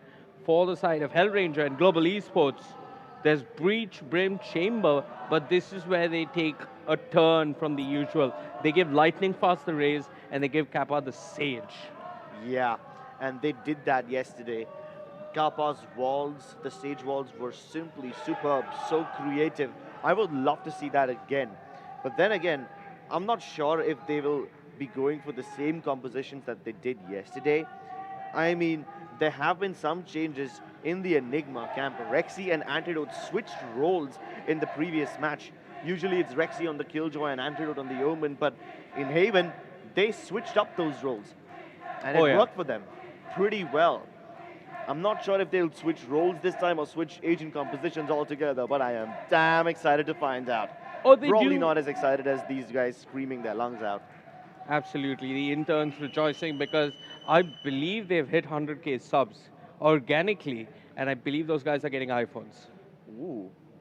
Yeah. Well, I hope these guys can give their energy to someone or the other, because those phones ain't gonna do much if you're just gonna be taking pictures of someone else winning the trophy. 100% agree. No matter how good the iPhone camera is, you want global esports in your photo. Yeah. But you want AMD on your PC. 100%. But speaking of variations from the norm for the side of Enigma, they do one more switch up, and that switch up is actually on Fracture. We saw them play the last time. It was Rexy playing the Sage. So sometimes they give anti the KO, sometimes they don't. They make room for the Sage. So that is how they have variations built around Fracture. One thing about their Asian composition, and more importantly, the one player I want to highlight is Raw Fuel. Raw Fuel on the Chamber has been key for them on the tournament, in this tournament, on Fracture especially. He plays towards A main, he aggresses, he uses the rendezvous, gets back, but he doesn't get back empty-handed, he gets back with a couple of kills. That's what Enigma want. They've been pushing, they've been pressing, they've been contesting global esports on Haven in this series, and they want to do that this time as well on Fracture. They'll be gunning, and they'll be going for the kill creeps. Yeah. The other player that I want to highlight is Hellranger, especially when he's positioned towards that B tower region. Usually whenever a team tries to take control of the B side, getting tower clear is one of the key things that they focus on. You can always smoke off Canteen and Generator and everything else, but tower cannot be cleared with utility in its entirety. You still need to send somebody or the other. Hellranger, on the other hand, while he gets isolated from his teammates if he's getting utility bombed, he somehow manages to stay alive even if he cannot deny map control to the enemy team. The fact that he's just simply present over there, even if he's not doing anything, makes things for his team so much easier, because then he can provide information on the base of sound cues and then they peek out of the smokes. But here we have the agents on our screens, ladies and gentlemen. Excali on the Neon, Raw Fuel on Chamber. You've got Antidote on KO, Rexy on Brimstone, and RVK on the Breach. RVK on the Breach. Now, I've not seen that before. That's going to be interesting. Yeah, it is going to be an interesting game. One team can lift the trophy, and one team is fighting for their lives. One team feared, and one team, Global Esports, always fighting. It is Fracture, it is time. We're here now with none other than Kremer and X-Warrior. We've been waiting for this for quite some time. The break was large, getting the players rested up, because now it is time. There is only one that is on map point, but we're still, well, match point and tournaments point. But now it is time for them to prove themselves on Fracture, Kremer. Global, one map away from defeat. 2 maps away from being able to close out the series. For Enigma, all they need to do is take Fracture. Certainly easier said than done, isn't it, Pavlos? And for me, Fracture is a map. Global picked it for good reason. They have had some huge success on it recently. And while Enigma do play Fracture, it's certainly not to the level which Global have. And I want to highlight something about Enigma before we get into this, is Enigma haven't really settled for a composition. Sometimes there's a Viper, sometimes there's not. And recently they haven't been running the Viper, they've been bringing out a Neon instead alongside a KO. The one thing that has remained consistent is the Brimstone Breach combo, which I absolutely love. And of course, as everybody's readying up on the server, we'll definitely be heading into the matchup. Enigma with the advantage, 1 map away from a victory, and the fact that it's Global Esports' pick on Fracture, a very difficult match for them to take on. And it means everything to them if they can get it done here today.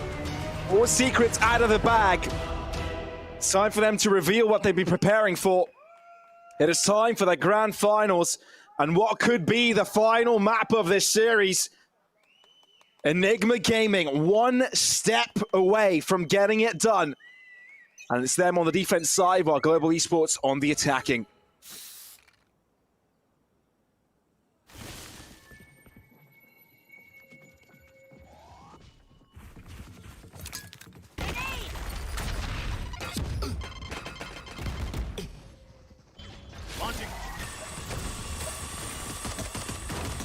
It's going to be a very fast push. Quickly looking to push onto the site. Her Ranger is able to open things up fairly quickly, but still equal trade. Onto the site they go. Spike out to the open, but it seems like Global Esports seem to be on top. Enigma Gaming looking to reroute.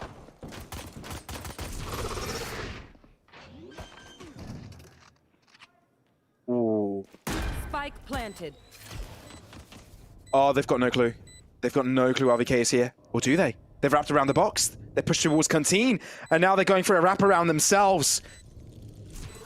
How do you even expect something like this? Lightning Fast reads it.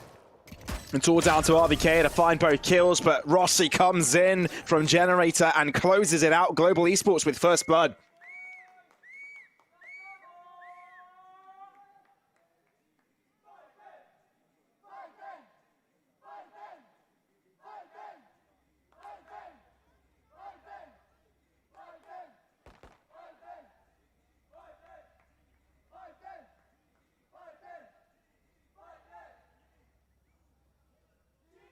As he always does. He always does. And it always works out, somehow. And he's usually the one with most of the kills. Oh no! You're muted! Guess which caster forgot to unmute that night. Ah, that is unfortunate. Oh well, we're jumping into the action here. Oh, God. Second round. Rossi Kappa getting it done quickly, as you would expect, the Ghost doing the work. Spike planted. All up to guarantee the victory. Haven't dropped a single one. Enigma Gaming just really looking for damage at this point, but it seems that Rossi will be giving them that. Not too Rossi much. can kind of hunt as well, with only a Ghost. It's not too much of an issue. You don't really mind losing such a weapon. Oh, Rawful will try and make it further expensive. He's been very accurate with those shots today, but Global Esports determined to equalize the map scoreline. They want to head to Bind. And with Bind being our decider, Bind is a very close map for these two teams. There is no, difficult position really when it comes to the veto here. From here on out, it's maps which both these teams play, and it's maps that both these teams play well. Just to sort of quickly give a headline sort of stat on Bind, it's both teams, they're within like a 4% win rate of each other. And with relatively the same amount of maps played, so they really are closely matched. On Fracture, it is ever so slightly in Global's favour. Lightning Fast goes aggressive, does get the opening. Raw Fuel falls, and for Global, it's the advantage they've been looking for. It is indeed. Vandal collected. Global Esports want to make this one a quickie. But with the rotations from Enigma Gaming towards this end of this map, it's not going to be an easy one. Now bouncing back, look at the movement that has commenced towards the B side. They've already infiltrated it. And it seems they are wary of it. The breach is kind of spent back to go for that rerouting effort.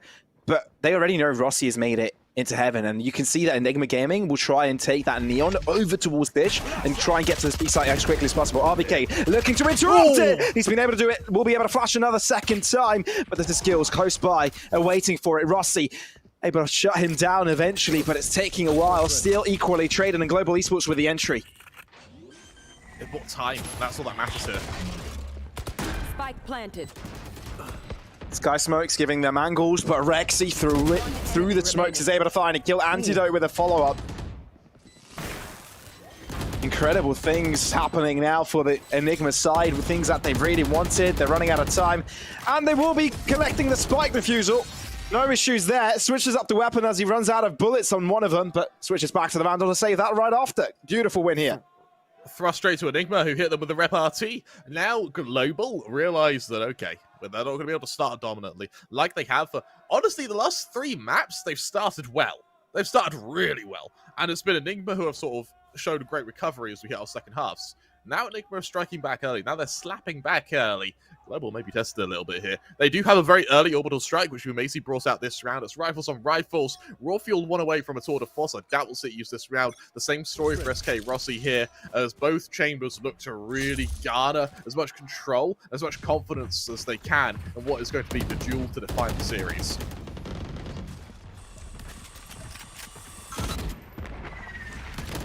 Sky Smokes, initialized, Antidote with the first blood. Look at how fast Enigma Gaming have reacted to this. All players close by. Orbital Strike looking to open up this room, but Raw Fuel not going to let that happen easily. Skills finding an opening with his Orbital Strike, but still gets one with his bullets. Still closely contested. RVK, a big impactful player of the previous map, will get shut down in a very disrespectful fashion. Skills keeps on that disrespect, tramples over his opposition, and gives a win for his team. You see the pat on the back from Rossi there as well. They saw Skills was low on HP, and he gets every single kill there. Beautiful round on his part. And now the interns are going ballistic. They've realized that Bind is a map. Yes, it's a kind of micro advantage, but it's still one global garner an advantage on. For Enigma, Tour de Force ready to come out from both teams. Do we see it come out on Raw Fuel in what is going to be an eco accompanied by just a single Vandal over on Excali? And the Neon for me on Fracture is a really good pickup. I really like it, and I want to see the effectiveness behind it now. There is a follow-up for it as well. Raw Fuel close by, the side swing. Oh, no follow-up coming in from Raw Fuel, unable to find those kills will be costly. 2 openers without the punish. That means it's clearly a concoction brewing towards this A site. Antidote ends up falling as well. Global Esports with full control. Kappa heading back around it. Has Rexy to try and engage with. Rexy, not quite spotted out just yet. There's that opening. And for Global, it's dominant start. But Global have started every map dominant Pathos. It's been like the final third of each map where Enigma have done everything. And so I'm really interested to see if there's going to be any sort of earlier recovery, or if Enigma are just going to take it for like 8 rounds and then start working. It's exactly what you said, and I kind of feel like that also comes in with how they play on later on in the matchup, right? Whether they're able to keep on the communication as focused to the game plan as possible, or they kind of sidetrack a little bit, go a bit silent, not really give the calls that they need, and kind of lose sight of what the objective is to close out these maps. And now they know their task is clear. There are no more room for errors, right? We're talking about Enigma being on map points. Well, not on map point, but on tournament map. Closing out Fracture for Enigma would mean they'll be running away with $15,000 and also the top spot for VCT APAC and the bragging rights of being the strongest in India and the strongest in Southern Asia. It's no short change, is it? $15,000. Suddenly life-changing money for some of these players potentially. And I like the fact Global are using their timeout so early. I think, in fact, I'm willing to bet what happened in the break was the coach spoke to the teams and said, you're using 1 timeout per game average, you get 2. Why aren't we using that second one? And now we're seeing it used a little bit more frivolously. What we're seeing from a lot of teams here, and it's a trap that Revenant fell into quite a lot in our early playoff stage, was they would not time out until it was too late. On the flip side, we now have Global, who realized that instant timeout before the full bite of Enigma, and they go into it with not only an ult advantage, but a firepower advantage. That being Excali one away from result, as is Kappa. It's the operator duel between these chambers that once again is going to be the real difference maker.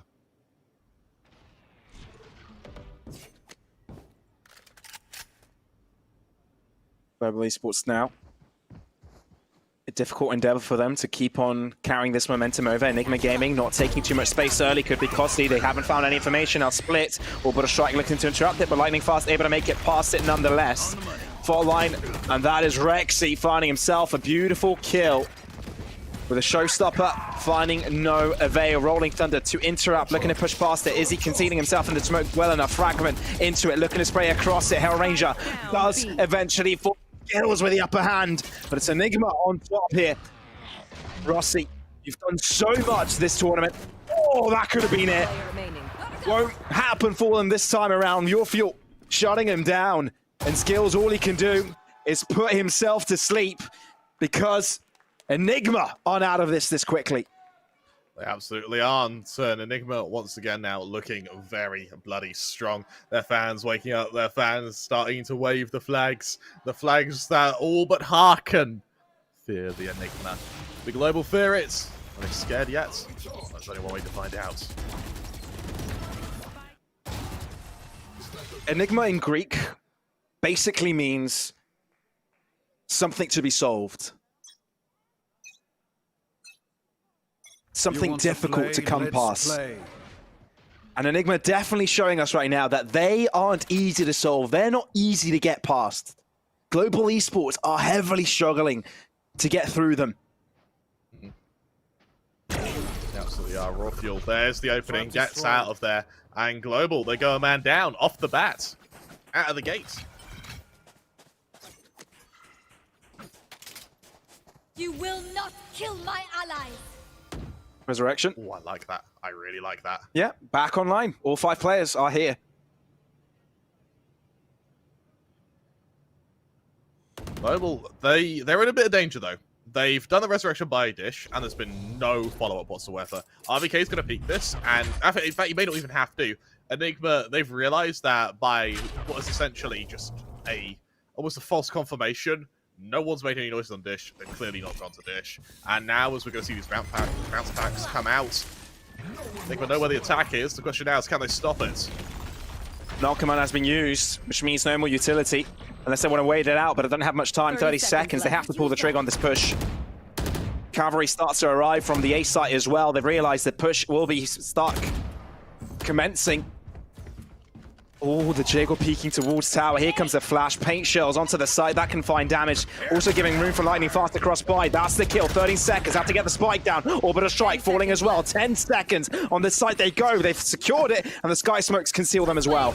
I'm out of here. Kali, does he consider going through this? Oh, Well, there's a wall. Runs straight into a wall. Very unfortunate. Very unfortunate. Who put that there? Who on earth put that there? Well, I think they've realized that there's no other reason for them to cross forwards to this. I think they've realized, let's back away, save these weapons, because there's no way we're able to win from 2 against 4. Exactly, and whole deal to the operator as well. Raw Fuel's doing this without the Tour de Force as an option. So in keeping himself alive, he's able to start trying to garner. It's Kali overextended there. Gets caught out. That's Hellraiser may be able to finish off Raw Fuel as well. He gets hit by the aftershock. Don't know exactly where he is. Oh, fault line did connect, but Raw Fuel able to stay alive for a little bit longer. Global Esports need to think carefully if they really want to commit to this, because they themselves aren't too economically sound. Yeah. 5-2, though, is a very solid lead to establish. Bearing in mind that for your attack, a fracture, 6 rounds is by all means enough. For, well, considering you're 5-2 up as well, for the members of Enigma, they can't promise, they can't guarantee safety in the second half. We said Enigma, they only really wake up in the latter stages of a game, but can they afford to do that now? Can they afford to, or are Global just going to run away with it? Okay.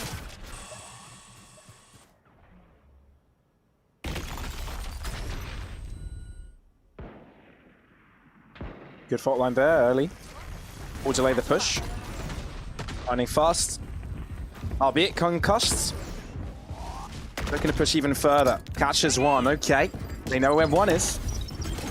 Fragment delaying again. Good use of utility from Enigma to keep them back. Rolling Thunder will do a lot.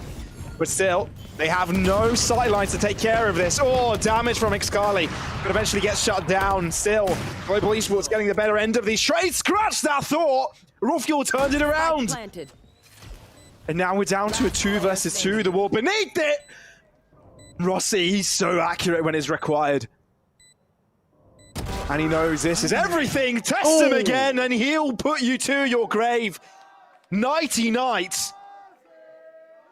Little hop at the end there as well. In excitement, you could say, as Global now guarantee at least a draw in the first half. But let's be honest, Pavlos, they want a lot more than a draw. They have tasted blood, and now they're ready to feast. If you're on Global, this is now where you try to show Enigma that there is reason for your throne, for your kingship in SA. And it's Global's chance to show Enigma that this reign is by all means not over. This isn't a kingdom. This is a dynasty, one which Global will not allow to be usurped. What Enigma Gaming are doing right now is going for a push towards Arcade, but it's a very short one. One that takes a long time to kind of come into place. They place the player in a very difficult position to clear, but at the same time, that means that player will be absent towards the fights, towards the other side. Very aggressive from RVK, and there was no support. A little bit problematic, and Rossi taking care of it will put Global Esports on top. Knowing where the second player is, recovers a shot nicely, and now Global Esports have got free real estate towards A.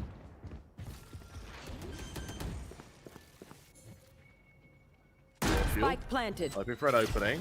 A duel with Rossi here would be amazing, but Enigma, I don't want to see a save here, Pavlos. I really don't. Well, we may be seeing one either way, but I don't think Enigma Gaming are a team to go for such a save.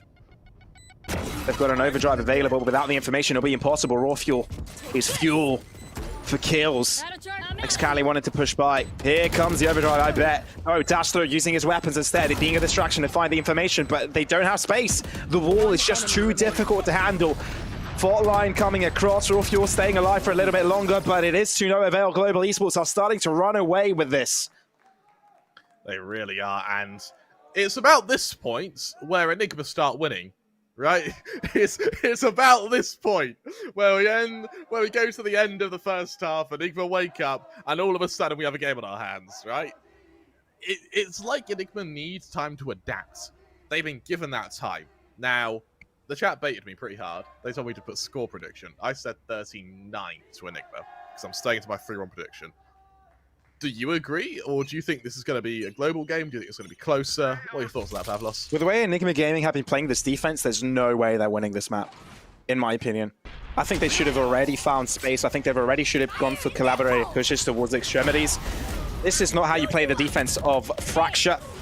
You really want to be aggressive on multiple occasions. They are showing some of this aggressions now, but it is with a pistol buy. It is a bit rough, but somehow Antidote is keeping it close.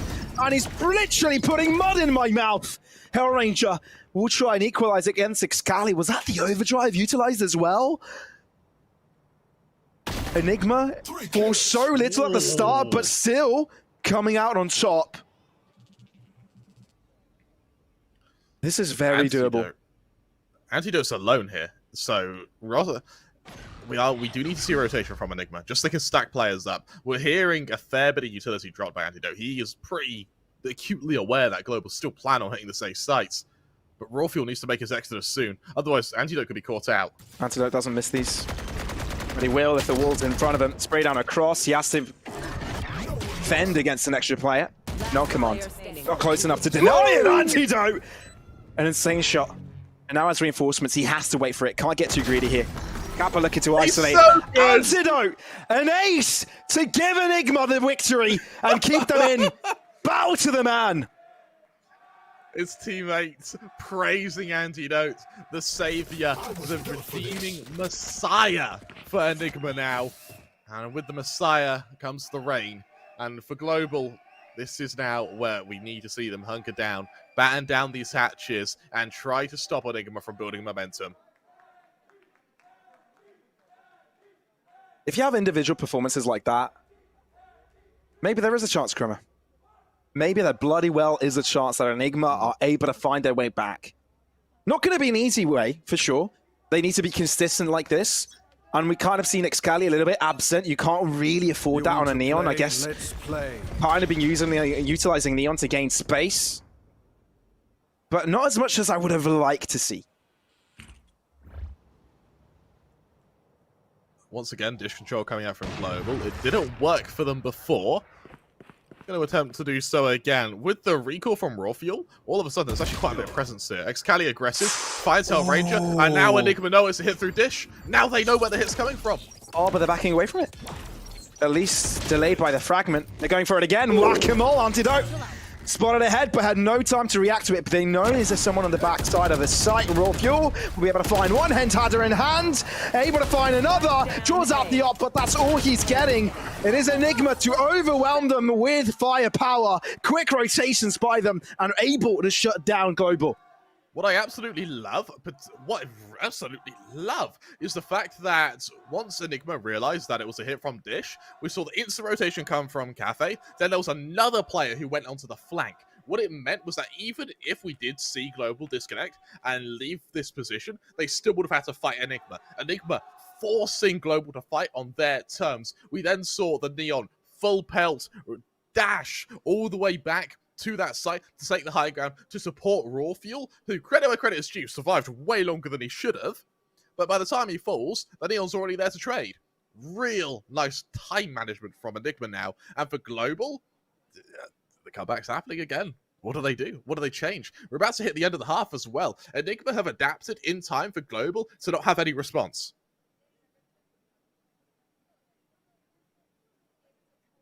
If you're Global, what would you have done differently in that round? I'd have sent someone to main. I wouldn't have committed everyone to Dish. And I also would have, once my teammate died from the flank, I'd have just pushed, just committed to it. Bearing in mind, the fragment was used really early on, so there was no utility to stop that attack. Other than the 2 flashes which Antidote had, but when KO's at point blank, you see the flashes coming. I think Global hesitated and were really punished for it. Now, as we enter the final round of the half, Hellraiser doesn't have too much cash. We do have a brief technical pause, which explains why he may not have bought just yet. There's a Resurrection. There's no other ults ready for Global. Over on Enigma, same-ish sort of story. They've got the Orbital Strike and nothing else past that, but they also have enough money for everyone to have guns. And by all means, when you want to take a site or you want to sustain it, an Orbital Strike can be way more impactful. And considering how fast make or break rounds these has been, Global Esports aren't going to really give them play the trade game to kind of get this resurrection over. At least that's what we've noticed from them so far. So it'll be tough to kind of bring that utilization of what they have in their arsenal. But I think Enigma is starting to feel, okay, this is not impossible. These guys may be Goliaths, but we've got a mini sledgehammer, and it can bring pain. It absolutely can. And what you find from you'll find particularly from the likes of Enigma is that they don't have so much sledgehammer. They have lots of little hammers, and arguably that's worse. As Global, look how passive they're being. It's just in their spawn for the first kind of 10-15 seconds. They're then going to slowly list over to B. But if you look at the flank that's already gone through the other side of ropes, they're going to see Dish, they can see us clear, and then Raw Fuel, all he has to do is post up and kill. I don't like this. What you're supposed to do when you want to go for these pushes, you need to push from both sides of the map at the same time. Make sure that both ends are clear, at least on that side of the map, so the rest of the team can focus onto the other ends. Only now they've realized Dish is fully clear. So only now will they be able to react to what can happen towards the B side. What the issue is, though, they have no clue whether it's going to be an A or B hit. They've now opened it up, but Raw Fuel gets one and gets the hell out of dodge. One pick shall be enough. The retake is where the fight will commence. There's also an Orbital Strike to either delay this plant or to completely zone out positions. Spotline was perfect. It's going to be impossible for him to get out of the Orbital Strike in time, but he does. Does take a little bit of damage. Excali on the bottom end, but doesn't get it. Denied by lightning fast. Scales in the back end, yet to be challenged. Global Esports want to make it an 8th, but Enigma looking to join in. Antidote, a big head of this half. What's more of this pie? It's too tasty to let go of it so far. Incendiary onto the sidelines. Fault line is accurate. Lightning fast still on the case. Lightning fast, so darn accurate. Pain shield still available. And there's no way Antidote can win this. Not with the time remaining. Gets one, but realizes this is the end of this half. And the round, we heading to Global Esports, 8-4. 8-4 is recoverable, Pavlos. But for Global, I think it's what's more important isn't the fact it's recoverable, it's the fact it's winnable. And with a 8-4 lead on your attack of Fracture, it's a little bit above par, so we're going to see some confidence start coming out. What I want to see from Global on their defense is I don't want to see them stagnate. I don't want to see them hide. I want to see some pushes. I want to see them try and force fights out of Enigma so that they can start isolating players.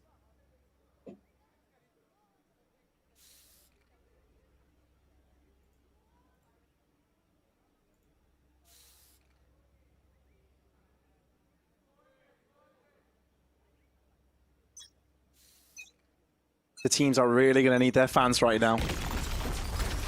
Stay strong in this game. Enigma, I'm sure they don't really want to be seeing bind so far, and this is what I wanted to see from Neon. Very fast-paced aggression, and they come out on top with 2 kills, make that not 3. Power Ranger holding his own ground. Couple of players of Enigma fairly softened up. This could be delaying it. Incendiary dropped. And Power Ranger to be affected by it. Enigma Gaming alluding perhaps to a double back from this position. Rexy knows the attack's coming here. This is perfect. This is perfect. Flash coming through. And that's going to connect nicely. 2 versus 2 now. And now they can stabilize. Aftershock to the site. Now they want to move into A main. The fake has been made. The rotation for the spike onto the B site. Bamboozled by Enigma. Enigma needs to go for a very fast rotation here. I like how RVK actually crosses, allowing him to go play from tower so he can join his teammate. Everyone left in this round is low HP apart from that breach. So low on health. It can do so much. Last player standing. That's RVK coming alive. Air range though, drawing it to a draw. Breach with the most health here. Antidote. Maybe force that one to the open. Hellranger all want to go for the kills, but Antidote just runs away, drops below. Fault line looking to delay, but Antidote comes on top again. Spike is going to be touched. Antidote, if he interrupts this is perfect from him, but he moves away from the spike. It's already defused halfway, and Global Esports with an all-important pistol. That is crucial. That right there may have actually just confirmed Global forces to bind. That single move, that single round comes from Hellranger, who was currently bottom fragging for Global. He steps up when it matters, and my god, has it worked out for the members of Global. It looks like bind is going to be on the menu. It looks like your prediction, Pavlos, may very well come true as Enigma, they delve down to Sheriffs. Give the fans what they want. Give us the 4-3 maps.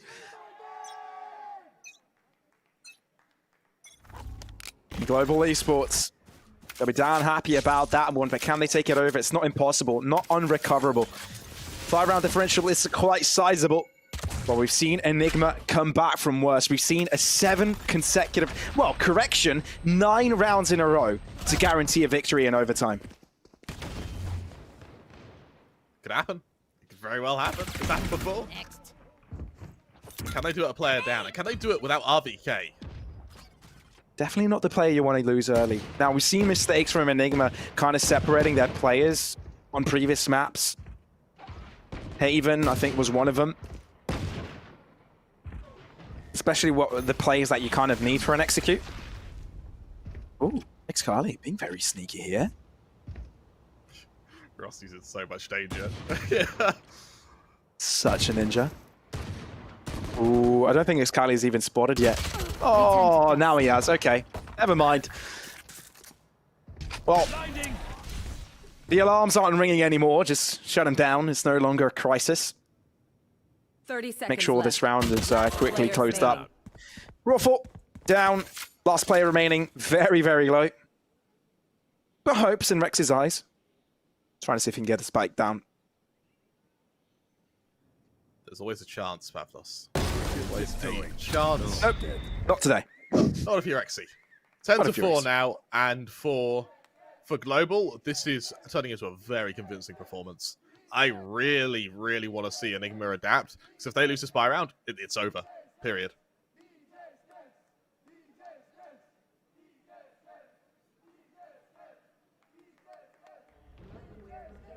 Are people shouting TSM? that would be funny. I actually like an auditory double take there. I thought it was. You see full buy from Enigma, a bonus from Global. I mean, hey, the tempo up, they can afford a bonus. Like Scally goes aggressive from the high ground. Beautiful shot there as lightning fast falls But is there a follow-up? Is there a recovery? It's going to be all down to the stamina control to dictate whether or not that's the case. Well, at least they get themselves on top here. That's what they need to get back into this game. But the beat crunch is going to happen from both directions. Rotations from Global Esports are incoming. But the reinforcements are already here. The cavalry has arrived. Skills as fast as ever on his high horse, delivering the coup de grace. Enigma Gaming still able to stabilize on site. Enemy remaining. Oh, but that's tough against the smoke. Raw Fuel getting the better end of it. Oh, but Skills wants a piece of that pie, but not for long. Enigma holding on for a little bit. Now we see a round go in their favor. It looks relatively convincing. Being able to do so with keeping 3 players left alive, more importantly, means that your economy doesn't take a pummeling. It survives and it continues to sort of tick over. But we're going to have to see if Global have enough to force it over the edge to a victory. 5 rounds is not much. Haven proved that to us, Pavlos. Haven proved it. If you guys at the venue are listening to me, next time the camera pans at you, I want you to make a 2012 selfie, you know, with the peace signs out. I want to see that. I want to see that. Just do it. I'll take this moment to formally apologise for the actions of my co-caster. You're under no obligation to do what he says at any point in your lives. I think those would make for excellent pictures. The reality is, he forced me to bring him. Yes. Yeah. You know, tied you up against your will. Put a gun to your head. I was like, yeah. You know. I thought it was quite funny. Someone asked, "How did we get this event?" Oh, bribes. Yeah, obviously. We're not being paid to cover this event. We paid them. What? No, joking, obviously.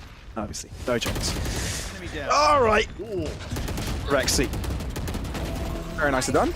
Oh, Excali wanted to continue this. All right, Enigma Gaming did win the previous round. Doubling it up would be exactly what they want. A-Site is there. Sky Smokes concealing their positioning. Exactly what is required, but Global Esports with 2 very high impact ultimates. A Rolling Thunder and Orbital Strike together. Oh, but they don't use it synchronously. Instead, they've missed the mark with the Orbital Strike, with the Rolling Thunder coming right after. This might not be the best case scenario. RVK with the best timing. Shutting down Skills, looking for more Kappa with a crossfire, but it's not enough. And now they're pinched in. The door is closed behind them. Nowhere to go, nowhere to run, nowhere to hide. Enigma keep it going. Oh, Enigma are making some rounds. They're making some inroads, Pavlos. I'm starting to worry for Global. We need to see a strong round from Global, and we need to see it fast. Bear in mind that over on Haven, they only needed 1 round of leeway. Now, they've got 3. Oh, well, 2, really. 3 rounds to separate Global from a victory. And for Enigma, that means 2 chances to mess up before the comeback is achieved. 4 rounds separate the 2 of them. And for the investment over on Global, just a couple of sheriffs. Watch out! All right, let's see what you've got here, Enigma. Global Esports don't have much. At least in regards of what is in their arsenal. But what they do have is big minds, because I think they've just read what is going on. Or at least they're lucky. Lucky to die faster. Only 1 kill found by Rossi here. But that's all it is. Sprayed on across the smokes. The side is theirs. Shouldn't be too difficult. Unless a miracle happens, which I guess in this particular round, the miracle would be quite godsend. It would be. And for Enigma. Oh, don't air Cali. There we go. Okay, fist bumps. Oh. Don't leave anyone hanging. That's not what a bro does. The heart goes out to them. Now we have the main thing to watch out for, Pavlos, is going to be that full buy from Global. Because once Global have weapons, this is when we can really see some strong rounds. Particularly with Rossi now with the operator. No armor, but it's the only operator in the server at the moment.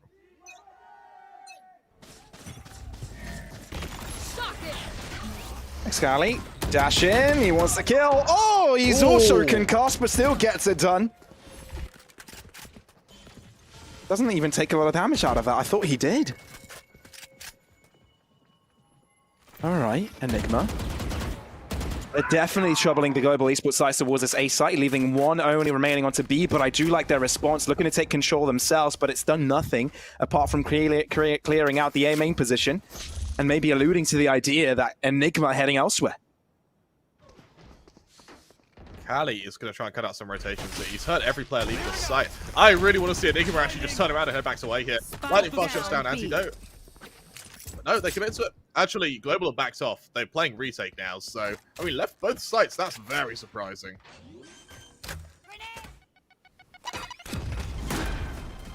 Off your feet!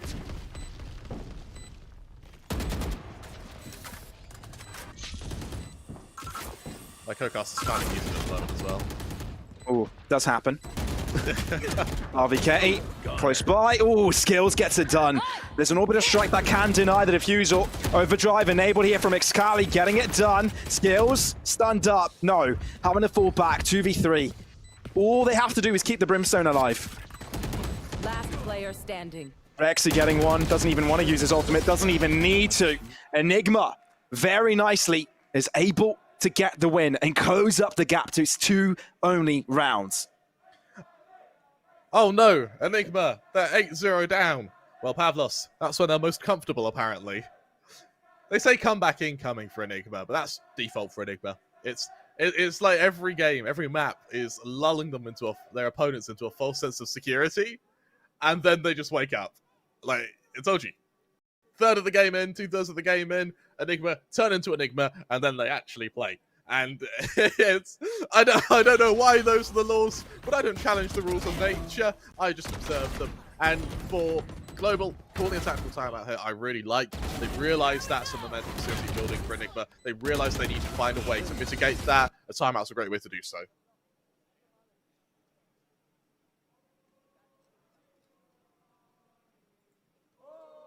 Another tactical timeout from Global Esports. I think what you mentioned earlier, you know, where the coaching kind of said, all right, you've got 2 timeouts in the game, you might as well be using both of them.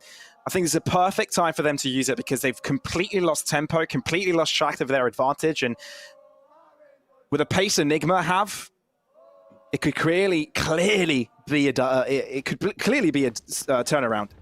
Yeah.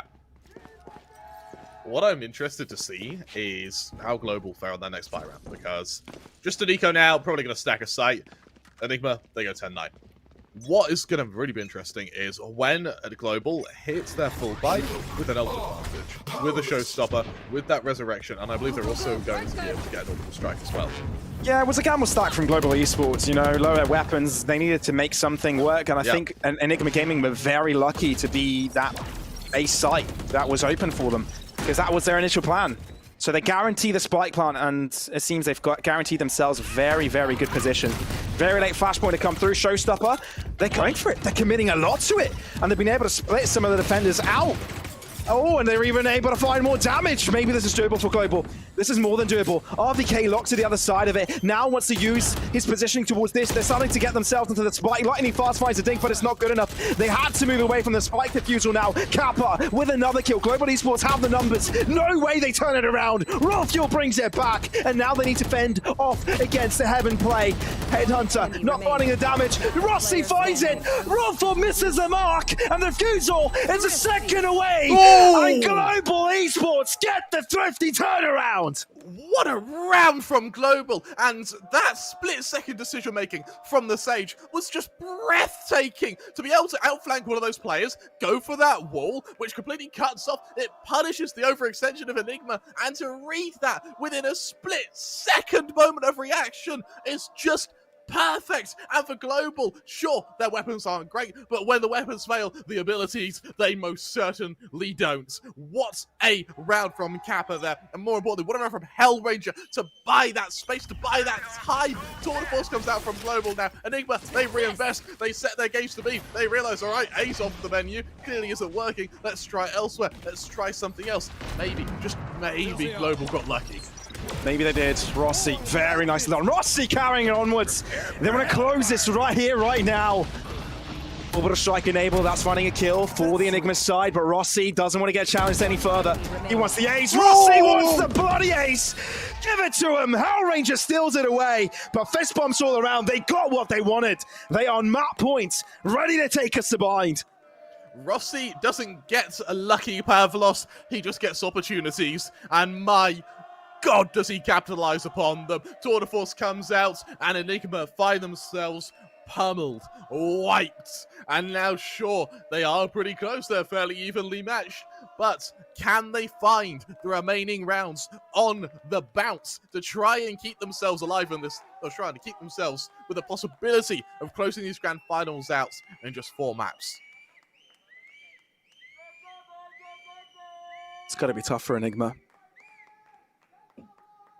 Attack timeout. What is going through their minds right now? So close to bring the turnaround, and they drop to an eco. They lose the follow-up as well. Dominantly. They cannot falter. They've got 2 rounds to do it.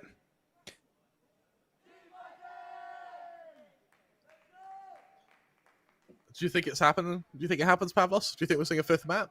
Oh, yeah, at this point, yeah, Global Esports know it, the fans know it, the teams know it, Enigma. They need a drastic change of pace to turn this around.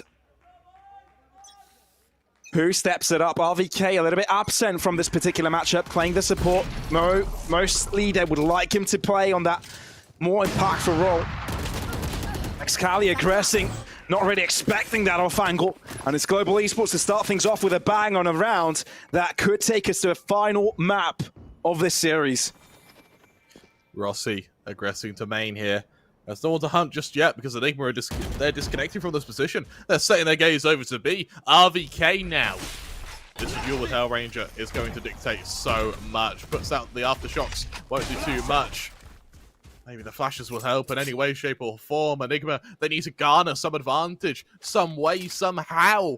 But Global, they're tucked in. They're keeping their elbows to their sides. They do not want to risk foregoing what could be their ticket to the 5th map. Composure, that's the name of the game for Global right now. Beautiful shot from Rawfield though, and that's the orbital strike now gone. An all-important kill. And now the B site could be opened up. Tower contention from Hellranger. But it seems the players of Enigma have been able to sneak right under his nose onto the site, dropping below. Now want to be contesting him onto the tower side. RVK pushing forward. Hellranger peeks out just in time. The resurrection coming through as Kappa gets the kill. Hellranger recovers it! Global Esports are so damn close to finish this right here, right now. They will get the defusal, and they will take us to the deciding map of this grand bloody final. It just gets better and better. 5 maps are going to have to be played to figure out who is the best in SA. And right now, they are indistinguishable. Both of these teams playing out of their minds right now. As we move to Bind, I guarantee you, Pavlos, I guarantee the viewers, we're going to have such a good game in our hands here. Victory for GE. They level the series 2-2. It's all to play for over on Bind.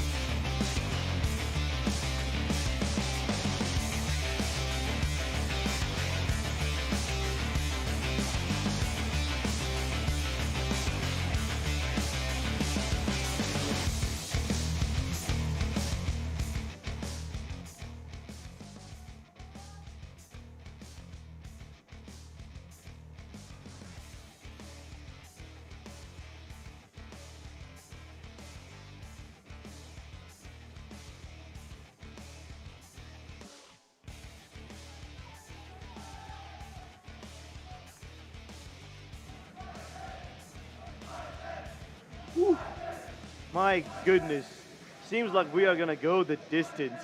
It's been a long 4 maps and these guys must be at their wits' end. Enigma Gaming, Global Esports, everything that these guys had planned, all those strategies are now gonna be thrown out the window as we head into the last map of Bind. But this game itself was such a bonanza, so many different outplays and outflanks. One of the few things that really got your attention in this one Oh, there are a bunch of things that got my attention in this one. I want to talk about the 1v1 in the pistol between Antidote and Hellranger. That was so crucial to the momentum of the second half. Antidote in the post one, he's playing KO. Hellranger playing Breach.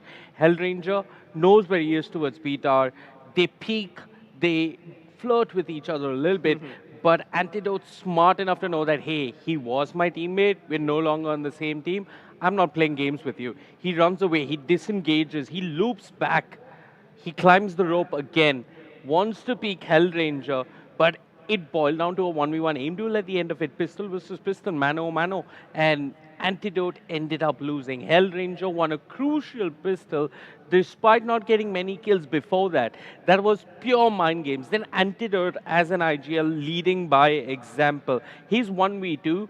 SK Rossi on the server against him. He doesn't care who. He just wins that duel no matter what. Sure aim coming up from Antidote. That's when Rexy bowed down to his supreme leader, his overlord, Anti. And there were a lot of 1v1s. There were a lot of clutch moments. Kappa's wall and Rossi at 10-8 wins a 1v2. The thrifty round, which pulled the momentum back for Global Esports. 1v2, he's got a classic in his hand. It was already a crazy thrifty. At the beginning of that round, I thought Enigma would take it because they had an afterplan for A main. It's probably one of the best afterplans you can get on the A side, in my opinion. They've got their positions. RVK is watching the backstab. I mean, him and Hell are having their own side battle, yeah, that's anime not battle. canon. It's an extended part of this anime universe. He's having his own thing with Hellranger. Breach versus Breach. He's been forced to zip line to dish, but Antidote elsewhere stuck, had to push a smoke. Gets a kill, and mid-sky smoke. That is pure randomness. That is like a dating app. You don't know who's going to match with who's going to come out on top. Antidote and another player just bump into each other in the smoke. Antidote wins that duel. Sure reflex, and then Rossi wins the thrifty for the side of Global Esports. A classic in 2 kills. A Rossi classic. A Rossi classic. And I believe that 1v2 that Rossi pulled off with that classic towards the end, that thrifty win is what started the downfall for Enigma Gaming. I mean, before that, Enigma Gaming were rolling on quite a lot of money. They had extra spare change in their pockets. But after that, Global Esports, they also bounced back, and it was just downhill from there. What I really want to point out... Yeah, you got 20 points you want to point out. I mean, yeah, I've written quite a lot. But then, let's start from the top, you know. When Enigma are on defense, Global Esports on the attacking side, they get an 8-4 lead. But then you got to consider the way in which they're getting it, right? Global Esports aren't the kind of team that go for heavy executes right from the start. Beginning of the round, they're going to spread out, try and gather information. Then they clump together and slowly creep up into either A main or B main as deep as possible. But the moment they get detected, they turn up the pace, and then all of a sudden, everyone's just booming into the site. Oh, yeah. Everyone's going ahead at lightning fast speed. Oh, so yeah. It's almost like a slow start. You gotta, creep as deeper into enemy territory as possible. And the moment you get detected, it's like in an RPG video game when your stealth meter goes off, then you just start killing everyone. And that's what Global Esports did. And that's how they were able to get that 8-4 lead in the first half. The few rounds which Enigma Gaming were able to get was because of Antidote's ace that we saw in the 10th round. That was a brilliant ace, and I think we're going to see that in the highlights as well. I would love to see that ace from the perspective of Antidote, and that's going to be mental. And the other round, which Enigma, I believe, were able to get was round number 12? The orbitals, right? No, not the orbital side. I'm sorry, it was round number 11 when Excali, he pushes out of B main, and the other guys, they push out of arcade. And that's when AG realized that, hey, nobody's over here. Enigma, they find out that Global Esports is going towards the A side for sure. And because of that early confirmation, a bunch of rotations come in. Rawfuel stays alive longer than possible, and by the time he goes down, the cavalry has arrived. Yeah. Is speeding into the site. Rawfuel got a kill. Rawfuel got a kill, and he tried to stay alive for as long as possible, and then the backup arrived and his teammates have to now. So those were the few rounds that Enigma did win in the first half. But other than that, it was just the Global Esports show all over the place in half one. Yeah, but in half two, I'm very impressed with how Enigma managed to recover. This is Rofuel saving the operator. And I want to see the Thrifty. I don't even know how Rofuel hit that second shot. Rossi. That was too fast to be spotted. Yeah, exactly. And it's moments like those that really make us drop our jaws in respect. But speaking of respect, I have to admire Lightning Fast as well. The amount of space he was gathering for his team by just satcheling in is unreal. Meanwhile, whether or not his teammates are able to follow up on top of it, it doesn't matter because he alone has broken apart the crossfires, forced the hand of Enigma Gaming to reposition themselves. And the previous round you saw in the highlights, that was the round when I was talking about where the rotations, surviving longer than expected. Yeah, I didn't think he'd get the second kill with the headhunter, but somehow we managed to pull it off. It was, and even this round, for that matter, like this is such a crucial retake on the side of Enigma Gaming. They would have been able to get this retake successfully. They even Molotov off the tower region, but then this guy, Lightning Fast, like a madman, pushes out of the Molotov, takes some damage, and then still is able to kill those people. If it wasn't for that, then he would have been forced to go around the other side via the zipline, and that would have taken so long. That would have failed. Yeah. Oh, this is Lightning Fast, just, I don't know, playing this like a surf map, nearly. Just moving around at his own free will. Gravity doesn't affect the rails, not when you're from Brazil. Yeah, Enigma, respect to the attack. To make that kind of recovery was really, really phenomenal. Antidote, he performs the best, I feel, when he gets his hand on the KO. Also, a special mention to Excali. I feel like in the SCS, we haven't seen Neon find too much success. Other than Scargod, but this is that moment. Antidote just bumping into someone. It's like meeting an online friend for the first time IRL. Can be awkward, but Anti, a savvy lad with a lot of charm, comes out on top. And this is Rossi finding 4 kills, and then somebody, who is that? I don't know. Somebody took the last kill. Yeah, they didn't let him get the ace. I mean, that's the whole 4K Rossi meme. Nobody lets him take the ace anytime. But then again, as long as they win, as long as they get the round. I have to point out the 4K Rossi meme, the camera immediately switched to him. And Rossi wasn't like... Rossi didn't hesitate, or he wasn't unhappy that he didn't get the ace. As long as they were getting immediate fist bumps. PMA all around. It's not about personal numbers, but now we will look at 2 key personalities for both of these teams, Rofuel and Rossi. I mean, you might see small differences in these numbers, but both these players are so crucial for their respective teams on Fracture. I want to look at the supporting cast. Lightning Fast has just had a phenomenal game, and Skills also with a very impressive KD ratio. Solid stuff coming up from Global Esports. Anything you'd like to point out, Crips? So, RVK on Breach. Man's having a hard time, man. This guy isn't really comfortable with this character, and I haven't seen him play this before either. So, it makes sense that he's not able to perform all that well. But then, you look at Hellranger, even he hasn't been performing all that well. Even though he was creating impact for his team, he certainly did much better than RVK. So, yeah, that positioning by Hellranger, it was crucial. And when I'm speaking about Hellranger, I want to, in particular, point out, I believe it was round number 20? No, 12-8, no, the last round? Yeah, the last round. Second last. Where this guy, Hellranger, in the last round of this second half, Enigma Gaming had taken control of the B site, but the only thing that they hadn't done was push Hellranger out of tower. He still stayed there alone, without any backup, without anyone to help him out. And he could have died any moment, but he survived the utility dumping of Enigma Gaming. He just stayed put in that region. And that eliminates so many post-plant positions that Enigma Gaming can take. And simply because Hellranger was alive in tower in that last round, his teammates were able to come in and start fighting from Enigma while they were not in cover, while they were not in post-plant positions. That just denies so many positions that they can take, and Hellranger, guy who shut the door on their face, makes them say that you're going to face us in bind again. Yeah. I also did want to give a special mention to Excali, but when you look at the numbers, although he had a lot of impact rounds in the second half, the numbers aren't quite there. It's Antidote who's doing a lot of heavy lifting in terms of damage for the side of Enigma. We've got some more statistics. We can take a look at who had frag wins, objective wins, who did how much damage. And it's not much that separates these two once again, but look at the objective wins. Global Esports clearly with a better understanding of this map. I mean, we have 2 frag wins, I believe. One, no, would that be the clutch? I'm not sure. But yeah, Global Esports tactically sounder on this map.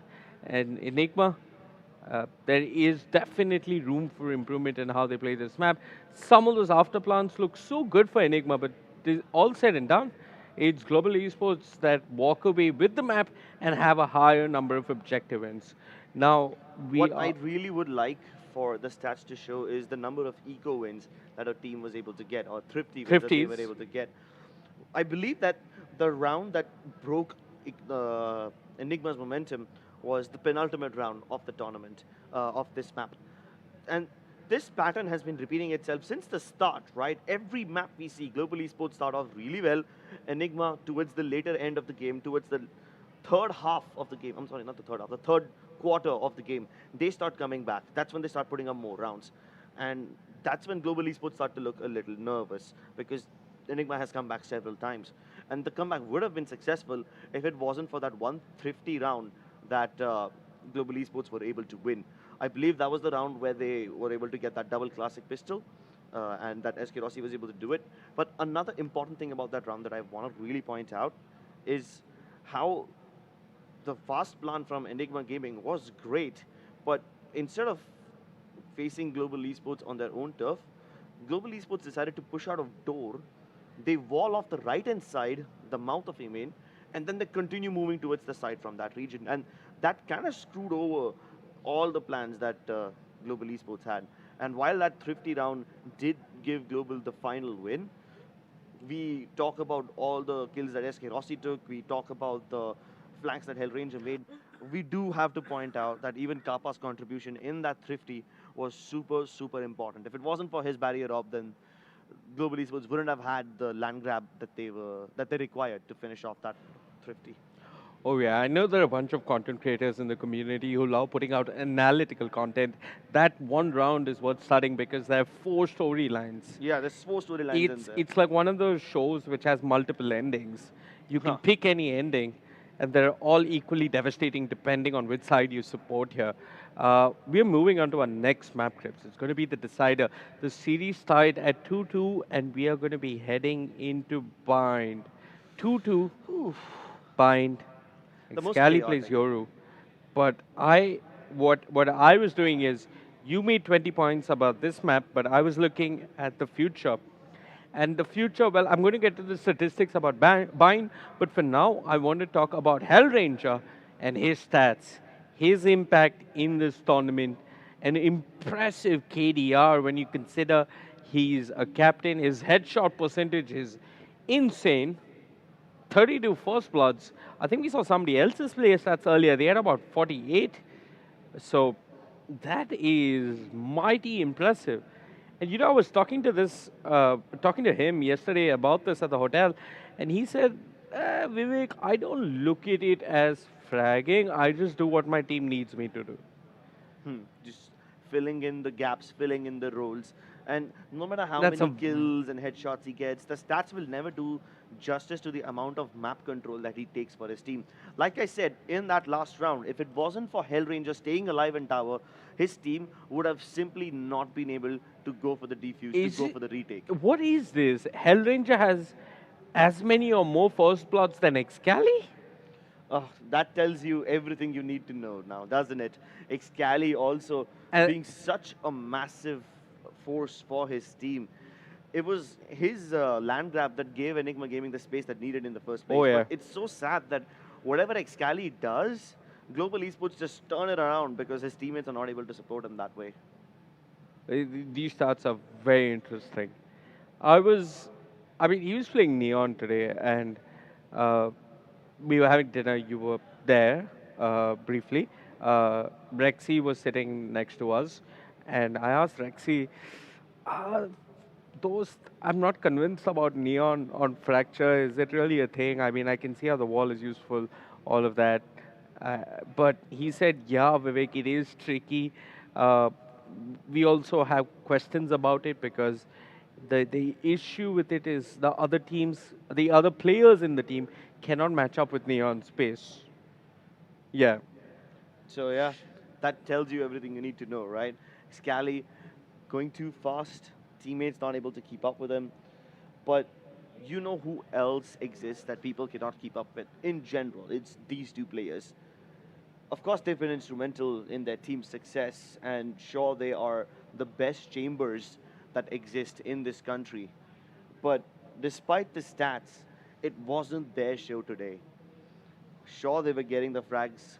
Sure, they were putting up the numbers. But the supportive impact that their teammates like Excali, like Hellranger, like Skills, like Kappa, the supportive utility that their teammates were placing today were the ones that were helping these guys get their success. Absolutely. I mean, even though you look at Excali's numbers earlier on and they're very close to Hellrangers, Excali, even if he's not fragging, he's contributing on the server. See, this is one thing I want to talk about in Valorant. You cannot measure a player's impact by his frags, by his headshot percentage, by his KD ratio. Exactly. Sure, it's an indication, but there's a lot you can do on the server, even if you're not fragging. You can always find impact without fragging in this game. This is not, I don't know, this is not laser tag in the mall or whatever. There's a lot more you can do. These numbers, Crips, they're pretty neck and neck, but...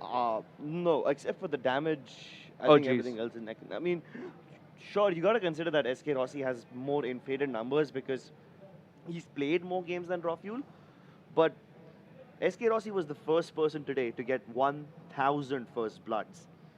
There's another number that I am seeing, and I am getting really excited by it. He's got 93,000 damage. Do you think he can become the first person in this tournament to cross 100,000 damage? 100,000 damage. Is that going to be possible in one game? He's going to have to pull close to 7,000 damage if he wants to pull it off, and that is an insanely high number for just one map. If they play 20 rounds on bind, he has to do 350 damage per round. Which is basically... I mean, that counts more than shields as well, right? Huh? That counts shield damage as well. Yeah, that counts shield damage. So let's assume one player is 150 HP. If he gets 3 kills per round in every round, and the BAMP goes on for 20 rounds. 20 is 12-8. 20 is 12-8. Okay, do the math, but it's a difficult task. But he's within reach of 100,000 damage. Oh, I mean, that is an ambitious number, but what if he achieves it? Either way, the impact really was created not by these spearheads, not by these top fraggers, but also this man on our screen right here. Skills, my man. With the Brimstone, he's always providing his team cover. And you know how a lot of teams on the defensive side of Fracture have this habit where they just throw an underhand KO flash and peek out of the smokes? Well, that wasn't really possible because of Skills today, because he was paying so much attention just to make sure that those smokes are safe. And at this point, the drums have started going on, so can the people even hear us anymore?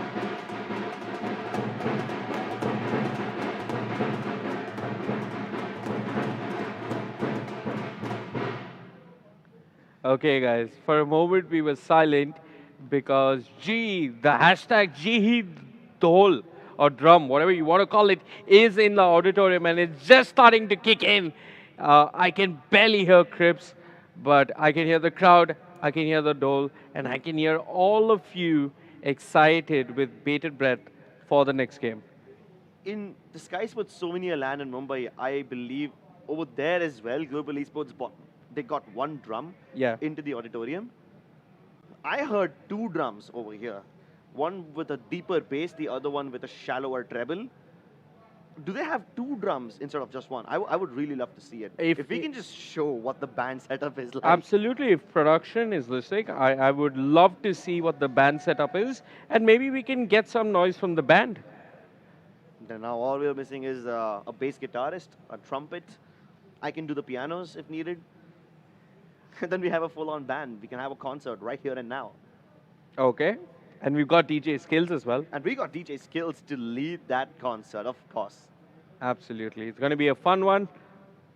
But I prefer my Valorant over Crips on the piano. Of course. Everyone does. Everyone does.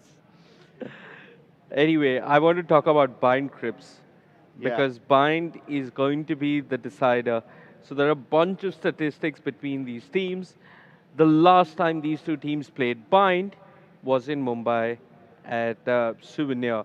Global Esports won Bind. So Global Esports won the first half 11-1. Whoa. They won the map 13-5. That's a pretty one-sided game now, isn't it? It was. And Bind has been interesting between both these two teams. Because before that, they played in the VCC India qualifier. They played first in the upper semi-final, if that's what Wait, upper but bracket. that was a long time ago, like a that few was months ago. January. That was the last time they played Bind before Souvenir?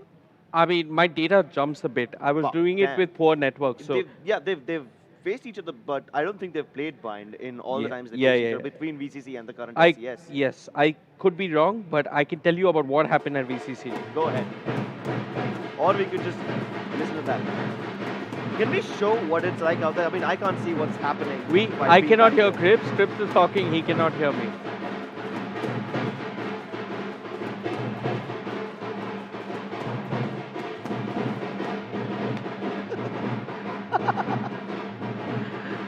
Guys, I hope production is giving you the sound of the drum.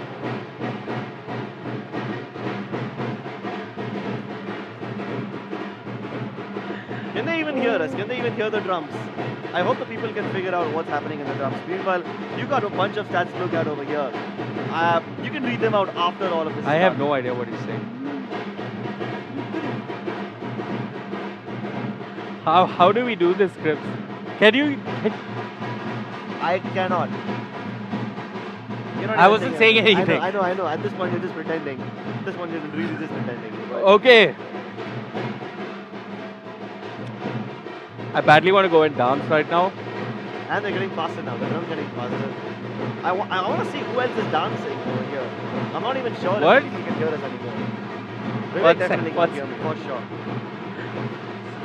I'm really sorry. We have no option right now. We cannot hear each other. There is 2 drums. 2 drums. Two Definitely drums. 2 drums. Maybe even 3.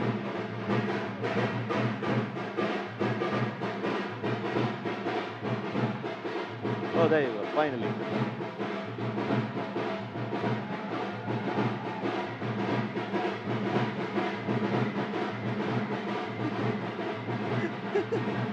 अबे foodie खेल रहे हैं ये लोग तो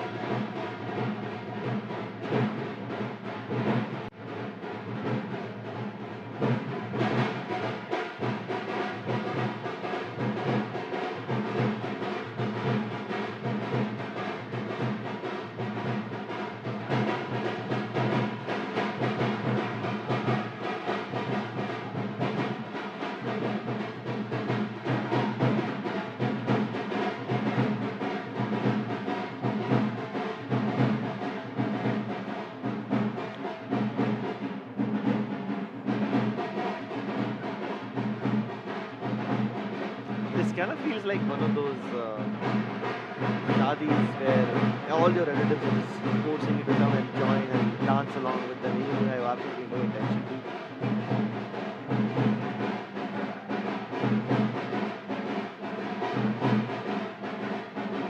There's Vijay from production.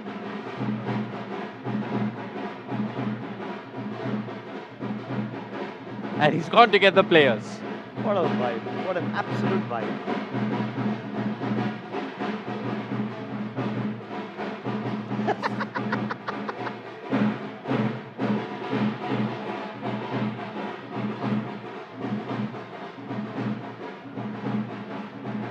Well, this is Indian esports at its finest. A little bit of song and dance. If there isn't song and dance, is it really in there? Celebration, friendship, and two teams dancing together as both Global Esports and Enigma will get into the dance that is map 5, that is Bind.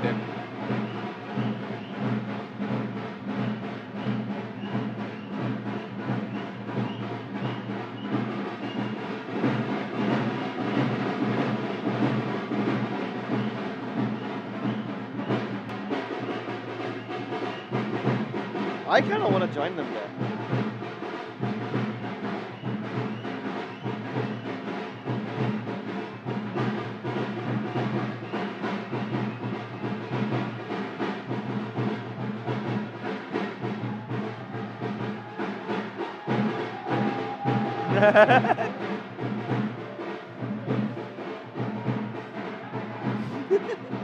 Go ahead, Skills, join them. Get off your chair, go dance.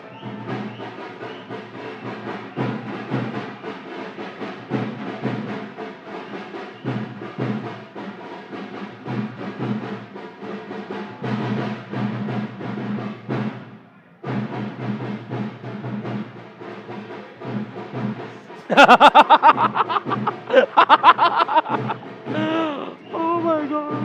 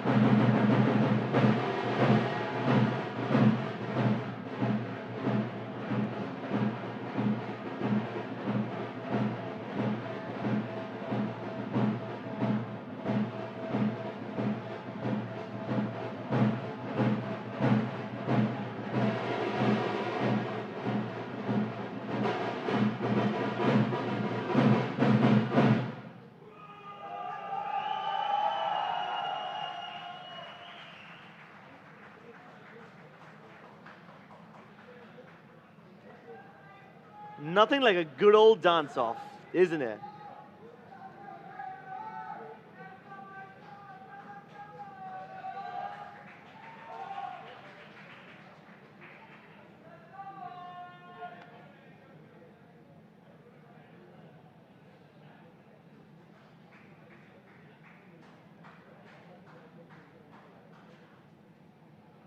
Wow.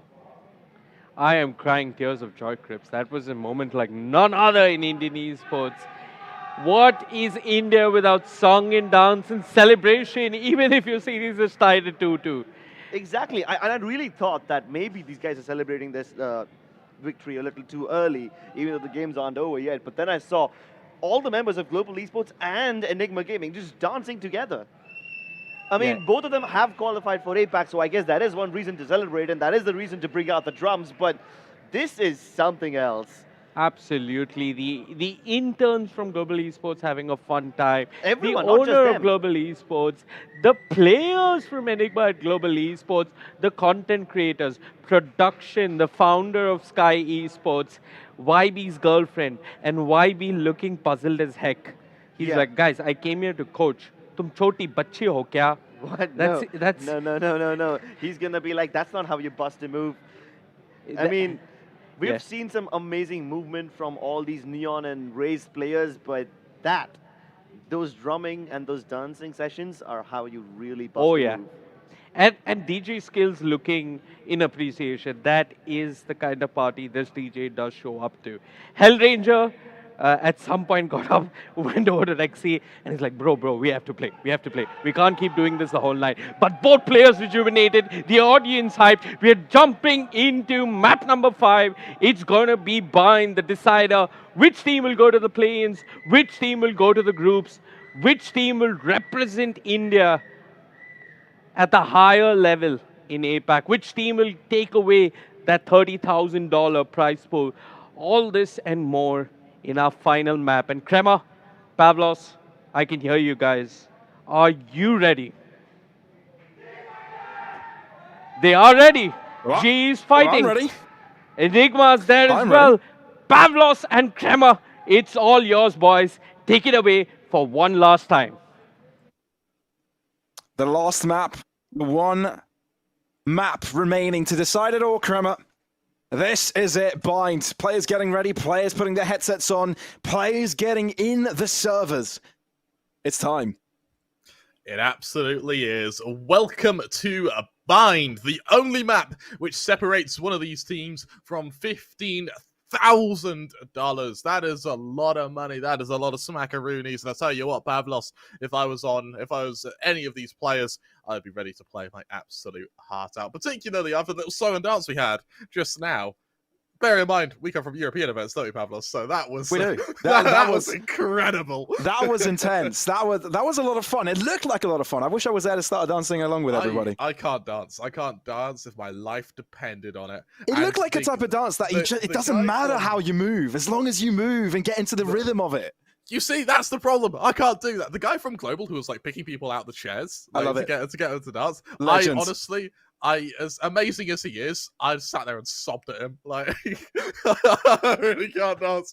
But that is absolutely awesome. And bear in mind, it shows the camaraderie between the two teams. You know, it's all exchanging flags. You saw them dancing together. Like, you don't see teams that you just don't see that in Europe. You don't see it in North America. And while rivalries are a thing, at the end of the day, they're still in unison. You know, they still want Valorant to do well in India. And so what's the point in working against one another? And I'm really, really glad that's the mentality that you have in SA. It's absolutely awesome. However, on the topic of mentality, we've got Enigma now who have a habit of breaking mentalities when they make comebacks here. Yeah, we're talking about Ascent being won by Enigma. We talk about Split, then won by Global, then Haven, then won by Enigma, and Fracture, then won by Global. A literal tug of war, which if we do follow up the same sort of trade, we'd be seeing potentially Bind fall in the hands of Enigma, but things are not so simple. Bind is a map where anything can happen. One which many players in the pro scene do not like. Maybe too simplistic. The TP's a little bit of a disbalance. A lot of questionable decisions around the map. I think a lot of players don't really like the simplicity of it and the chokeholds that it does have. Maybe too defense-sided, but let's see how this one works out in this particular matchup. Yeah. Look at the agents. We get to see what we'll be looking at. I really like the Brimstone Breach combo that Global have been running. For me, it's my favorite combo in Valorant at the moment. Tied neck and neck, actually, with Neon Breach.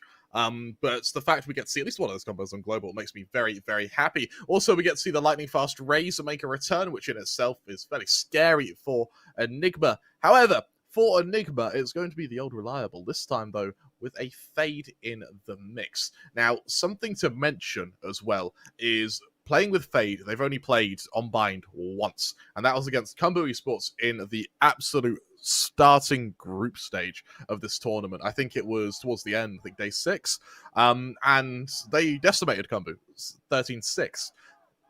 However, there have been a few adaptations since then. We see a Cypher come out instead of a Sage, and that little nuance, that little change, is now a composition we haven't seen from Enigma yet. Bind has already been played throughout these teams in recent history 3 times. Since the start of April, right? You can even go further back towards February and you can make that up to 4. Now, if you look at the most recent 3 matches, Global Esports were able to come out on top once out of the 3 times, and it was a very decisive victory, 13-5. But the ones before that, though, were a close endeavor. Well, the first one wasn't really. 13-4 for Enigma, and then 14-12. We're looking about close competition on this map, long history between the two, and what a map to be our decider of this grand final. You want to talk about history? These teams have played against each other 23 times over the course of the last kind of year or two. And in that time, of course, it's not quite Val Classico, but I tell you what, it's going to come in a close second. A mere seconds away from starting this 5th and final map. Pavlos only wanting to walk away here with 15,000 USD. And it's going to be binds dictate firstly the battleground, and secondly, who will be able to emerge victorious. Global starting on the defense for a pistol round, stack fairly heavily outside of A. Chennai, put your hands together. This game is about to begin. Global Esports on the attacking, Enigma on the defensive. Let's see how this one works out. A map which decides everything. And it's Global Esports quick to take the attack towards this A site. Flash from RVK. Spotted out by the boom bot, forced out of position, spotted as well with a tag, A site taken over. Rexy in the midst of the smoke could be the carry and the mix, but yet to elude himself into the open quickly. Excali opening things off, Excali with 3. What a way to begin things in this series, in this map particularly, as it is the last one. And Global Esports trailing behind, having no trades go their way. A little bit of a fault line here, a chance to double back potentially for Global. Remember, the Fade and Cypher very low on HP here, but RVK is still marauding and making excursions over the showers now, which Hell Range is going to try and stop. Quick push here from Hell Range. Well, spotted. Desperate. Fault line sidestepped. Flashpoint hit of his own. Orb to get him out onto the open, but RVK is not falling for it. Got you. Ends up falling, though, instead. The fact that 2 are softened up from the Enigma side, this is not impossible, and the ones that are softened up are the closest to them. It's very, very recoverable here. It all comes down to how cleanly they can execute these 2 A defenders. They need to be quick as well, because rotations are also coming in from Enigma. Excali! Give him the ace! Rexy denies it, but still, that's what you want to see. They get the first round in a clean fashion. Excali, my God, where did that come from, Pavlos? And now for Enigma, I mean, that is a hell of a way to start, isn't it? That is a hell of a way to start. And while we may be seeing a song and dance from the viewers, the only dance we're seeing right now from Enigma is the dance of death. As Cali executes 4 players, it's down to a surprising 4 spies come out from Global here. Now, 4 spies have had mixed success this tournament. However, in the finals, they've had some relatively strong rounds. Global Esports, we've seen them come back from these before. Pistol rounds have been wins for them, but they've gone for the force. Could be quite greedy. Quite an investment going in. Rossi on top. Quickly bouncing Rexy on the back end within the midst of the smoke. Unable to find a thing. Lightning fast. Taking charge of it. Global Esports have control. Body utility being deployed, and you look at the HP of Global, both the Brimstone and the Chamber so pitifully low on HP. Will they be neutralized here? One down. Ooh, raw fuel. He's able to find one, now quickly balancing the scales. Antidote wanting to find entry. Excali from the other end. Trades falling in the favor of Enigma, but quickly bounced back here from Global. RVK with a sideline. Fault line coming through, knowing what one is. Recon showing his position, has to bounce back from it. Aggressive forwards. Capo with a double. Global Esports bounce right back up. 2 players on 2 different altitudes, but it doesn't matter for Kappa. Whether you're near, far, here, there, or everywhere, Kappa finds a way to nullify you. And to go for a spray control with a Spectre in itself is pretty impressive. With that Global, they convert the Force by 1-1. And I mean, that in itself is a hell of a way to start the final map of our grand finals. Remember, both of these teams have already qualified for VCT APAC. However, now they're playing for seeding. Now they're playing for bragging rights, because not only if winning this give you $50,000, it would also anoint you as one of the kings of SA.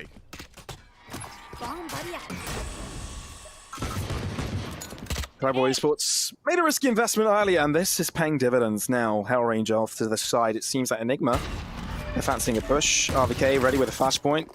Assistance maybe from the teammate. Last pack, early use of it, all drown, maybe to hide out from Antidote, spotted. Oh, Antidote in a pickle. Shocked out his feet, forced out to the open, but still able to find one. Everything thrown at him, but the fact that he gets one is important. Look how deep the Jet is as well into mid.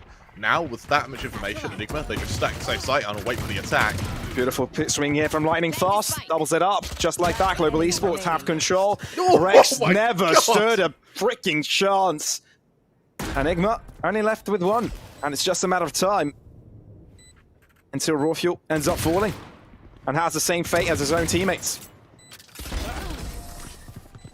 There's the damage, there's our range up, shutting down Raw Fuel, and more importantly, converting the kind of counter buy from the members of Enigma. Now it's a chance for Global to play bonus as they move to a couple of Spectres to match up against the Rifles over on Enigma. And being able to play bonus on your attack of the final map is certainly a strong position to be in now. Bearing in mind that even if you just killed 3 or 4 players, you've done enough, regardless of if you plant, regardless of if you bait out ults. So once you kill 3 players, you've done enough.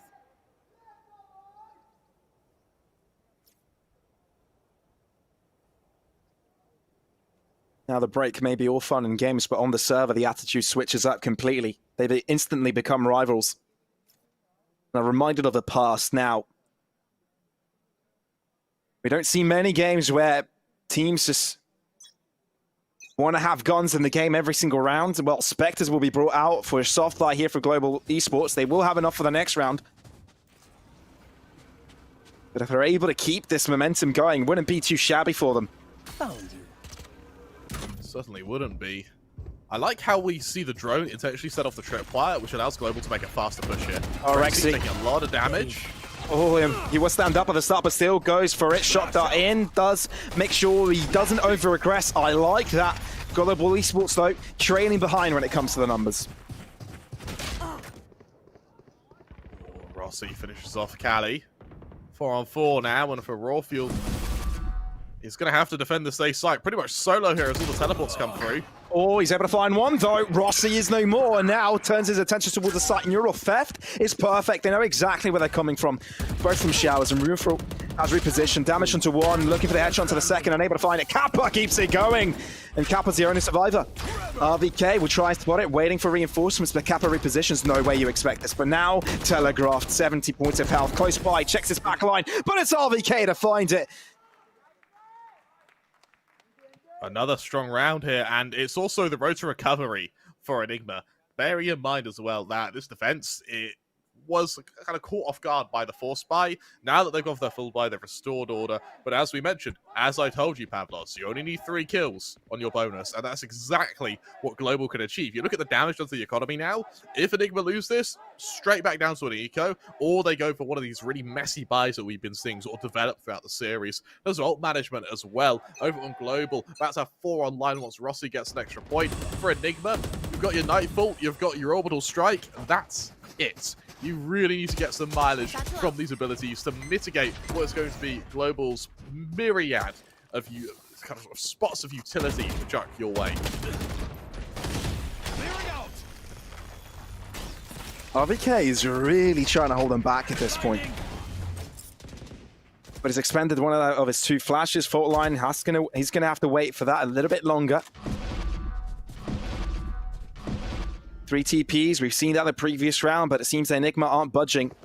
Talk about not budging, they've actually moved with 4 players strong towards the safe site, committed to the defense.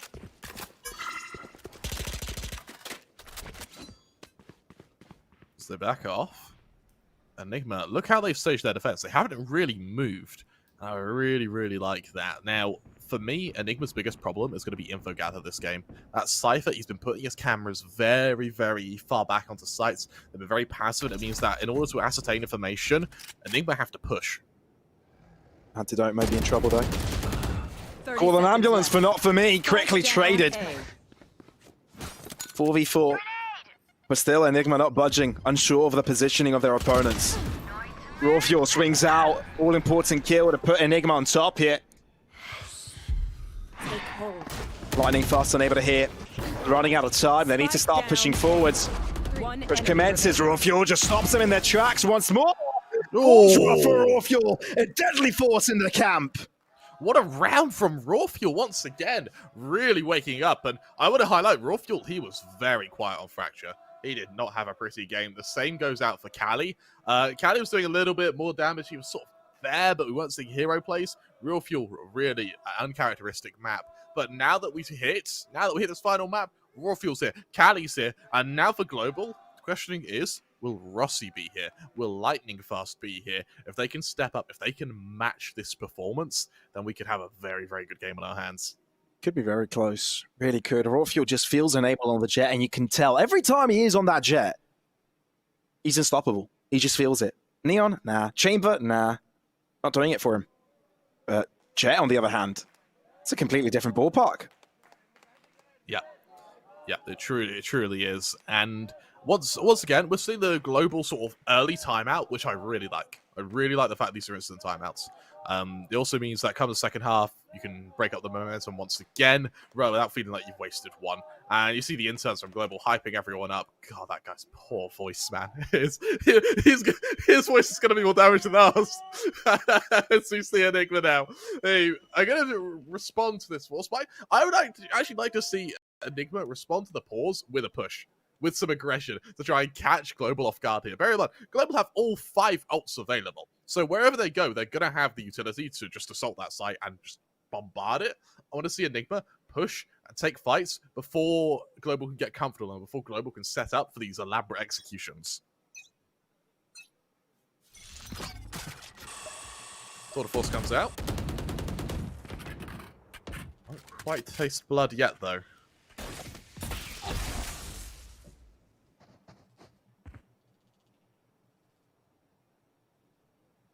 Fireball. 5 ultimates available. Sword of Force already utilized.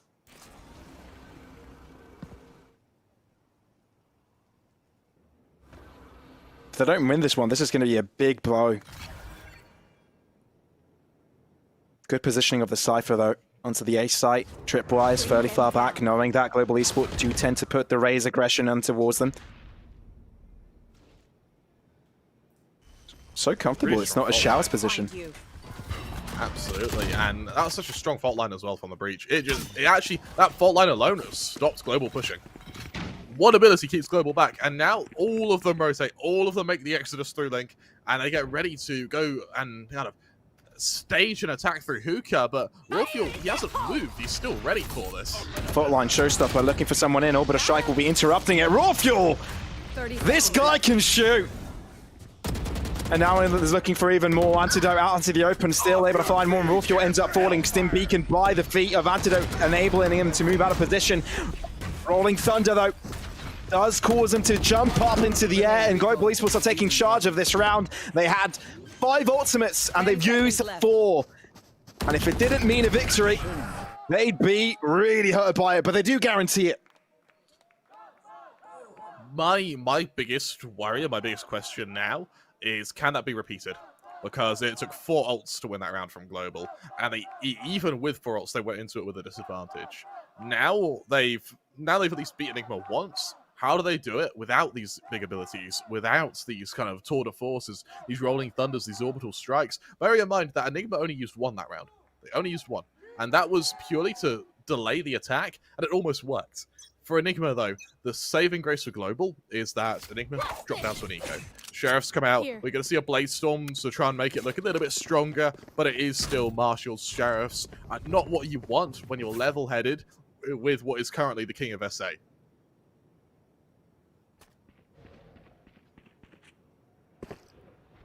Enigma. Rotation towards the A site.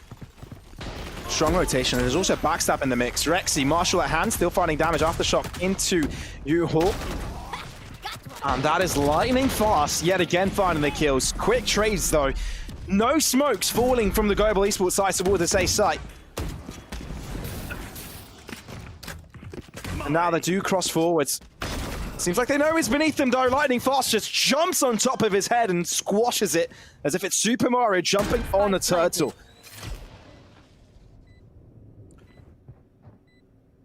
Remember, this is a full eco from Enigma. The fact it's even this close is worrisome. Kappa looking to restore order, though, as the jet falls. 2 in now, but 1 out from long. They're allowing Enigma to start coming into the site. Repositioning from Kappa. It might come in a little bit too late because the rest of them unlock the high lightning fast, able to deny one. But Rexy with a Marshall can't do all that much up against the two. Let's find a Vandal though. He's able to find himself cover from the cage, but not from all end skills. Just pre-fires the position and they get it done. Losing 3 players though, Pavlos. Losing 3 players against Nico is not pretty. You do bait out the Bladestorm though. You do bait out the Bladestorm. And for Global, I think actually just taking the lead is well worth losing 3 players, just because you can build some confidence. So remember, when you have the likes of Rossi, when you have the likes of Lightning Fast, you want that momentum. We see a timeout call from Enigma here. And I imagine this is where YB is going to be really talking to his team, really trying to invigor them and to inspire them to bring out something special.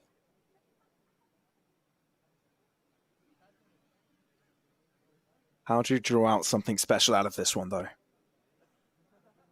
How would you, if you were Enigma, how would you turn this around? How would you switch up your playstyle? Because they've been fairly passive so far. No over-aggression, sort of playing the rotation game, trying to read their opponents. For me, it would be... I think Enigma are giving too much time to Global to set up. We saw kind of first 3 rounds. We saw some deep pushes from Raw Fuel. We saw showers controlled consistently. And now Global are winning some rounds. It's actually sort of shaken Enigma a bit. They're not going for these same pushes they used to. In order to sort of renew that confidence, I would want to see Raw Fuel go very aggressive with this operator. Whether it be a push through B long, whether it even be just attempting to take out Rossi in mid, either or would work. Remember, RVK is 1 away from Rolling Thunder as well. So even if it just means getting control of an orb, you're set. Can they turn it around, though? Global Esports. Anti-Fury available for them. Not an ultimate for an Enigma side. Scully! Double kill! Skill shutting it down, but I think the damage has been done already. Raw Fuel start hard place, but let's get out of it. Roll line out, and Enigma do take an aggressive stance and get things started off well. Raw Fuel waiting for them to walk into this crosshair. He's on a bit of a close angle, particularly from the hookah push. And Rossi may actually have a pretty good gaugement as to where Raw Fuel's positioned himself, where he's poised himself.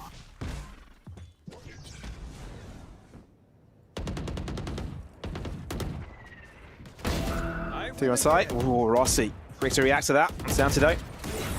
Out to the open. Still lacking the firepower, lacking the players, but it doesn't matter. They've gotten themselves the kills necessary. Rexy makes that sexy.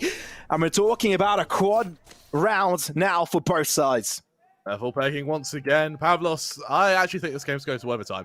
I genuinely see an overtime here, purely because Enigma, they have been doing very, very well. These timeouts have been working so effectively for them. Over on Global, Rossi, he's doing good. Lightning Flash is doing good, but they're not doing brilliant. And it's until we start seeing them ascend to that next level that Enigma can stay level pegged. I mean, you look at Rossi here, it's 6-6. That's terrible by Rossi standards. He should be on, what was that? What were you, 8 rounds in? He should be on at least 25 kills by now. But of course he isn't. And it means that we are going to see a little bit of ground given out on Global.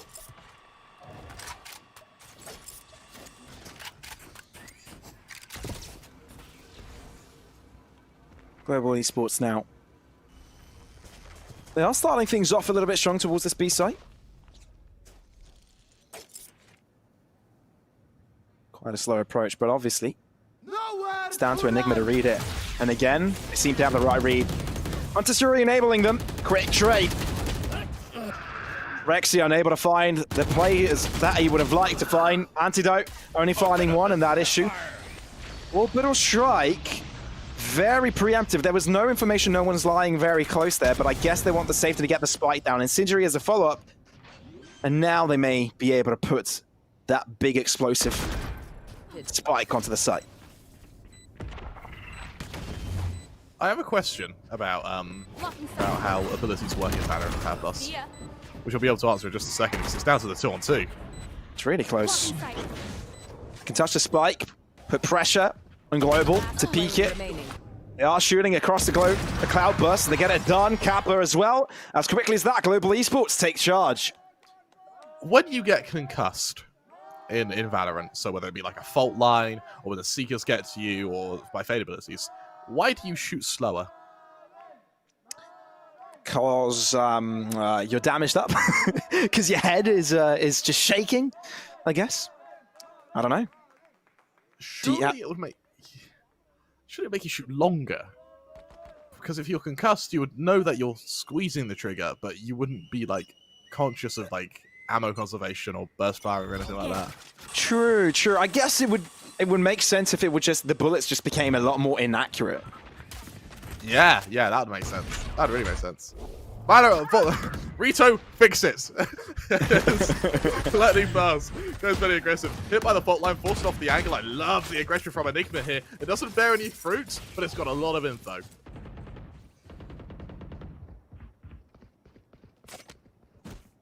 Global. They no longer have the big ultimates to kind of keep them in charge, but I don't think that really bothered them as much. Oh. What info are Enigma playing on right now? Every single one of them has crossed towards this A site. That's a huge blunder. That's a huge blunder. What happened to make them move in this direction? Nothing. No one went through the teleporter either. All they saw was Global move away from B-Long. That was it. This is a big overcommitment now. I mean, they've only got pistols. They've got a judge, I guess, for raw fuel. I guess it's a gamble. But they're also avoiding the cam from Hookah. They've already crossed into the site, so that will do nothing. Now everybody will start rotating, but Global Esports will read it. Will realize quickly that this site is completely open. That cam, for me, is the exact criticism I brought up earlier, which is Enigma don't have any info gather.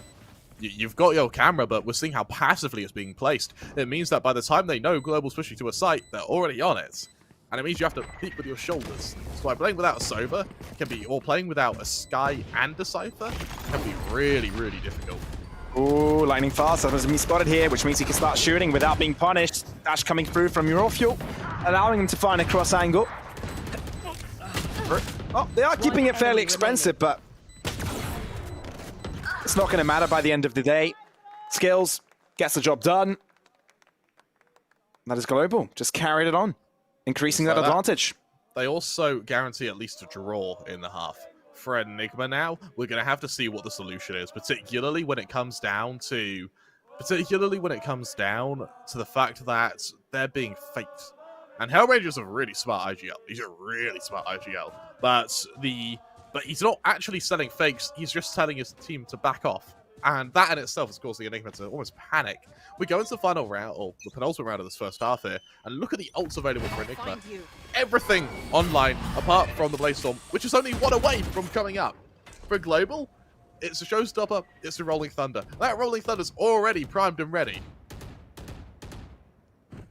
With a bit of a fake, actually. It's the fake we were talking about from Hellranger. I told you he was bloody smart.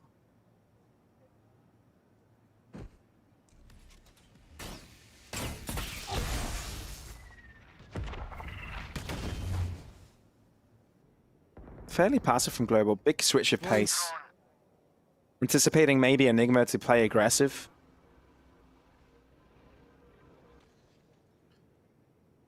Raw fuel.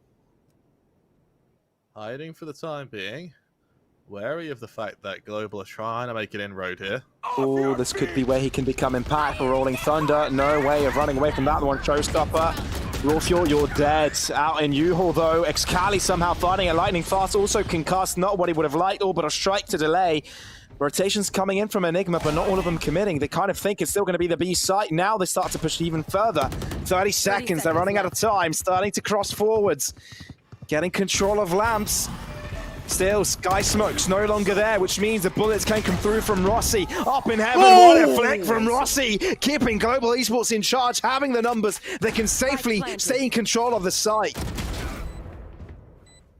You know, it's a clean shot, but my God, Pavlos. How is Rossi still alive? I mean, maybe you may even be able to get another one here. If he peaks 7, he definitely will. Down you go. Ooh, antidote Reddit. You could see the barrel of his weapon. Now down to a 2-on-2 though. Skills is not going to make this easy for them. Both in lamps, they know it now. Fault line onto the side, close by. They haven't even touched the spike at this point. They know they're off it, but they're peeking it nonetheless. Rexy forced.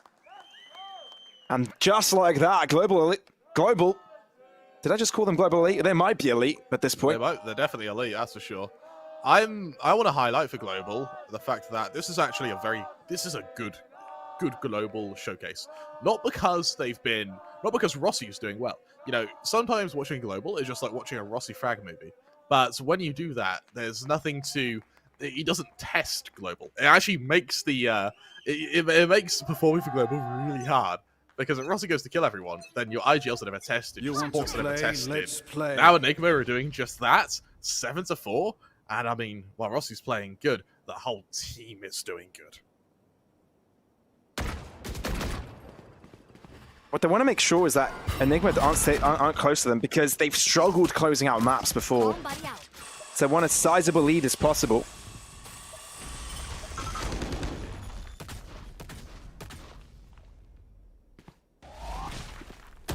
But again, scouting duties, playing it slow.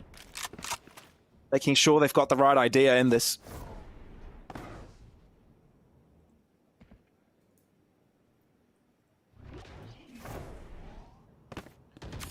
A lot of damage being done here. Enigma desperately trying to find an opening, anything to keep global back for now. Raw Fuel, a bit of an off angle with the Blade Storm. A dash already queued up, but global aren't humoring it. They're not even giving Raw Fuel an inch here. They're only going once the execution comes in. Here comes that execution, but is it enough, Pavlos? Raw Fuel can't do anything just yet. Concussed, smoked off, but he gets it done through the smoke! Down A. No way that just happened. Where did those kills come from? One enemy remaining. Kappa gets one, but they're probably just wondering, wow, how this just happened. Rossi is not going to go down without a fight, but he's overwhelmed from multiple angles. Finds a Vandal for what to work with, gets one, turns around 180 degrees, but still shut down. Rossi's feeling it as well. This is a really, really good game by Global. This is a really good game indeed. And the fact that Enigma have not only forced them to a 5th map, have not only made them struggle for each round, but have also now won the half. Well, not won the half, but they won the final round of the half. And now going to their attack with some momentum is incredible.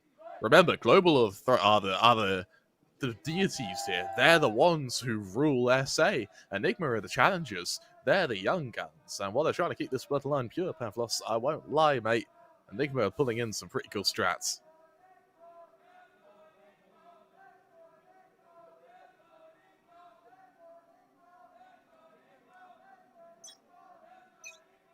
Enigma. Fans still going at it. Yeah. It's amazing, isn't it? And I guarantee you, they're just going to get louder. They're going to get louder the longer this game goes on for. The thing Rossi is, from heaven. You don't know who's going to win this. Not yet. 2 rounds is not enough of a differential here. Rossi damaged up. Forced the TP out of it. That allows the cross into lamps. And instantly, control of A. Planted. I think we're going to get the spike down. And now for Global, this is where things really get interesting. Smoke's ready to be deployed. Enigma, actually a very close position to a kind of defender's exit here. Scally, good for the first. He knows there's more coming. Ooh, great boombot frenzy kill there. Still 3-on-3. Anyone's game. Recon onto the site. No one spotted, not just yet, but RVK. They know of his position now. 2 in laps, 1 in short, a crossfire. A perfect one. Touching the spike, putting pressure on them, touching it again, diffusing it halfway, looking to line up the shots. It's a human shield, but RVK will get it done and closing up that gap. A pistol, very much necessary. Oh my god, Pavlos, this is actually going to overtime. It's actually going to overtime. I guarantee you, here and now, we've got overtime. And I couldn't think of a better or more apt way to end what has been such an incredible series. It really could be an overtime game. It really could. It's been a long day. This is the 5th map of the series, the last map of this grand final. Neck and neck across the board. We've seen overtimes. We've seen comebacks. Bring them down. Seeing an overtime on the 5th map of the series would be a feat. Would be quite a spectacle.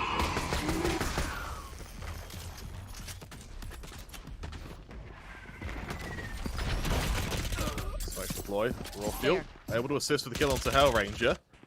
Global trying to play point blank with these classics here, Pavlos.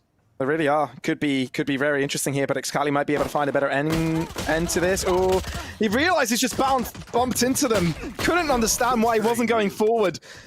And somehow Global Esports able to stabilize the scales, getting themselves Spectres to work with Dinks coming fourth, but not the kills. Stim beacon down. Oh, the timing!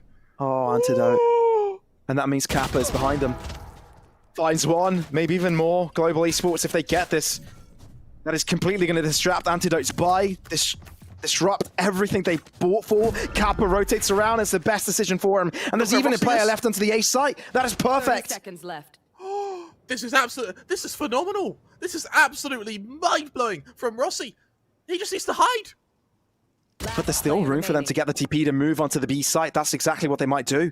Antidote, if he gets into the hookah position now using the TP, there's nothing Rossi could do. Perfectly played by Enigma. Seconds left.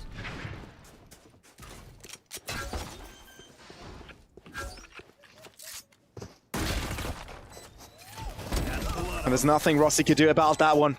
A crossfire at its finest. Enigma, perfect play around that. It is a perfect play. For a 2 vs 2, that was a perfect play. But you were against a full eco, and I mean a full eco from Global, and you allowed it to get that close. You allowed Global to do that much damage to you whilst you had superior weapons, armor, more utility. It's in the warning signs are there. But the solace Enigma can take is they're now playing bonus, a very strong bonus actually with 3 Vandals. In fact, could you argue if it is a bonus? While 7-7, equal ground now, both teams on the precipice of being reset, making this round a must-win. Smoke's down. Sky smokes across, delay. Square all across the board, 7-7. And 2-on-2 in the maps. Couldn't be any closer, really. It really could not. Molly. Both sides with a bite.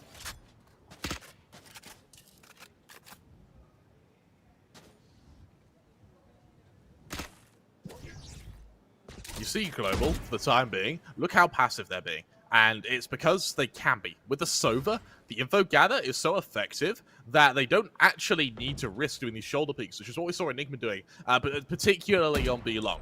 And that was where, even if they survive, they take a bit of damage, that means you can no longer be legged with an operator, for instance. And it does stack up, that damage, particularly when you do have a lot of utility to work against here. Enigma, they stack up, they congress, they congregate to this B site. But can they be stopped? 30 seconds. Sky smoke here. Skills able to hide it around it. Skills left behind. Skills is being ignored, and Skills will prevail. Global Esports on top, all down to Skills hiding behind the smoke. How was Skills given that much space? How does he turn 180? How does he get all 4 kills? What an incredible performance from him there. And it's those they're only small, those flashes of brilliance from Global, which is what's putting them into the lead right now. It's what's keeping them ahead. For Enigma, they need a response. RVK was the hero, the Goliath of Ascent, but he's not here. He's not able to mimic the performance Global are doing, and what that Enigma are doing. And while Enigma are doing very damn well when it comes to stacking up, and when it comes to team play, when it comes to strategy, they're not winning in gunplay, and that is going to be pivotal to how effectively they can close out this map, if they can even do that at all. Tactical timeout called, and a chance to give Global a moment's rest, and Skills a chance to frankly calm down.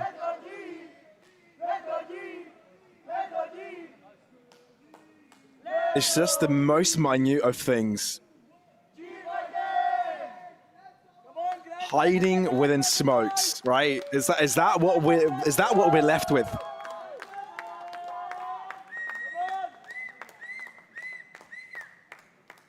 I really want to see from Enigma I want to see a fast play, actually. I want to see them try and just bomb their way to a site. Bear in mind that Raw Fuel's only got a judge. That's not working at range. Let's see him get into the gobs, get into the faces of Global, and then really see how Global react when under pressure. Fortunately, going to be a fairly slow start. There are those smokes. Here comes that attack, and it's just what the doctor ordered. Bad loss. Trap destroyed. Ooh, Rexy.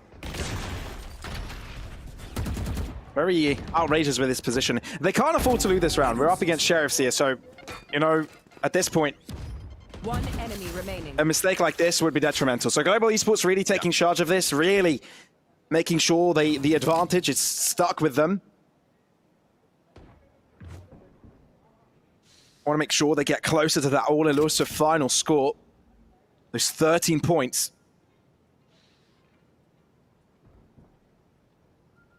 Aggression here from the lone Cypher. Rexy, I mean, 1 or 2 kills would be perfect, but Rossi seems pretty content just holding this angle and allowing Rexy to peek into his crosshair. And just like that, Global, they hit 9, 4 rounds away. Just 4, Pavlos. It sounds easy when you say it aloud, doesn't it?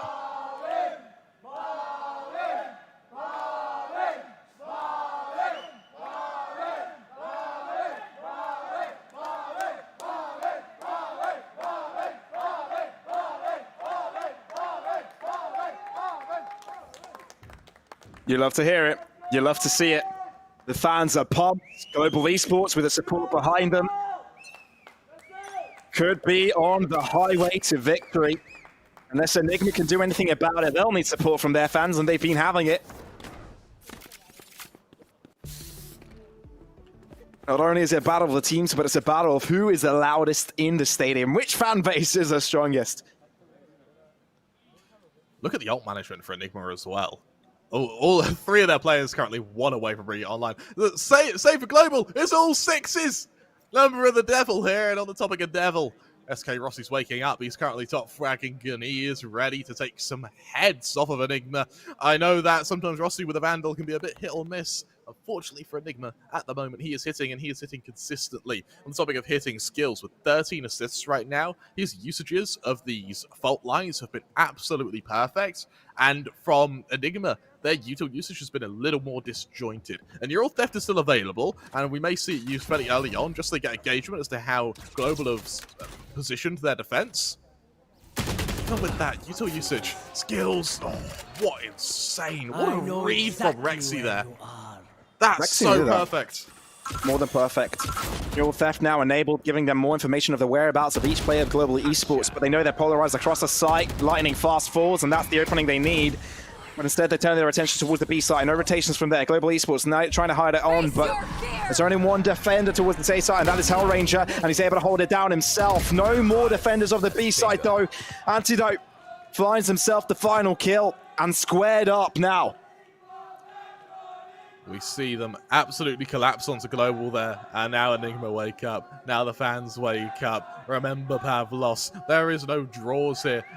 One of these teams has to win, and the fact it's come this close all but shows you the passion behind them, and more importantly, the skill. And when it comes to skill, neither of these teams are lacking. When it comes to strategy, neither of these teams are lacking. When it comes to Global, there are ults for days. Tour de Force comes out on SK Rossi as a way to respond to the lost last round for Enigma. Still around separating them and Global. This could be that equalizer, but they're going to need an opening, and they're going to aim to get one fast. Yeah, a lot of ultimates also available from both sides. This could be really deadly from either ends. It's just a matter of who eliminates who first at this point, but Enigma Gaming really playing it slow, really biding their time here. Global Esports have shown they play aggressive on multiple occasions, so really being wary of that one.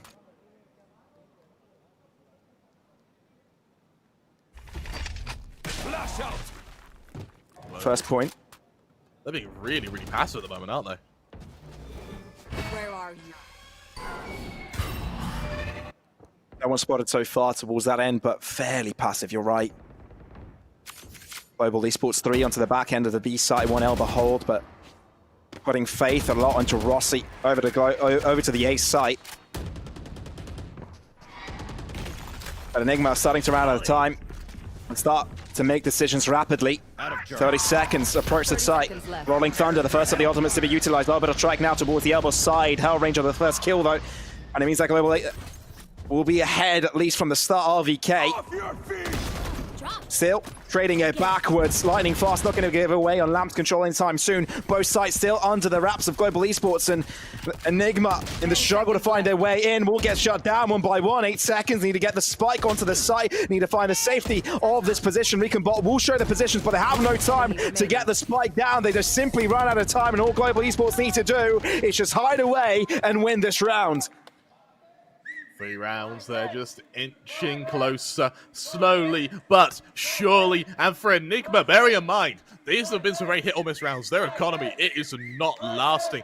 It is getting pummeled. And because of that, we are really desperately in need of finding a solution, in seeing just what Enigma can do on their buy rounds, because there aren't many left for them. You see them now with this investment. Some players going to Sheriff, some with a Vandal. They're like umming and ahhing about what weapons to get. We end up with a Hero Glass Cannon Vandal on Rexy, but what good will that do?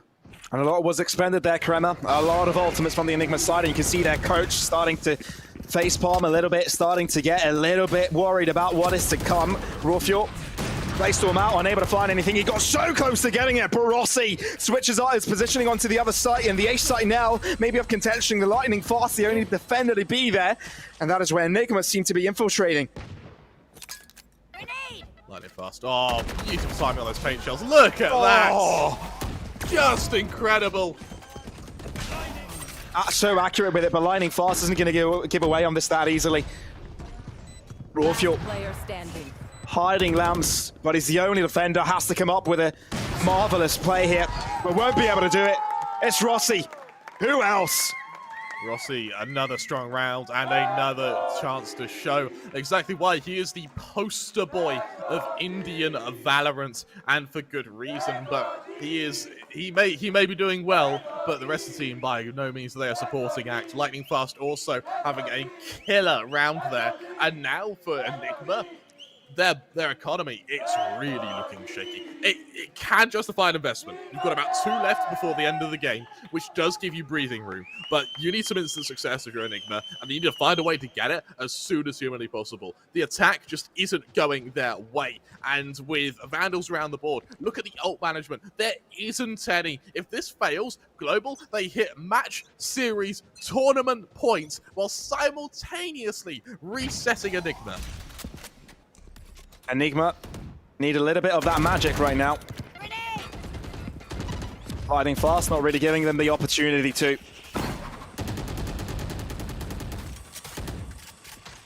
Bit of a waste of the dash there. Rawfuel committed to his Vandal, and his own device is there, isolated alone. The rest of the team now moving into the left side of this map now. Through Global Esports, that's all right. They've got 3 defenders. And with the spike now, Inkling forwards, Rossi finding a kill. That's an all-important one. Keeping them ahead, talking about ramifications. Hellranger keeping it going. It's getting tough and tough for the Enigma side. Showstopper also finding presence. All Global Esports need to do is just play the trade game. They should be ahead. Doesn't even come down to that. Walk into skills, crossfires, and he'll find you. Antidote with all to do. Spotted, they know exactly where he's coming from. Spike on his back. Rossi's shot misses. Antidote with another. No way. 30 seconds. Alluding to the spike plant, but not coming. Global Esports, they're going to play this together. They're going to play this in unison. No risks to be taken here. I love it. They're playing it disciplined. They realize that any form of risk will be punished. They move together as a unit in synchronization. Already with a flanker, and Antidote is starting to panic. No one's peeking him. Where have Global gone? Who dare fight me? That is perfect. Bamboozlement towards the A side, and now he's got room to get that plant down, but Kappa is close on his tail. What's that time? There's no time! Hunter's Fury coming towards him as well. That is going to be it. Done! The last thing he does is getting that spike down, but there is no more. Global Esports getting the defusal. And that is them now on map. Series point, tournament point for Global Esports.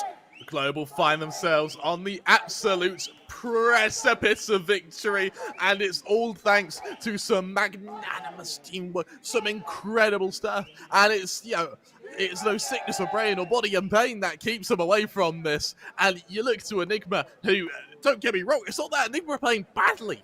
they're not playing badly. They're making the right decision in clutches. They're taking the right engagements. They're fighting the right players. It's just Global are winning every duel that's offered to them. And you look at this disparity between top and bottom fragger. There's hardly anything in it. Just 7 kills. The entire team is winning. This isn't a single player. This isn't a single entity. This is one unit of Global that right now is pioneering and dominating SA. Enigma, yes, they have a buy, but how long will this last? What good can it do? They need an opening, and they need it fast. But once again, in this default, Excali, Rexy, they're not in positions to trade one another. Dare I say, even over to showers. All it takes is an excursion from Global to go well, and that could be lifeline cut for Enigma. When the pressure is on, you can throw Macro out of the table. Quick push here from Hellranger, starting things off strong here for Global Esports. This could be it. Oh, Rossi again, doubling it up. Why not? And Hellranger's got all the information in the world he requires. No, that's too close by. Rawfuel desperately trying to keep his team, clawing his way in there. Lightning Fast knows exactly where this is coming from. But they need reinforcements. Every single player of the Enigma side are spread out. And Global Esports, all they have to do is just hold their ground, play together, play the trade game. They're ahead, and they know it.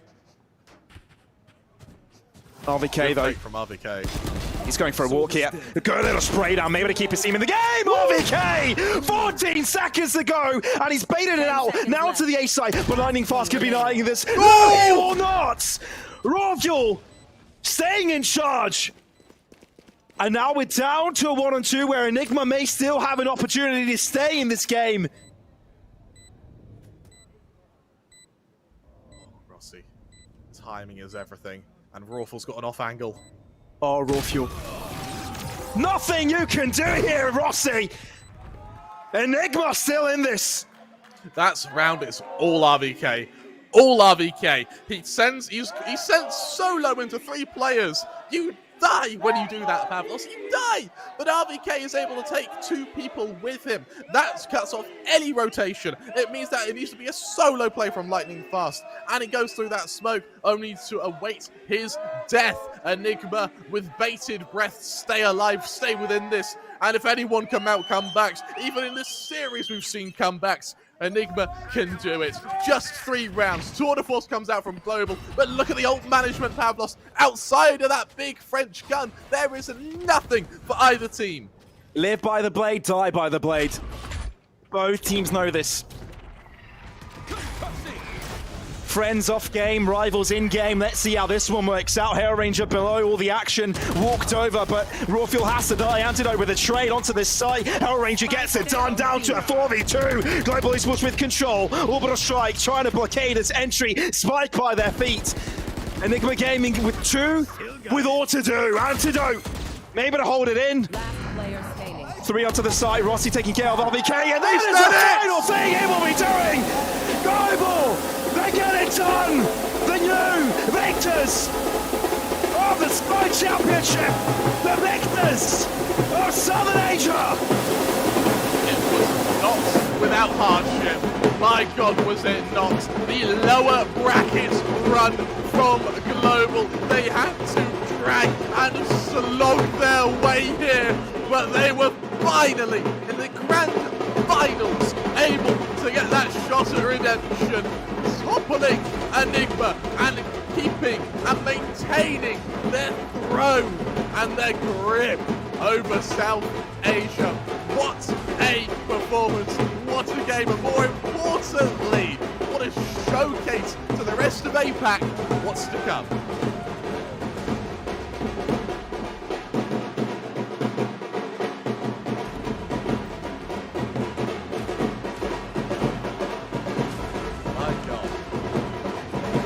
I realised, Pavlos, the Snake Coast Analyst fairly soon.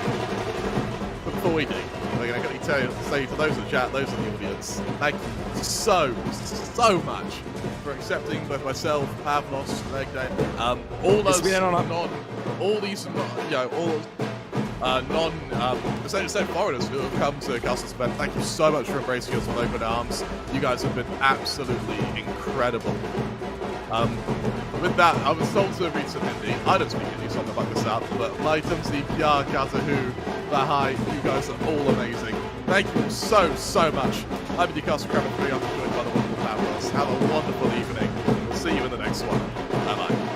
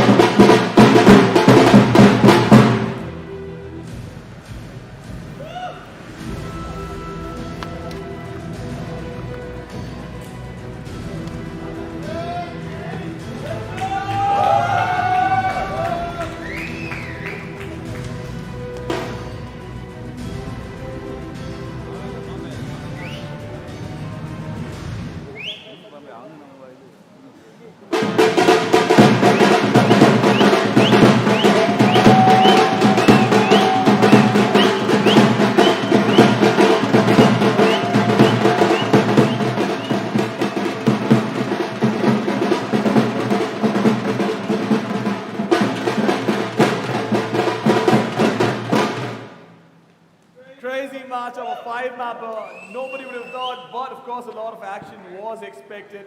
The beginning though was not as great, but nonetheless, both these teams going head-to-head, both these teams going toe-to-toe, and of course, even the last map was very close. Congratulations to Esports, stuff like Enigma. But the good thing is, they're both qualified. The only difference is that Enigma is going to have less time to prepare, but Global Esports on the other hand have had a wonderful run. Bhavin, if I could just have you come up for a second, Hill Ranger. It's been a wonderful run for you. 3 on the trot, and they say third time's the charm. Yeah. I mean, 3 on the trot, but the mental composure, I mean, I always talk about mentality, but I'm so fucking proud of my boys. We threw a 12-5 lead. Obviously, Enigma played well, but we could have closed it out. We almost closed out even. We had a 9-6 lead there as well. To mentally come back from both those maps and win the event, I think this is one of our best victories ever. Oh, absolutely, absolutely. But the experience never changes, right? Every single time you win a LAN event, you might be used to the pressure, but you can never get used to the feeling of winning events like these. Yeah, I mean, winning events is like something we all live for, all the players. Enigma, us, Orangutan, VLT, any team you take who's your Revenant, FPX, all of us are here to win the event. But for me, I think the strongest thing is the mentality. If we were not in the right mental state when we started the games after we launched the maps, I don't think we could have pulled the comeback and done the sweep. So yeah, I think it's all about the mentality. Oh, absolutely, absolutely. But for all the fans, for all the people who are watching, what do you want to tell them? Thank you guys for supporting us. We always do it when it matters, and I hope we keep continue doing it. No, that's wonderful. We do have the presentation ceremony, which is going to happen.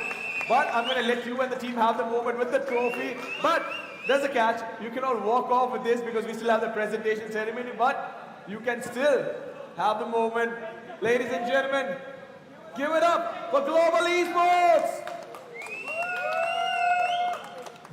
We have Kappa coming up. Kappa was AFK, quote-unquote AFK, but nonetheless, a huge round of applause for Enigma Gaming as well, please.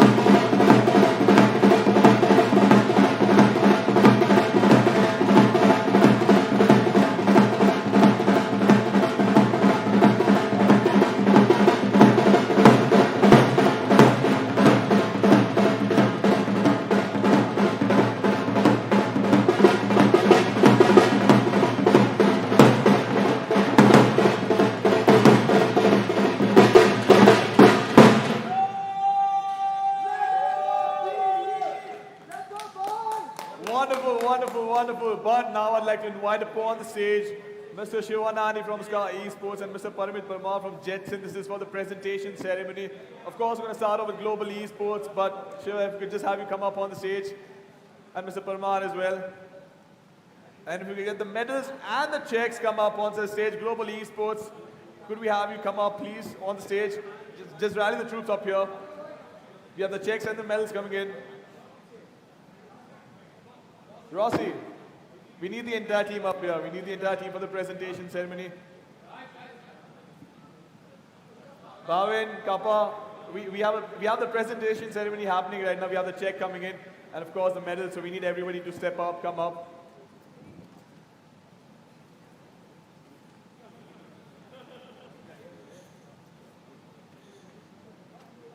In the meantime, the checks come up. We can actually pose for a picture as well. We'll have a team picture coming in. We have the medals as well. If you could just line up over here for a picture with the team. Skills, Kappa, everybody.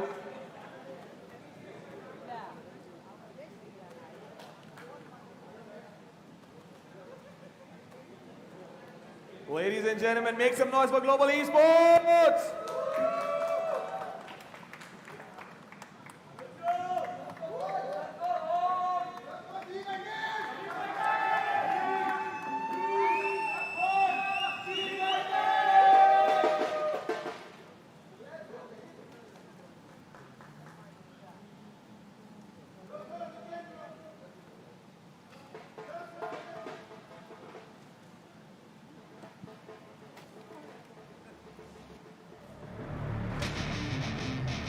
wonderful, wonderful, wonderful. We'll help you out with medals as well, just right here. We can start off with you, show up, Mr. Parma. We can get along, Bhavin.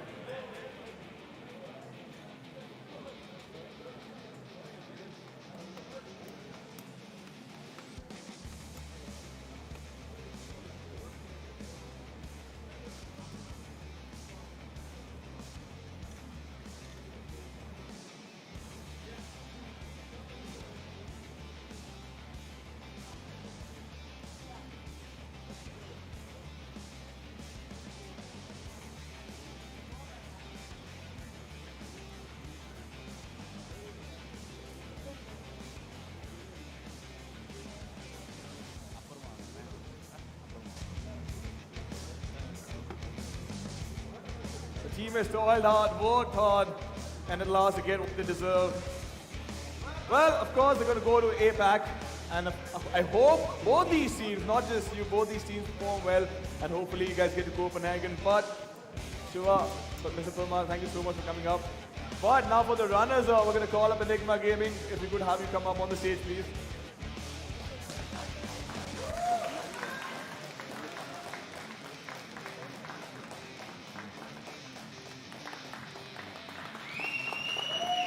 Tough luck, but it's not over yet for you, Rex. It's not over yet. Yep. Short answers, eh? Yeah. Of course, this disappointment is sinking in, but you still have a chance. Less time to prepare, but you can't lose hope over this. Yes. Like, I don't know what to say. No, that's okay. That's completely understandable. But ladies and gentlemen, once again, can we have a huge round of applause for Enigma Gaming, because they put up a valiant fight. They put up a valiant fight for sure. But now I'd like to invite upon the stage Mr. Ghana Shaker from Skyesports, Gaurav from Router. If we could just have you come up on the stage. And Mr. Rajkumar as well. I'm not quite sure where they are in the audience, but I'd like to invite them up on the stage as well. We'll have the medals.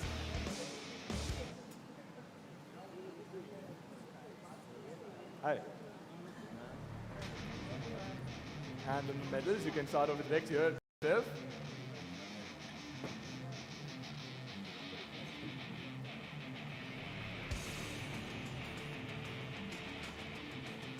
And here.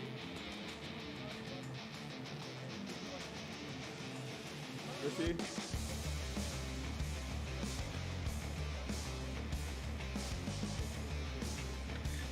Raw fuel over here. Alex Galley.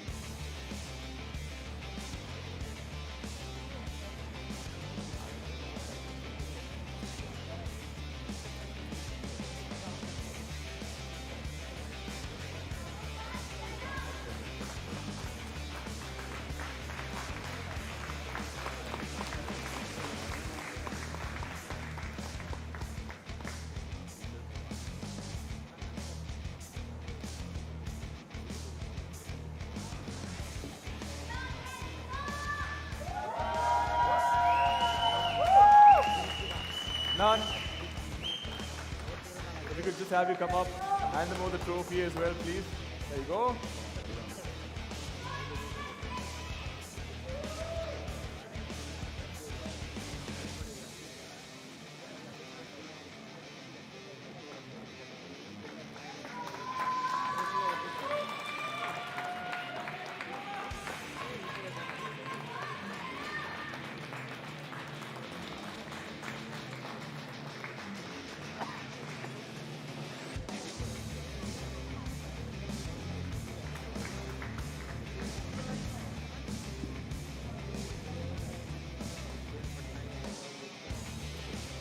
Tough luck, Hariman, tough luck, but I'd make you stand here for a second because I know it's not really easy, but you need to rally your troops right now because they're still going to APAC and they need to keep the chin up high because look, it's been a 5-map and it was not a one-sided affair, that's for sure, and they had a brilliant comeback in game number 1 as well.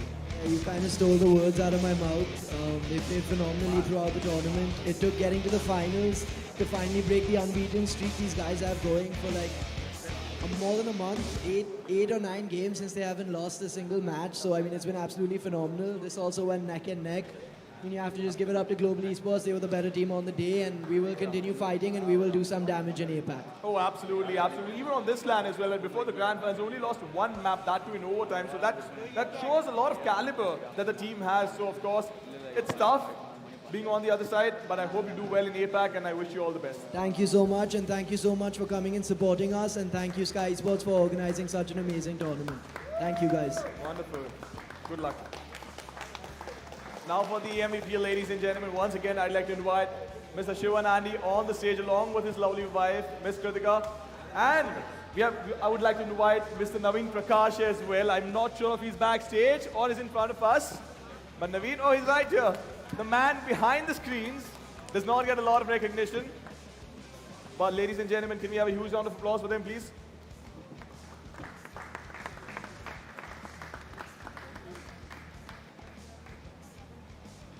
Any guesses on who the MVP is, ladies and gentlemen? Any guesses?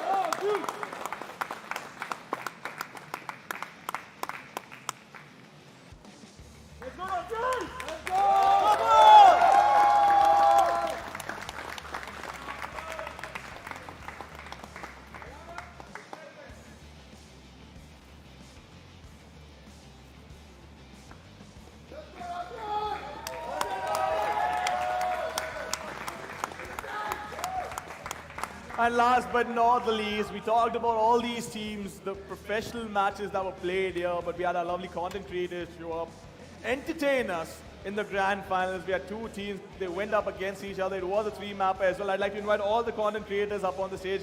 All of you folks, Fatu, Millie, Raka, anybody, everybody who's available. Jimmy, we need all of you to come up. We have Lunatic right there. Raka, please, I need you up on the stage. Ladies and gentlemen, huge round of applause for all the content creators, all of them. First of all, Farooq, congratulations on winning the tournament. Jimmy, Raka, Millie, I hope it was fun for all of you folks. But the winner, of course, there's only one team, which is Barbeda Esports, and we do have Fatu over here, who's going to accept the trophy. But Fatu, we need you to come up here to do the honors with the trophy, because look, you came up out on top.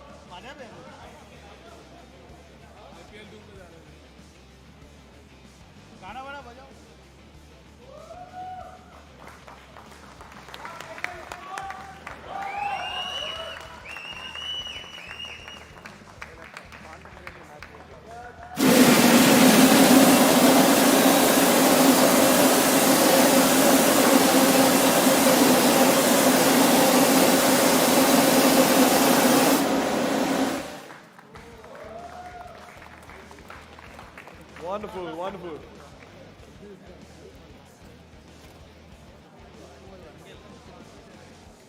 Thank you so much. But Fatu, do you have any words? I know you're really excited, but I'm going to stop Fatu for a second. How was it coming up here, competing, and of course, ये जो trophy जीती है, कैसा लग रहा है? पुरानी यादें ताज़ा हो गई? Absolutely. CS2 days में हम खेलते थे LAN events और इतने सालों बाद. Thanks a lot, Skyesports and Shivam. That's wonderful. I would have loved for Millie to say, but well, they just walked off. Millie, can I just call you up on stage once again, please? I didn't expect y'all would just walk off. But Millie, how was the experience for you coming up here? And of course, the trophy as well. How was it? It was really unexpected because the team we were playing against was super. Pretty stacked. Yeah. Pretty stacked. You also played. You have the experience. I do, but unfortunately, I wasn't in the finals. Maybe it would have changed the results, maybe not. Who knows? But the next time, I'm pretty sure I'm going to play. But I hope you had fun. For all the fans watching, what are you going to tell them? Thank you. What? Sorry, I did not hear you. For all the fans watching at home, उनको आप क्या कहना चाहेंगे? I seriously have nothing to say. It does leave you I have a speechless. stage fear.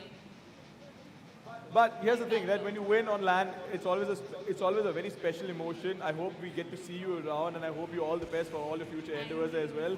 And hopefully, you'll have a good one in the next events as well, the upcoming events as well. But regardless, ladies and gentlemen, it was a wonderful event. 6 days of celebrations, from flying down to Chennai, all these teams that showed up, all the 6 teams that showed up, some of the best teams in the region. We have 2 teams going to APAC. And sure, while there is one winner, but let's not forget, both these teams are going to be representing the region, and this is exactly what we wanted, more representation and more competition. So can we have a huge round of applause for both these teams?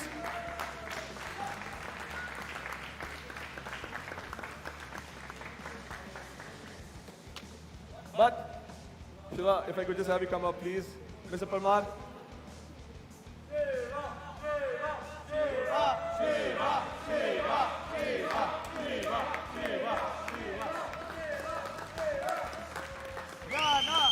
Before I call up the team, I have a couple of questions for both of you as well. Shiva, again, I'm just going to start off with you. It's always a special occasion to be on LAN and have all these teams show up, but this time, straight from the hospitality, receiving them from the airport and bringing them to the restaurant. And here's the thing, it's never easy, but you poured your heart and soul into it. How was your experience? This is Chennai and my city. I want to take care of everyone who is believing us and coming here and trusting us to play here. So right from the starting, we were very keen. We need to give the best hospitality and accommodation, and so that we have provided the best in the industry. Oh, absolutely, no doubt about that. Hands down, I think everybody could stand testimony to the fact, but Parmiz, if I could just have you come close. Here's the thing, you've been seeing this grow, and you've seen it go from a very nascent stage. Even Skyesports, you've seen it grow. How are you feeling about this? How's the experience been for you? I think we are improving with every execution, and long way to go.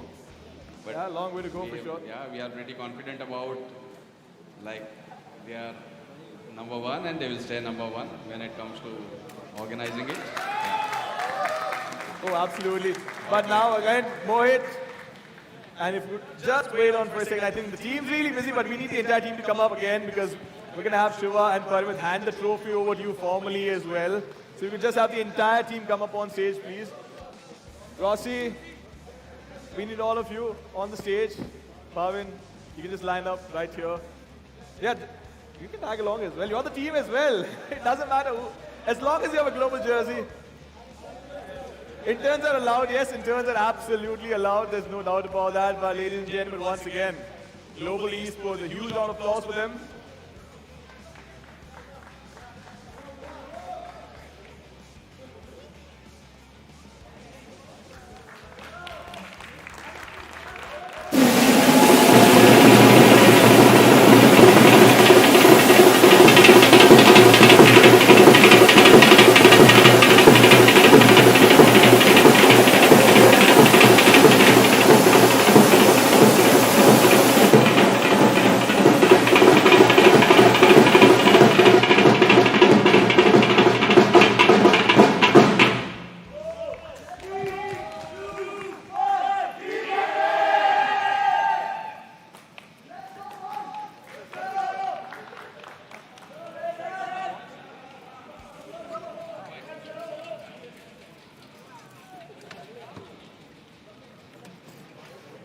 Of course, a lot of memories made in Chennai.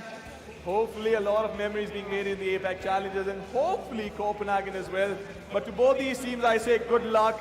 For all the viewers watching at home, next time if you have a chance to show up and LAN, make sure you do because this is one thing you don't want to miss out on because the atmosphere is electric. It's always lovely to show up on LAN, meet all your favorite players, all the people that show up as well.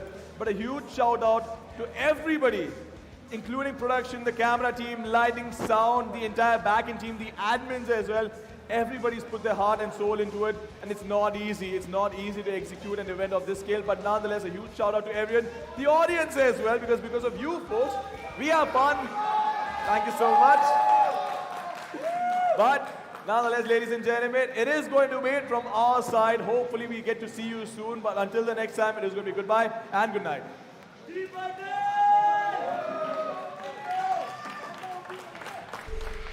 Those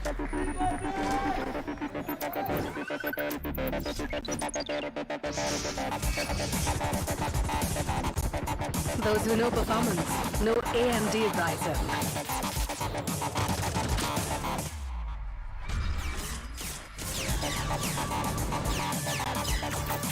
Get the latest gaming laptops powered by AMD Ryzen processors.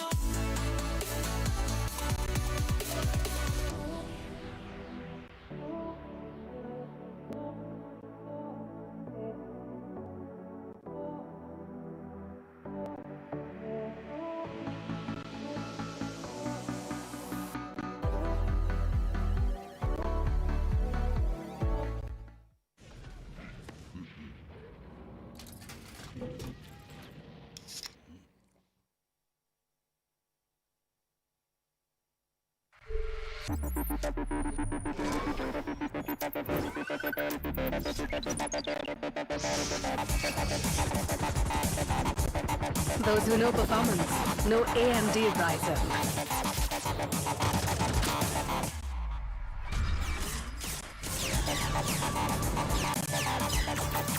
Get the latest gaming laptops powered by AMD Ryzen processors.